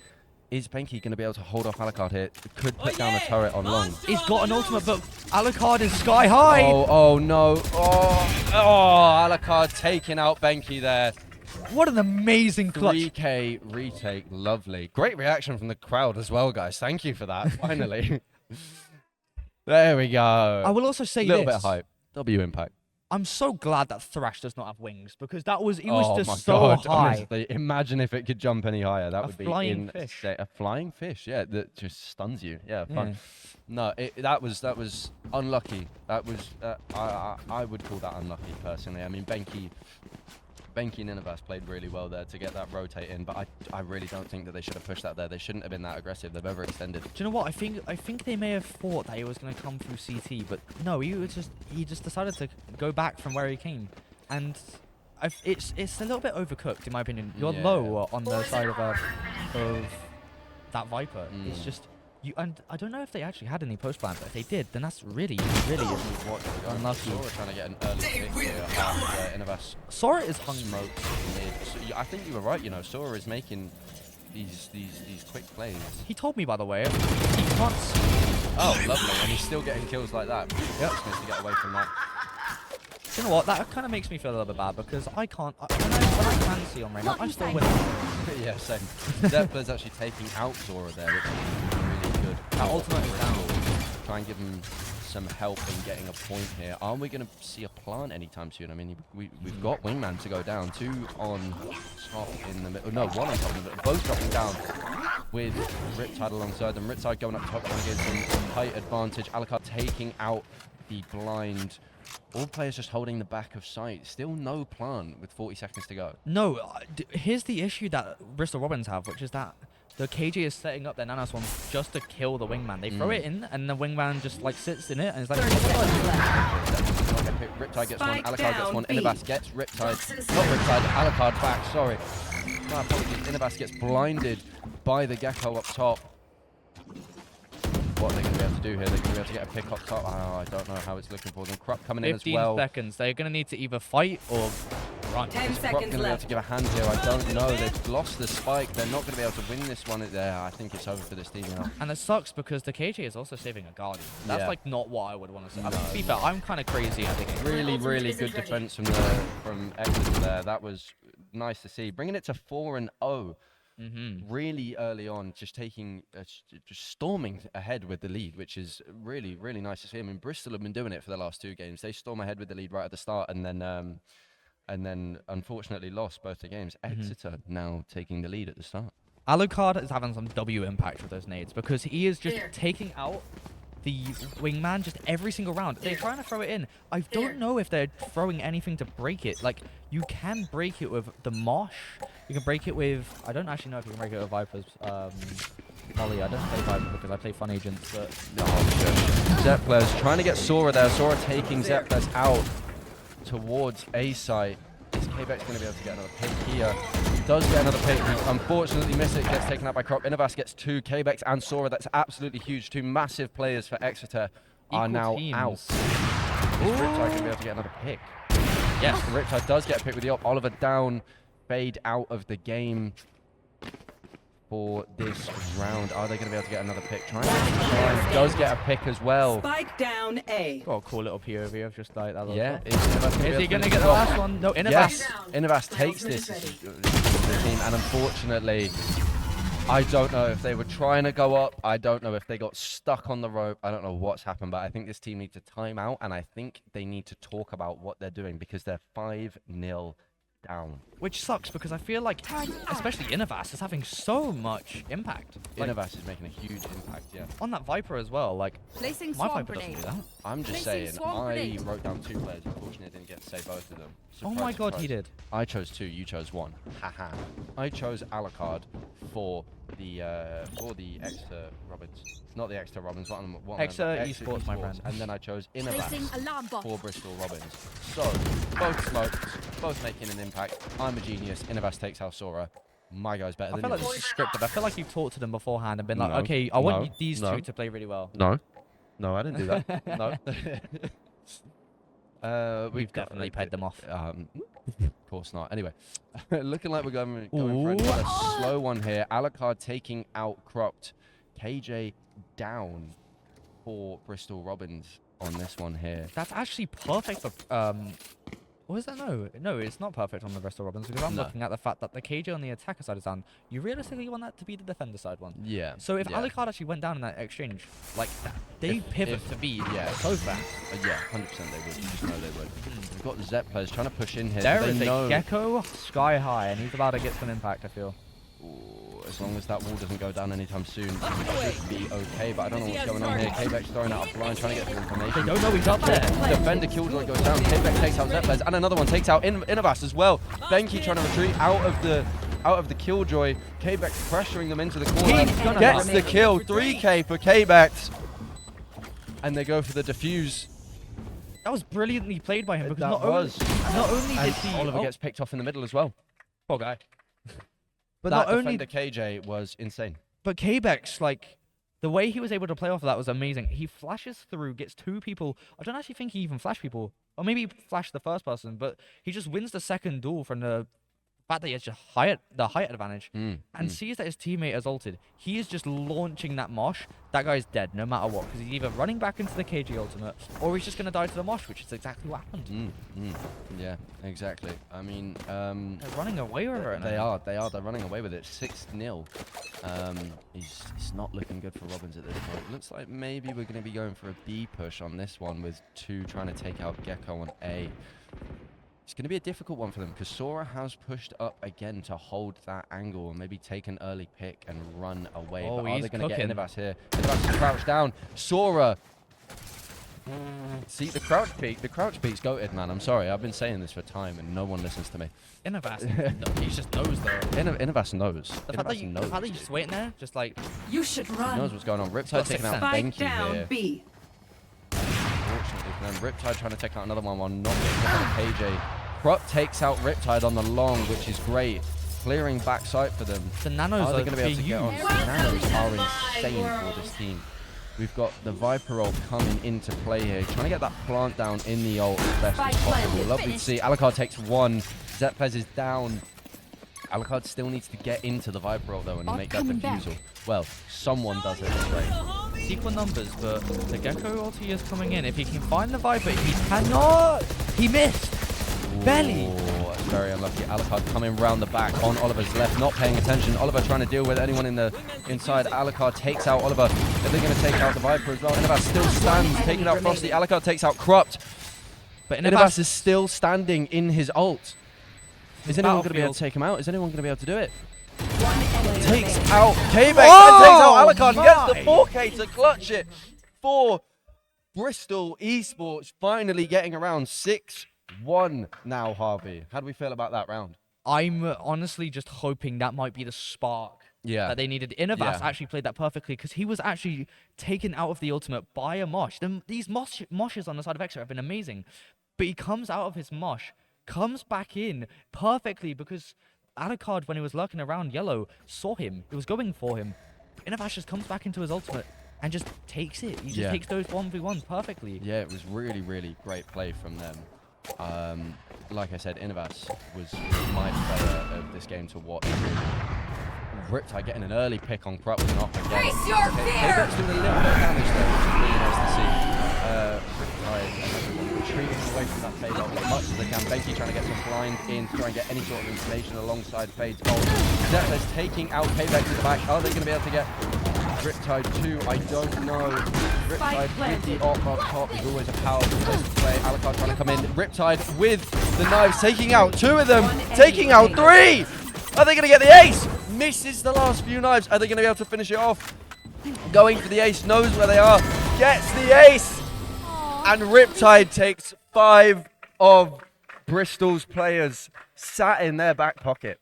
It's absolutely fitting that it was Riptide because he just ripped all of the momentum that Robins were taking from last round just out of their hands. That was an amazing ace from him. Took out everyone in sight. Got a little bit unfortunate with the knives on Benki in the last few seconds, but does pick up a Vandal quite quickly, quite smart. I like that a lot instead of trying to go with the op.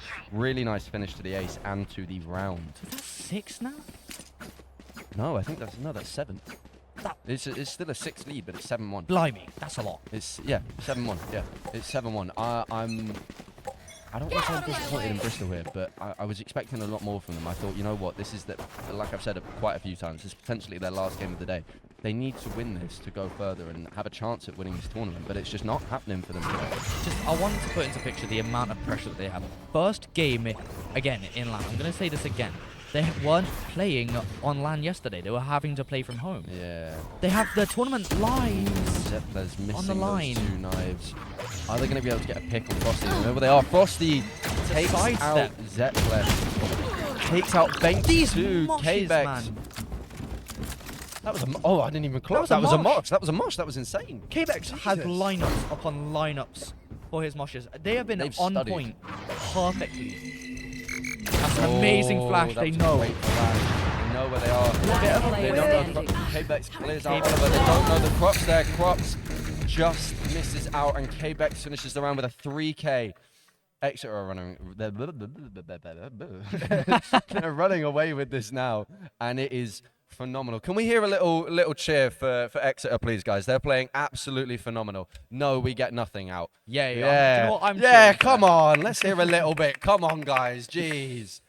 8-1 performance, Harvey. What is going on? One of them can't even see. I mean, to be fair, he might just be using echolocation at this point, man. Echolocation for the guy. Oh, my lord. I mean, how would you see through dark sunglasses?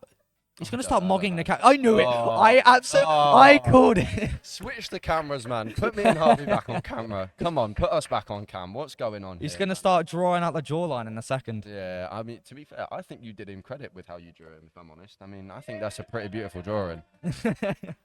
Thank you, man. I'm an artist. I took Yeah, you are an GCSE and I almost failed. Yeah, of course you did. Oh, man. Can't draw. Man. But I ain't having a slander.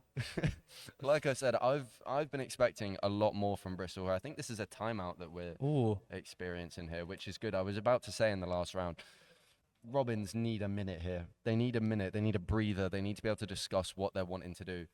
I just saw their players. They were having some words. They were like, "Oi, boys, do you know what? I'm not having this.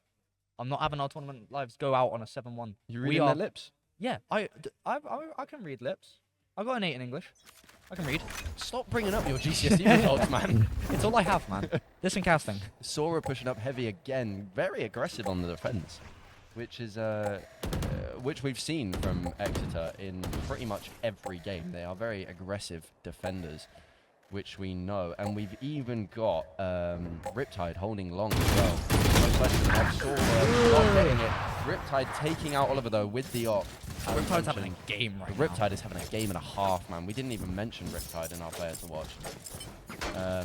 Sora though taking an L on that one, unfortunately. I thought they might get that. I mean, they've got it pretty much every round. It was just a couple of side steps too many, honestly. To be fair, look, I've played this game for a long time. I still can barely, hit a lot of those.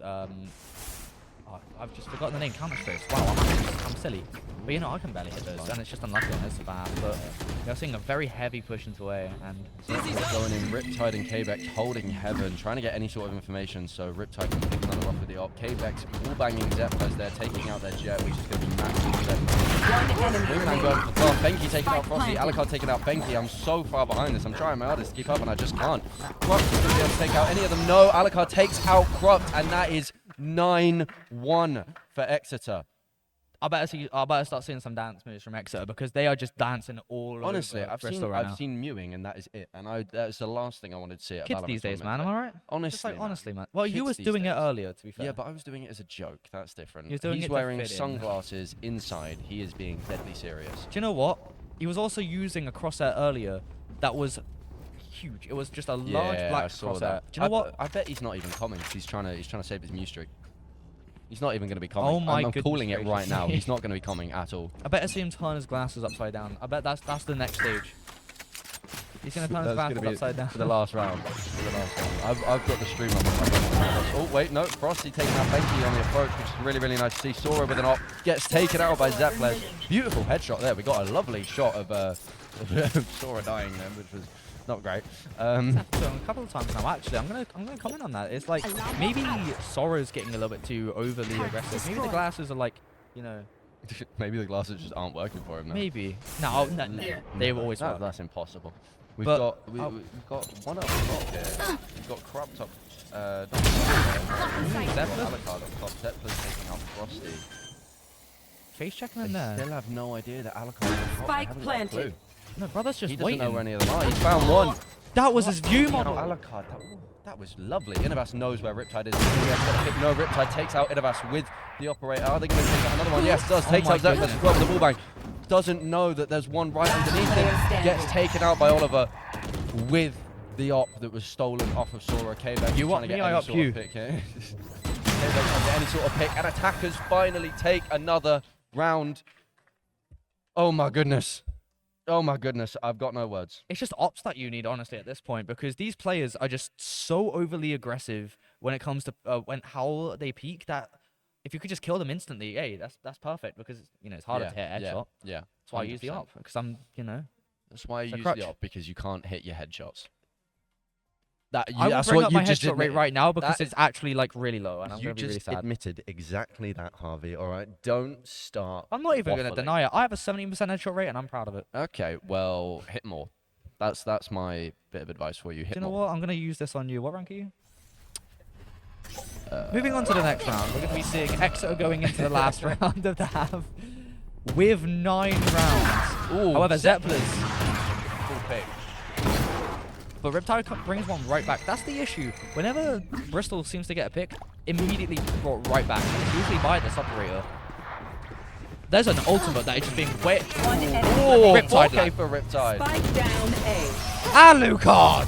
How dare you!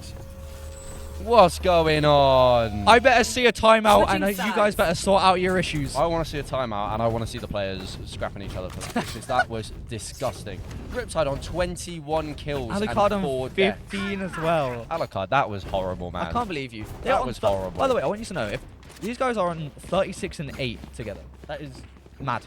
Yeah. That is the entire enemy team combined. I'm trying to do the maths now. It's more than the entire enemy team combined. That's diabolical. That's ridiculous. We didn't even have Riptide on our players to watch at all. Why? Are we stupid, Hub? Should we even be casting this? Who, Alucard or Riptide? Riptide. Oh, sorry. I heard some music over in the corner, and I was entranced. Yeah. No, here's the thing with Riptide, right? He's not even been playing bad this tournament. I think it's just the fact that Bro is just doing his job, and today he's just decided, you know what? In this last game, I'm gonna prove that I'm the MVP. In this last game, I'm gonna. You watch me. Bro, look at him. He's just W keying in. Riptide, beautiful. Brother, in Christ, you can chill for like 1 round. You have so many good players around you. Zeppelin's taking out Frosty here. Is he going to be able to get another pick? No, he gets knocked down to so little health. Zeppelin sat with Innovas there. Are they going to try and push for heaven? Are they going to try and get that height? Riptide, if you're going to me right now, go for it. Never mind. Sora taking out Oliver there. Zeppelin's taking out Sora. K-Bex taking out Zeppelin. Taking out Riptide. Alucard taking out Innovas. K-Bex takes out Benki, and attackers win the round. Exeter making it 11-2. 2 rounds, and they win the Radiant Rumble. The first ever Radiant Rumble with a clean 3-0 streak in the final. Yeah, they actually. I don't think they have lost a single map. No, they haven't. No, in this entire event. Oh, right. In both, brother, in Christ, I know it's a 3-0. It's like they got a 3-0. If they Yeah, I win. don't think they've lost a match yet. How dare you? But here's the thing, right? They won that round. That's basically sealed it, in my opinion. Like, what? I don't They get this know. round. They're banned, man. They're banned against Eagles. I am not going to count out Robin. I think smarter thing to do here. Play a 3 and a 2. I said get mid because he's got never seen you push mid. Saying that, Riptide gets taken out by Krupp. Spike planted. The bomb is down, however, but there's a lot of players who are pushed up onto the side of Exeter. They know one's behind the box. Can they get him?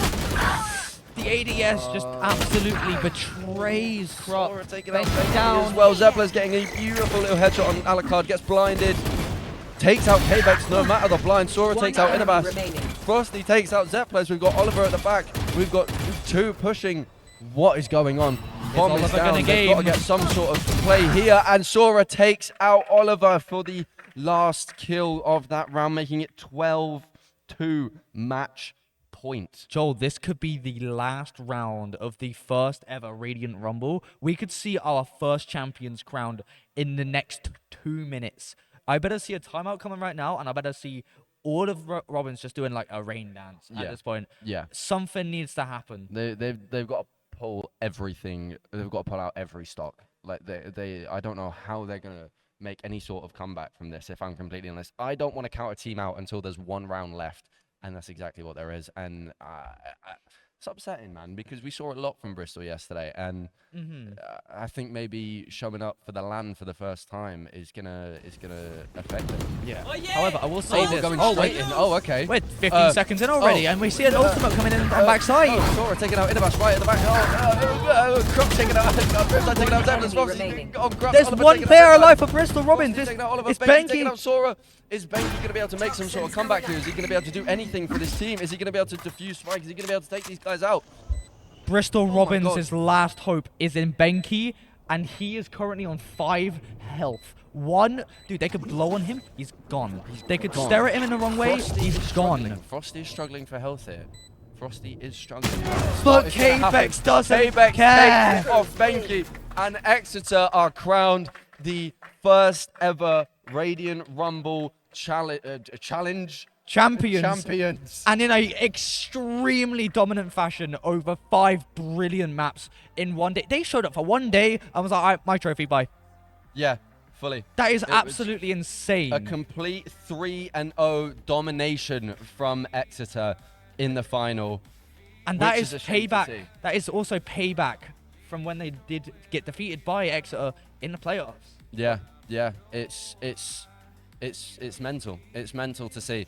Really great performance from. I'm not going to count Robins out. That was a great performance from them as well. They got their picks. They just weren't enough for the team, unfortunately. But hey, here they are. They have showed up, and they are your champions, man. We are going to see Exeter lift the Radiant Rumble trophy for the first time. The first one ever. Are they going to do it as a team? They're going to let the IGL do it. Let's get to see. It's a team one, all holding the trophy there. Congratulations to these winners. They do deserve it. They've played really well. And congratulations, guys. Come on, let's hear it for Exeter Esports. Really well played from these guys. Absolutely dominated this final. Left no room for improvement because they were the best. And there's Joe Game Dev giving them all out their plaques, being like, do you know what, you guys did a pretty good job. However, the coach wants the big one. Coach gets the big one. Really well played from Exeter. I'm really proud of these guys. Really happy for them. Definitely deserved the win. You know, it's really great to see. Here's the thing as well. I'm gonna be called out for being quite biased. These guys have literally the most amount of rounds they've lost in one map is 8. Yeah, that is crazy. Yeah, the most they lost is.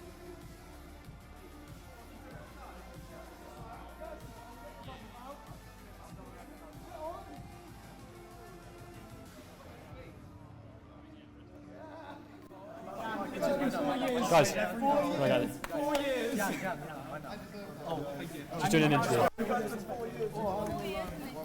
Right, everyone, quickly. Just one more time, round of applause for your Radiant Rumble winners.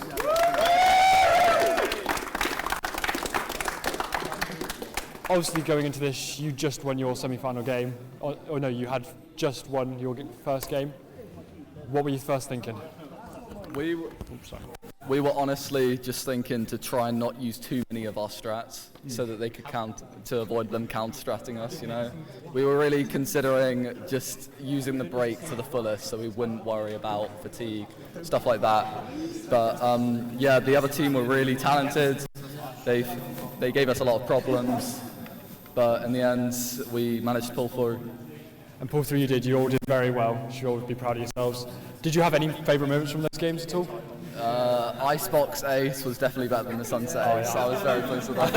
I think all of the crowd can agree that was one of the better moments. Did any of you have one?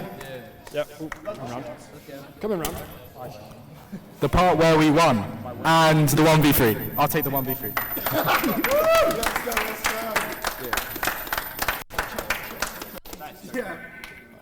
Did either of you have a favourite moment? My whiffs. I saw the last round. Do you think? Not a particular one, the entire one was. Yeah.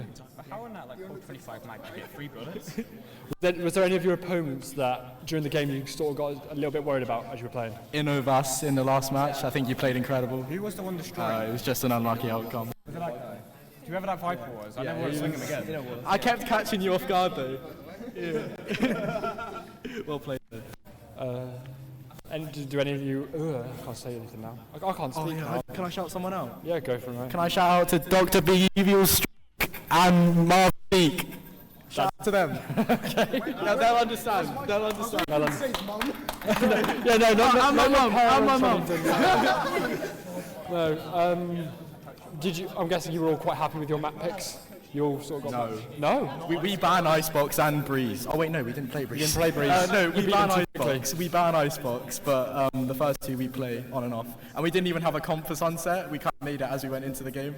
So that one as well was quite hard. Yeah. Obviously, when you were playing earlier, you played quite well as well. You defeated them quite quickly. Yeah. Did you expect to beat them as quickly as well? No, going into the game, we definitely knew that they were a big threat because obviously they actually beat us in the qualifiers. I think, no offense to you guys, but you missed Yankee quite a lot. He is an incredible player. We went into the tournament quite happy that you guys didn't have him, if anything. But no, I think they were great on the day. We obviously played better. That's great to hear. One more time, your Radiant Rumble winners.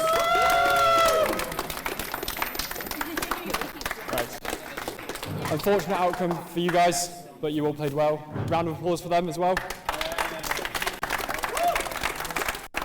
Going into this, was there anything you were worried about at all? Obviously, we knew we were going to be up against some tough opponents. And, well, as soon as I see the map choices, I kind of knew it was a bit, Icebox wasn't a map we're looking forward to.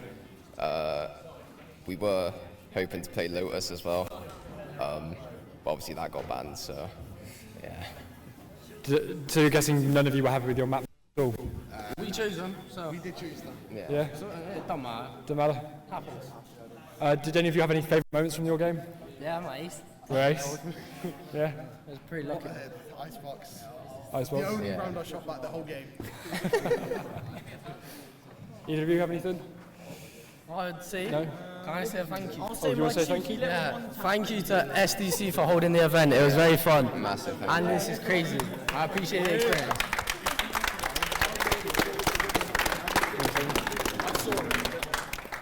Obviously, you're the coach. Yeah, ish. Is there anything you'd like to say to your team?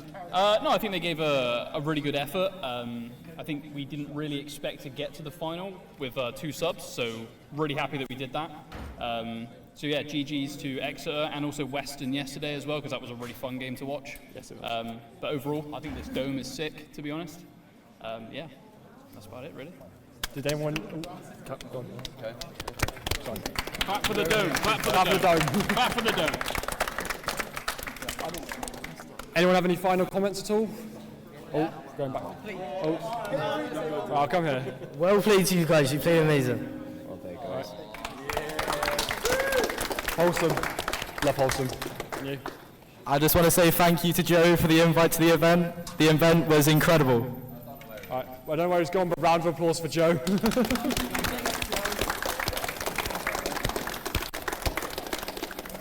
Right, if that's everything, let's try wrap it up. Joe, is that everything? Yeah, we good? All right. God, it keeps making lovely, horrible noises. Yeah, we love that. Cool. Hello. Yeah, thank you so much for coming, everyone. It's been a years-long work this has from all the second-year Level 3 esports guys. Thank you to everyone coming and helping out, both ex and current students. It's been brilliant. And thank you for the team. No, we're off. Oh, we're back. Hello.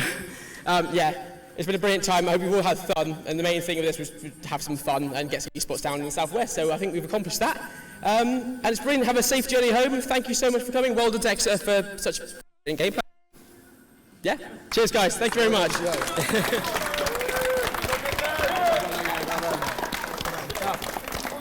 Now I can rest. Right, someone mute this mic. It's doing my head in.